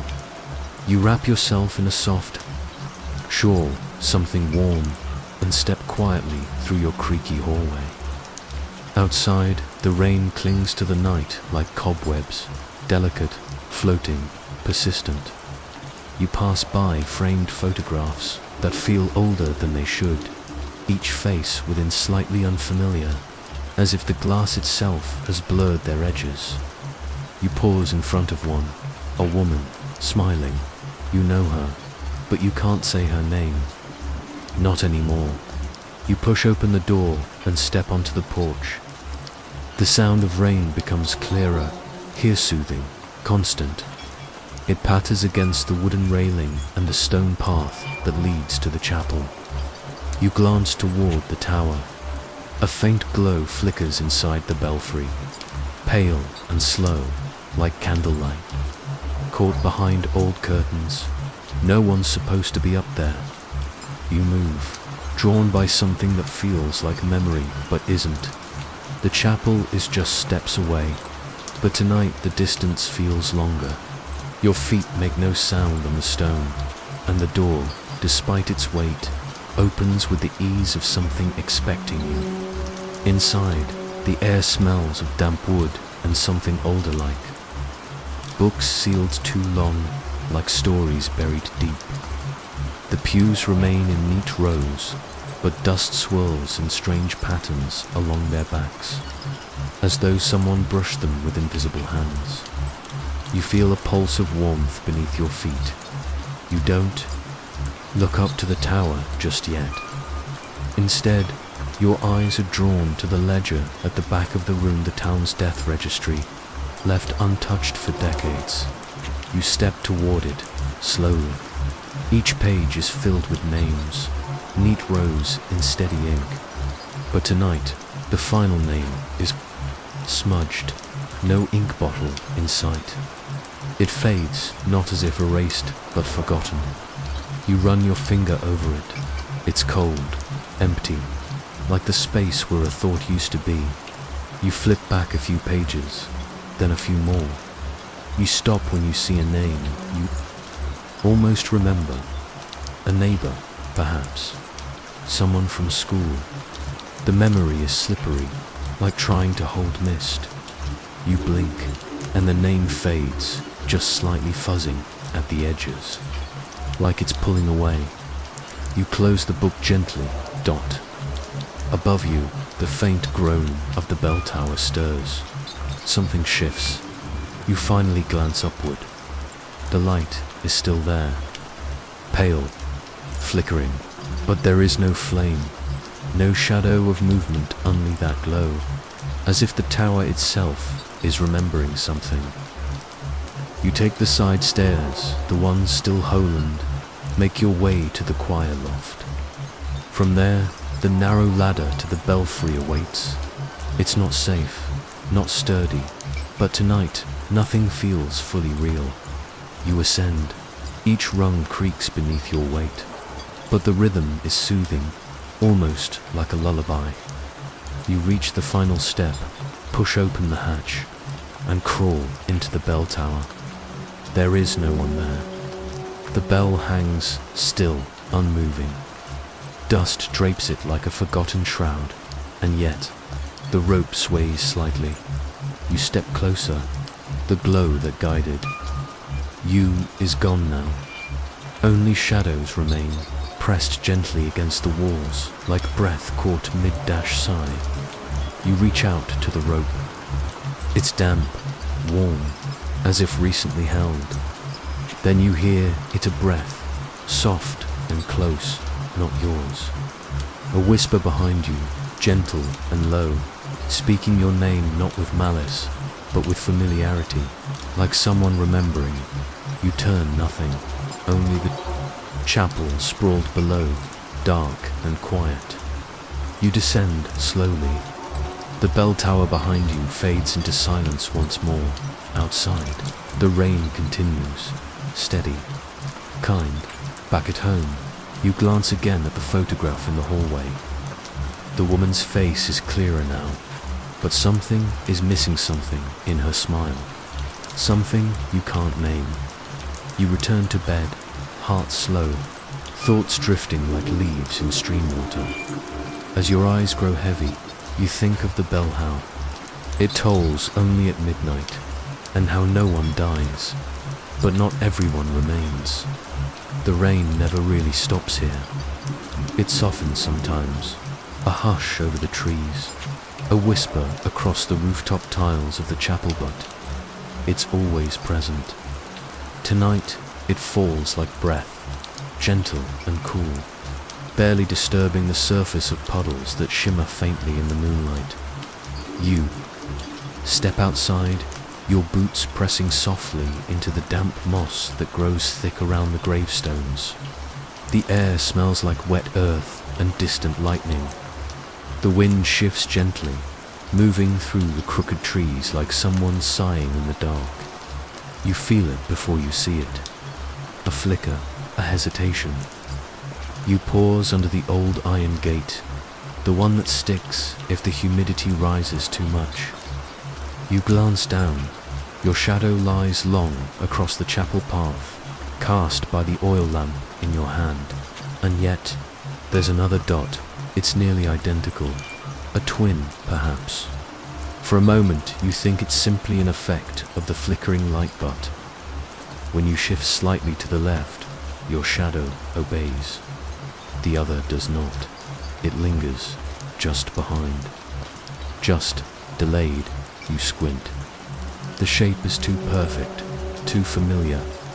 Not like the shadows of trees or the flitting ghosts cast by the stained glass. Windows. No, this one mimics your stance, your posture. Just half a breath behind. You take another step forward. The shadow doesn't move. Not yet, but when you turn to look behind you, nothing is there. No form, no figure, just the sound of the soft rain tapping leaves, tapping rooftops, tapping the chapel bell with tiny metallic clicks. You turn again, and now it has caught up. The second shadow stretches beside you, just a little slower, just a little heavier, as if it has weight. It begins to follow. You continue walking, down the narrow stone path, toward the bell tower, where the bricks sweat with cold and the wind carries the scent of forgotten incense. The chapel windows reflect your form, but inside they reflect more. A second you, a second motion, but not quite in time. You try to shake it, to tell yourself it's nothing. A trick of the light, a ripple in the mist.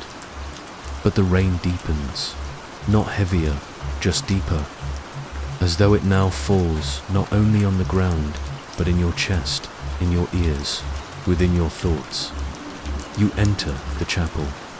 The door creaks, swollen with moisture, and the scent of old wood and candle wax greets you.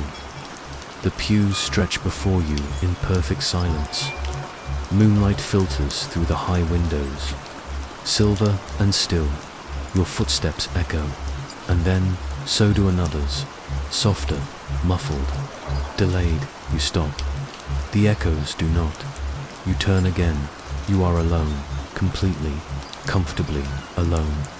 And yet the shadow has returned, no longer bound to the light. It slinks along the floor, hesitant, like something trying to remember how to walk. It catches up, presses close. You feel the back of your neck cool, as if breath brushes there, gentle and cautious. You sit. The chapel pew is cold beneath you. You stare toward the altar, toward the soft glow of the candle that never seems to burn out. You rest your hands on your knees. You do not move, but your shadow does. In the reflection on the chapel floor, dark, wet, and polished with time, you see it lift its arm, slowly, as if testing the motion. You do not move your own, and yet it lifts, waves even, and then stills again. You stand, breath caught somewhere low in your chest, and approach the mirror mounted behind the pulpit. It was said to be a gift once, though no one remembers who gave it or why. The glass is old, streaked with time. You peer into it. You, and not you. There, just behind your shoulder, is your form but not your reflection. Its head tilts when yours doesn't. Its smile lingers a moment too long. It blinks, slow and rhythmic, as if keeping time to a song you cannot hear. The thunder rolls low in the distance. Like a drum underwater, you reach out, fingers brushing the mirror's surface. The cold is sharp, immediate, but not unpleasant. And then the shadow moves again without you. It shifts behind you in the mirror and steps to the side. You feel nothing, no pressure, no weight. But when you turn, the candle flames lean away from you, as though someone else is now standing there, too. You walk back into the rain. The chapel door closes behind you with a hush and a click. You step through the mist, past the crooked graves, each one moss-covered and leaning like a tired thought. The second shadow follows again, no longer behind, but beside you. Matching pace, matching breath. Its movements less hesitant now, more sure, more real. You stop to tie your bootlace and notice it doesn't. It keeps walking for more steps, then stops, then turns, slowly, like it's waiting. You stand slowly. You do not speak. You do not move toward it, but something shifts. The wind pulls a strand of your hair forward. The air feels denser now, as if a storm waits nearby, but never quite arrives. You hear your name, not spoken aloud, not whispered, but breathed gently from behind your ear. You turn sharply, nothing. The path is empty and the graves are still. But when you glance to the side, the second shadow smiles. It's only a shape, only a trick of the light, surely, but there, beneath the willow tree near the chapel wall, your shadow leans up against the bark, watching calm, silent. You walk back slowly, back to the place you always return to when the rain thickens, and the hour grows late.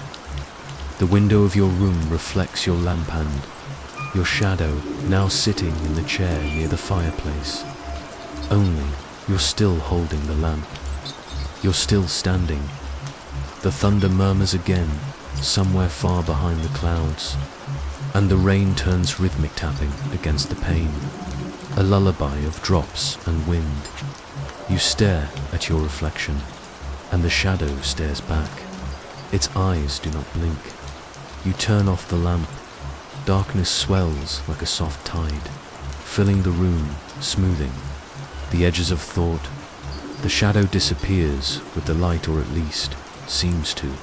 But in the quiet, in the hush between thunder and breath, you hear the second set of footsteps walking just behind you, not in alarm, not in fear, just, never far away.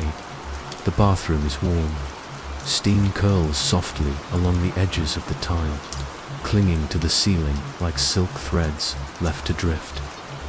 You sit quietly on the edge of the tub, the water still humming in the pipes behind.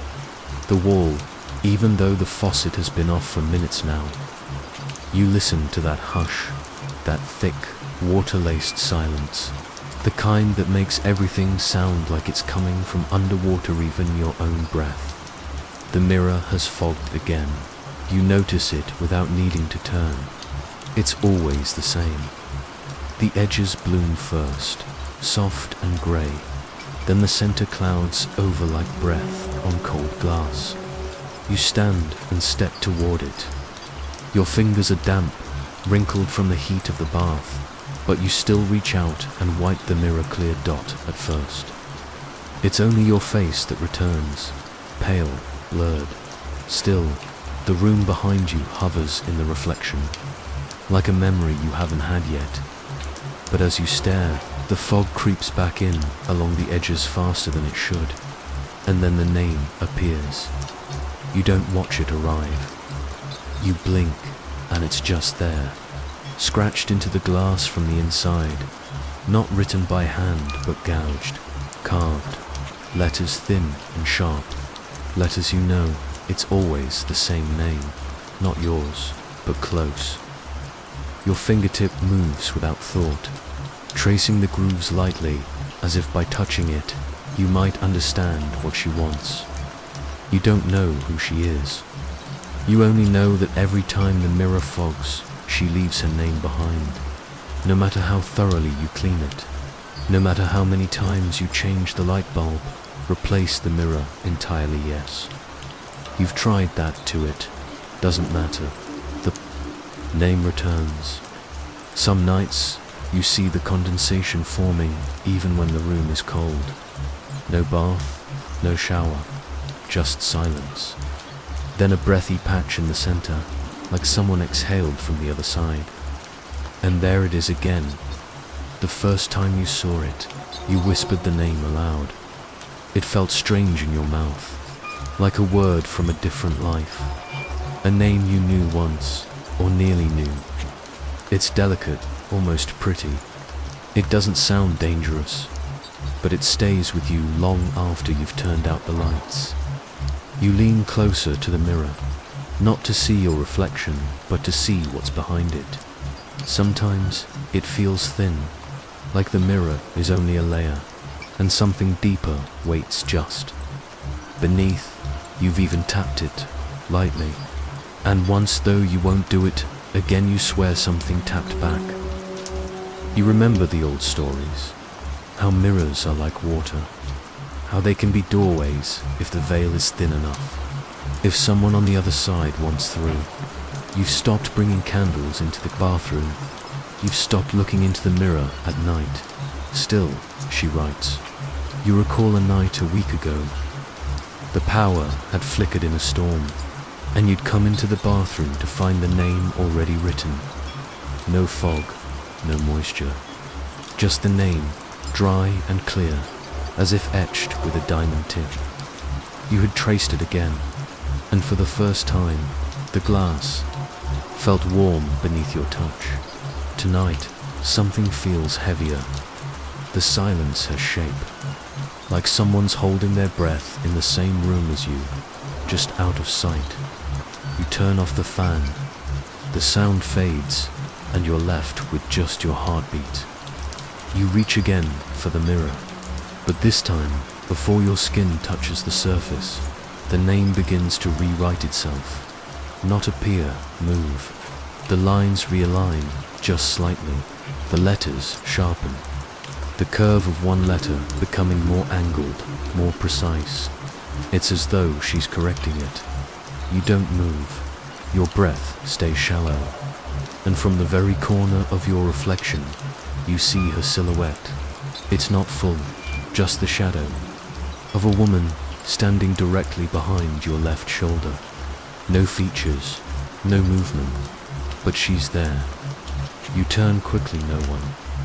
The room is empty, but your skin knows what your eyes won't admit. The air behind you is colder, as if someone just stepped out from that spot. As if the mirror isn't just reflecting anymore. Remembering, you whisper the name, and for the first time, the name answers. Not aloud, not in voice, but in feeling. You suddenly recall a dream from months ago, or maybe a memory, a long hallway, a locked door at the end, and a girl with wet hair whispering your name through the keyhole. She had the same name you now see scratched into the mirror. You had forgotten her completely, until now you blink. The mirror fogs again, but only around the letters, preserving them as if something doesn't want them to fade. The steam carries a scent you don't recognize, like wildflowers pressed between the pages of an old book. Faint, faded, familiar. You want to leave the bathroom, but your feet feel soft against the tiles, held there by something not quite physical. You wonder if she's trying to come through, or if she's already here. When you leave the bathroom, you leave the light on. You always do now and later as you lie in bed. The mirror begins to hum, a low vibration, not a sound, exactly, more a feeling in your bones, like someone whispering in a language you used to know. The hum continues as you fall asleep, and just before sleep fully takes you, you remember there used to be 2 mirrors in the bathroom, but now only one, and yet there are still 2 reflections. You step over the crooked threshold of the chapel gate, into the woods that edged its forgotten yard. The path before you is old and thin, swallowed in places by moss and tangled vines. The air smells of pine needles and wet bark, though it hasn't rained since morning. And yet somehow the puddles still shimmer beneath your feet. You stop and kneel beside one just to watch. The surface ripples, then stills. Then, like breath held too long, it exhales in silence, and the raindrops begin to rise. They lift slowly soft glistening orbs that drift upward, not downward, as if gravity here sighs in the wrong direction. You don't flinch, you only watch, mesmerized. One drop brushes your cheek as it ascends. It's warm. The trees here lean strangely, as though pulled by some unseen tide in the sky. Their branches stretch sideways before curling back, like a question unanswered too long. The leaves are darker than they should be when the wind stirs. Then the rustling sounds like whispers layered in reverse. You walk onward, each footstep is careful, each breath shallow. The forest is not thick, but the light feels far away. The sky glows a bruised blue through the canopy, and the deeper you go, the more you begin to sense a distortion. Time does not pass here in a straight line. It folds. There's a clearing ahead. You find it not with your eyes, but with your skin. The air turns colder, the silence deeper. The puddles are everywhere now, glimmering across the moss like scattered mirrors, but none reflect you. You crouch near another pool. This one is larger. The water pulses softly with each beat of your heart, though your hands never touch it. In its surface, you see something, not your face, but a shape. A figure, upside down, walking toward you, not through the woods, but from the sky reflected in the water. The shape becomes clearer. Limbs move with unnatural grace, head bowed. Feet never touch the ground, yet they land with soundless weight. You blink, the reflection vanishes. You look up, but nothing walks through the clearing. Only branches sway, and the reversed rain continues to lift around you. Higher now, like it's gathering for something. You keep moving. Deeper into the forest, your watch has stopped. Or maybe it's moving backward. The second hand flickers. Unsure, you check it again, and the numbers rearrange. You no longer trust time here. It doesn't matter. A narrow path curls around a tree with bark like torn paper. You touch it lightly. The surface is soft and warm, like breath beneath skin. Something stirs in its course low, rhythmic, like a heart trying to remember how to beat. Your fingers twitch and you let go. You reach a place where the trees lean inward, their tops forming an arch high above. Beneath it, the earth sinks into a gentle hollow filled with water. The puddle at the center is still perfectly smooth. Step to the edge and peer in. This one reflects the chapel, though you're far from it. In the water's mirror, the building stands whole, pristine, its windows unbroken. A figure stands in the chapel's doorway. You squint. The figure lifts its hand, so do you. And only then do you realize it is you, but not as you are now. Your clothing is dry, your expression calmer. You look like you understand something you haven't yet learned.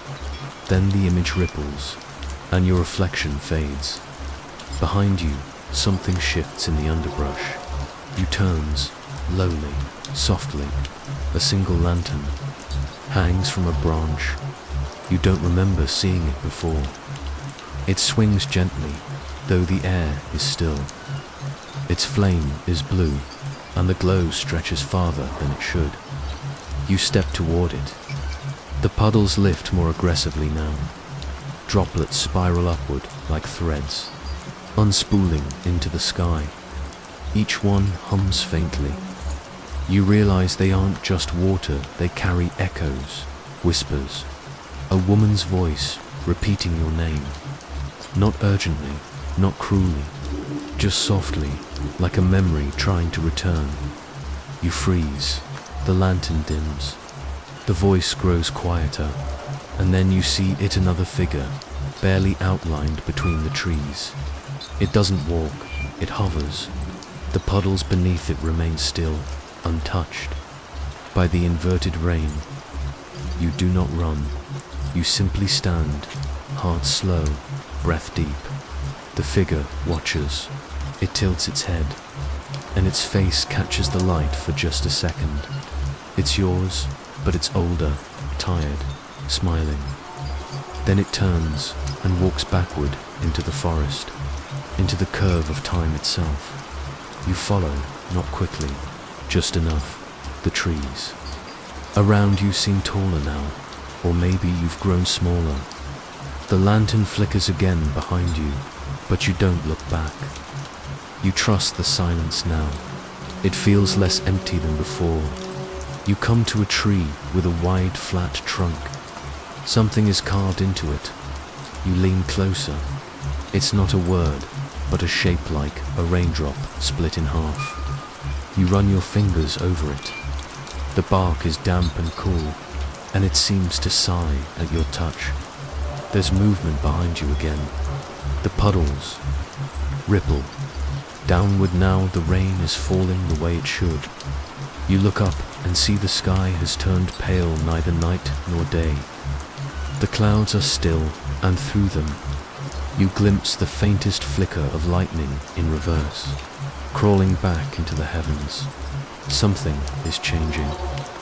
You kneel near one final pool. This one doesn't reflect the sky or you. It shows the chapel. Bell, tower tall and broken, but with a candle burning at its highest window. The candle flickers, then vanishes. The puddle dries completely. Beneath your hand, the forest breathes out, and the voice that called your name does not return. You are alone again, but not in the way you were before. Not afraid, not entirely, just aware, and somewhere behind you, from the path you once walked, a bell begins to ring softly once. Then again, a third time, just as the wind stirs the moss. You close your eyes. You wonder, how can a bell toll when no one dies? The rain begins. As a whisper soft, deliberate, each drop falls with intention, brushing the top of your umbrella before vanishing into the air. You stand just beyond the old chapel grounds, where the graves grow quieter the deeper you wander. Here, beneath a crooked birch tree with peeling white bark, is the grave no one else speaks of. You don't remember when you first found it. You only know that each time it rains, your feet carry you here without thought. Your hands know to bring. The lantern, your coat pockets seem to gather the key you never recall picking up. There's no name on the headstone, just weather-worn grooves in the shape of letters that never hold still. Sometimes you think you see a name you recognize. Sometimes you swear the stone reads your own. The soil here is darker than it should be, always moist no matter the season. And though the wind hushes around the chapel's outer fence, at a Grave, the air is always moving like breath beneath your boots. You kneel, letting your fingers drift over the sodden earth. The moss is soft and warm, like someone's skin. You listen, and there it is, a voice, faint, deliberate, calling. It isn't panicked. It isn't pleading. It's not even asking for help. It's saying your name, slowly, as though she's remembering how you close your eyes and lean in. Raindrops slide from your forehead, gather beneath your collar. You feel the cold sink into your skin. Beneath you, the ground breathes, again softly exhaling through the cracks in the mud. She's always louder when the thunder rolls.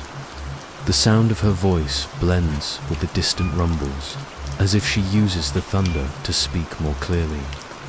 You wonder if she counts on the storm to cloak her words, so only you can hear. She never screams, she never sobs, she only remembers. And when she remembers, you remember too. You remember a lullaby in a language you never learned. A red ribbon tied to a willow branch. A hand reaching up from water so still it reflected your face perfectly till it didn't. You blink and realize your hands are covered in mud. Not from digging, just from touching, from staying too long. The earth leaves prints like fingerprints across your palms, as though something beneath is trying to mark you gently. You whisper to her, you always do. I'm here. The rain doesn't stop. It never does here. Sometimes, late in the night, you wonder if she ever truly died, if they buried her too soon, or if they buried her for the wrong reasons. You wonder if she was meant to stay alive beneath the roots, breathing through the soil, not a punishment, but a calling. You don't know her name, not for certain, but your voice always says it the same way, like it's etched into your bones, even if your lips don't understand. Some nights you see footprints around the grave that aren't your own. Small ones, bare, as if a child walked in circles there. Sometimes there's a single petal pressed flat into the wet moss, a color that never matches any nearby flowers. Tonight, the thunder is closer. You feel it inside your chest before you. Hear it. Your heartbeat skips, then catches up again. The lantern flickers. She whispers again, this time louder. You feel it in your jaw, in your breath. Listen, she says. You do, don't forget, she says. And you don't know what it is you're meant to remember. Not exactly, but your body knows. Your spine straightens, your fingers curl slightly. Something ancient inside you rises like smoke. Not yet, she adds. You look up. The trees around the grave lean slightly inward tonight, like they're listening. Too. The rain falls heavier now, but not on you. You remain dry, impossibly untouched. You glance up and realize the rain is curving, falling in a wide ring around her grave, leaving the stone and soil at the center untouched, as though the storm respects her space, or fears it. You feel warmth at your feet. The ground pulses. She's close, but not rising. No, she doesn't want to leave. She wants you to stay. That's the part that sinks deepest. She isn't waiting for rescue. She's waiting for company. You notice something new tonight, just beneath the edge of the moss. A corner of something white, paper, fabric. You reach down, hands trembling from the cold, and something else you can't name. You pull it free. It's a scrap of cloth, faded, torn, but stitched carefully with a single word. Soon the thread is red, the same red you saw once tied round the willow branch. The same shade you've dreamed of more times than you can count. Your hands begin to ache. You don't know why. They feel as though they've been grasping something heavy for too long. You stand, the lantern dims, though you haven't touched it. Her voice has gone quiet now, but not gone. Just sleeping, waiting for the next time the sky will open, and the world will be quiet enough to remember her again. You look down at the cloth. You don't fold it. You don't pocket it. You press it back into the moss. Let the earth reclaim it. You don't want to carry it with you. Not yet. The chapel bells ring once in the distance. Midnight. You begin the slow walk back. Each step feels heavier now, like the earth is reluctant to let you leave. As you reach the fence, you pause and glance back. The grave is gone, not vanished, just obscured, blurred behind rain and shadow and time. You realize you never needed to find it. It always finds you. You step beyond the fence, and the rain touches your shoulders again. Cold, familiar. Your shoes are soaked, but your hands are dry now, clean, as though you never touched the soil at all. You walk on. The chapel looms ahead, its steeple lost in fog. You wonder what you'll hear next time the thunder calls your name. You wonder if she ever really stopped breathing. The rain begins the way it always does, here without warning. No wind announces it, no flash of lightning, just a sudden hush in the trees, and then the sound, soft and even, like fingers drumming gently on the rooftop of the chapel. You lie still beneath the patchwork blanket, watching the shadow of a raindrop move along the windowsill, then disappear. You feel the pattern of the drops before you hear them, fully like a rhythm forming itself in secret. One you almost recognize, but can't place, not yet. There's something about the cadence tonight, something just slightly off. It pauses sometimes, hesitates, then starts again, as though waiting for you to catch on. You sit up slowly. The candle on the table beside your bed is still burning low, flickering weakly as if unsure it should stay awake. The scent of melted wax hangs in the air, mingled with the subtle dampness the rain always brings. You place your hand on the wooden floorboards. They are cool beneath your skin, but not cold, not lifeless. The chapel breathes, just as the forest outside does, and still the rain taps. Not fast, not harsh dash, just ... intentional. You rise and move toward the door. Your steps slow, careful, as though anything louder might disturb something delicate. As you open the warped wooden door, the hinges barely creak. The air outside smells of wet moss and old stone. Rain slides down the stone steps in narrow rivulets, moving like veins down the earth. You step out into it, letting the water kiss your skin. You tilt your head to listen. Drip, drip, drip, pause, drip, drip, dash, drip, dash, drip, dash, drip. It's not random. Not tonight. The pattern begins to form letters not seen, but felt, like you're reading with your ears, not your eyes. The drops hit the roof and echo across the chapel's curved ceiling in clusters of sound. The more you listen, the more certain you become it's saying something. A name, your name.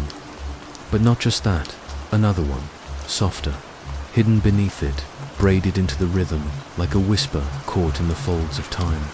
You know that name. It sends a chill through your stomach. Not of fear, but of remembrance. One you don't want to return to. But the rain keeps spelling it out, gently, patiently. The memory starts to come before you even know it's begun. You blink, and you're inside. Again, but not now. Not this time. You're younger. Not a child, but not quite who you are now. You're kneeling on the wooden floor of the chapel, and your hands are buried in something soft: cloth, paper, petals. No letters, envelopes, hundreds of them, all addressed in your handwriting, none you remember writing. They smell of lavender and something metallic. You pick one up, it's open already. The paper inside is damp, the ink smeared but only partially. You can still make out some words. I'm sorry I left her there. I didn't hear the second bell. Please, don't let them forget. The thunder doesn't roll, it whispers. You glance up. The chapel is darker than it should be, even with the rain clouds. Every candle is lit, and yet no light seems to reach the corners. The pews are empty, but you feel them filled with presence, people who once sat here.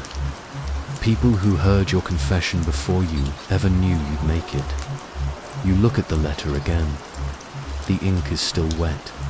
The paper still warm from your fingers, though you don't remember writing it. You hear the rains tapping again. It's changed now. It repeats the final line over and over. Don't let them forget. You step back from the letters and return to the door. Outside, the storm has deepened, not in fury, but in depth. The rain seems to fall from within you now, not above.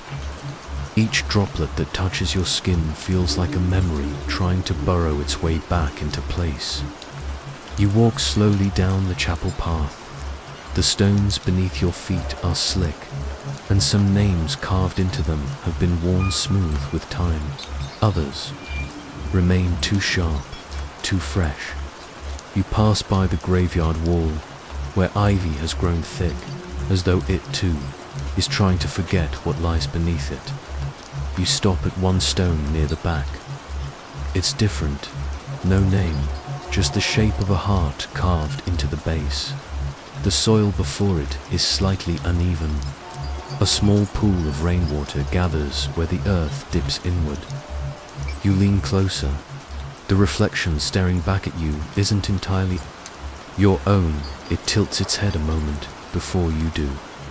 It blinks when you don't. And then the rain around you shifts again. It doesn't fall now, it sings. You don't hear words, not exactly. More like melodies threaded through fog. But the emotion is unmistakable, longing regret. A quiet kind of grief that's been held in the sky too long, and only now has permission to weep. And as it weeps, you remember a promise you made. Maybe in a dream, maybe in this very place. A Godot, you promised not to forget her. You don't remember her name, not fully, but the rain does. You run your fingers through the wet grass, brushing aside bits of moss and petal. Beneath them, you find something small and glassy. A locket, a mirror. Noan old rain gauge. Empty dot as you hold it, the rain slows. The sound around you begins to hush, the pattern less demanding now, as if it knows you've heard what you needed to hear. And then, gently, it begins spelling something new. Not your name, not hers, just a place you haven't seen yet, but you will. It waits beyond the trees, past the crooked fence where the fog never lifts. And as you walk back toward the chapel, the rain following softly behind you like a memory.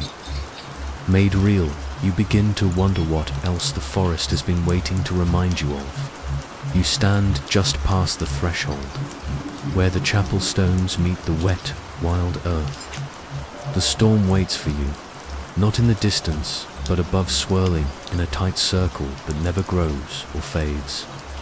The moment your foot touches grass, a single drop hits your shoulder.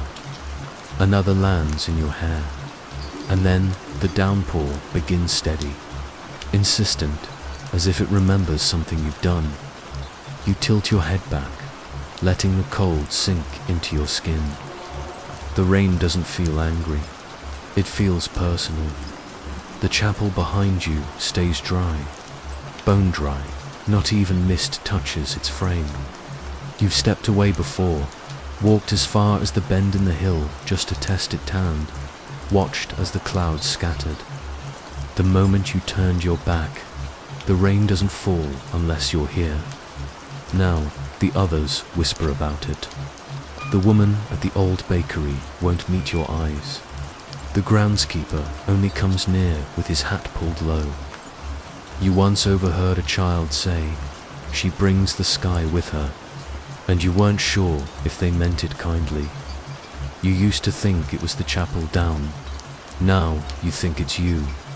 Your boots squelch in the mud as you move down the path that coils. Around the graveyard, the same puddles greet you each morning, even though the storm never stops. You'd expect them to overflow, but they don't. They sit still, trembling, as if waiting to receive something deeper than water. You pass the grave that always sinks. You pass the tree with your name carved into the bark. You pass the chapel, bell that chimes at midnight. Even when the rope is still, everything stays the same. But the rain, only the rain listens. You remember the first time it began. You were standing at the altar, staring at the open hymnal.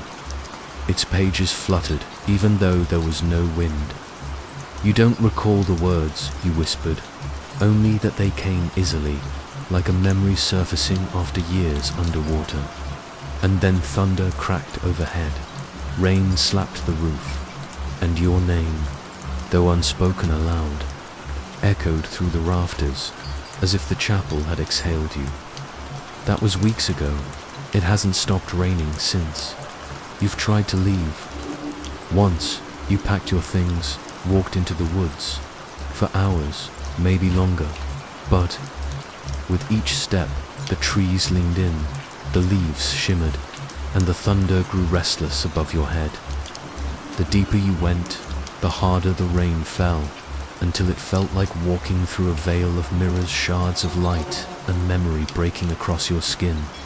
And then you were back at the chapel door, soaked, breathless, and unsure how. You didn't unlock the door. It was already open now. You rarely try.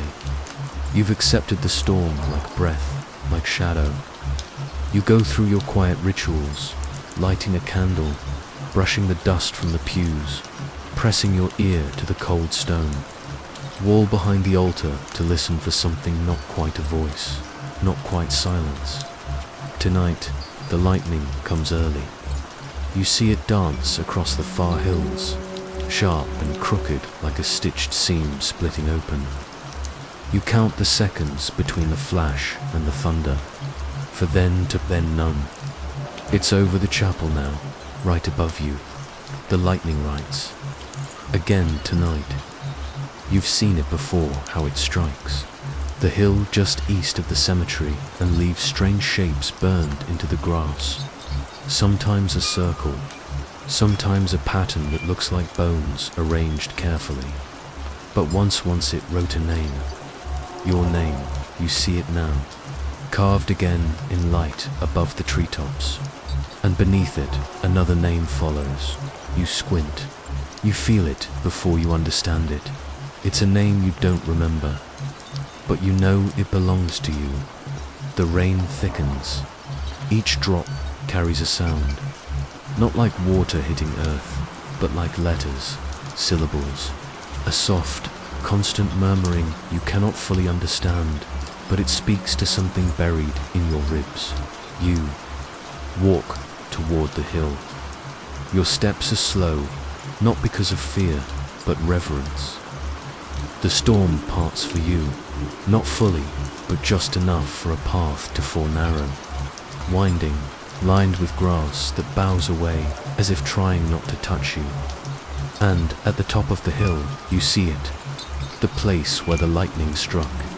The ground is warm here, though the air is cold. Steam curls from the soil, and something faint glows beneath it, a sliver of metal. A shard of bone. No, not that. It's a key. You crouch, careful, the rain gentler now. like breath against your skin. You reach out and lift the key. It's old, ornate, the kind that belongs to music boxes or locked drawers in forgotten desks. There's something etched along the edge to warn to read, but the shape of the letters feels familiar, as if your fingers know how they once moved. You don't know what it opens, but you know it's for you. The storm hushes slightly, as if satisfied. You carry the key back down the hill, past the graves, past the tree with your name. When you reach the chapel, the air is still. For the first time in days, maybe weeks, you feel something shift. Not an ending, just a turning, like a page or a breath held too long. Inside, the chapel is darker than before. The candles have melted to stubs. The shadows stretch longer. And on the pulpit, where the hymnal usually rests, there's something else tonight. A box, wooden, blackened by time. Locked, you step forward, your boots leaving wet prints behind. The key is warm in your hand now. It fits perfectly, but you don't turn it yet. You press your palm to the lid, close your eyes, and in the silence, beneath the thunder, you hear something from within. Not words, not music, breathing, and beneath it, a sound like rain falling in reverse. You open your eyes. Outside, the clouds churn but do not break. You hold the key tightly and exhale. You'll open it soon, but not yet.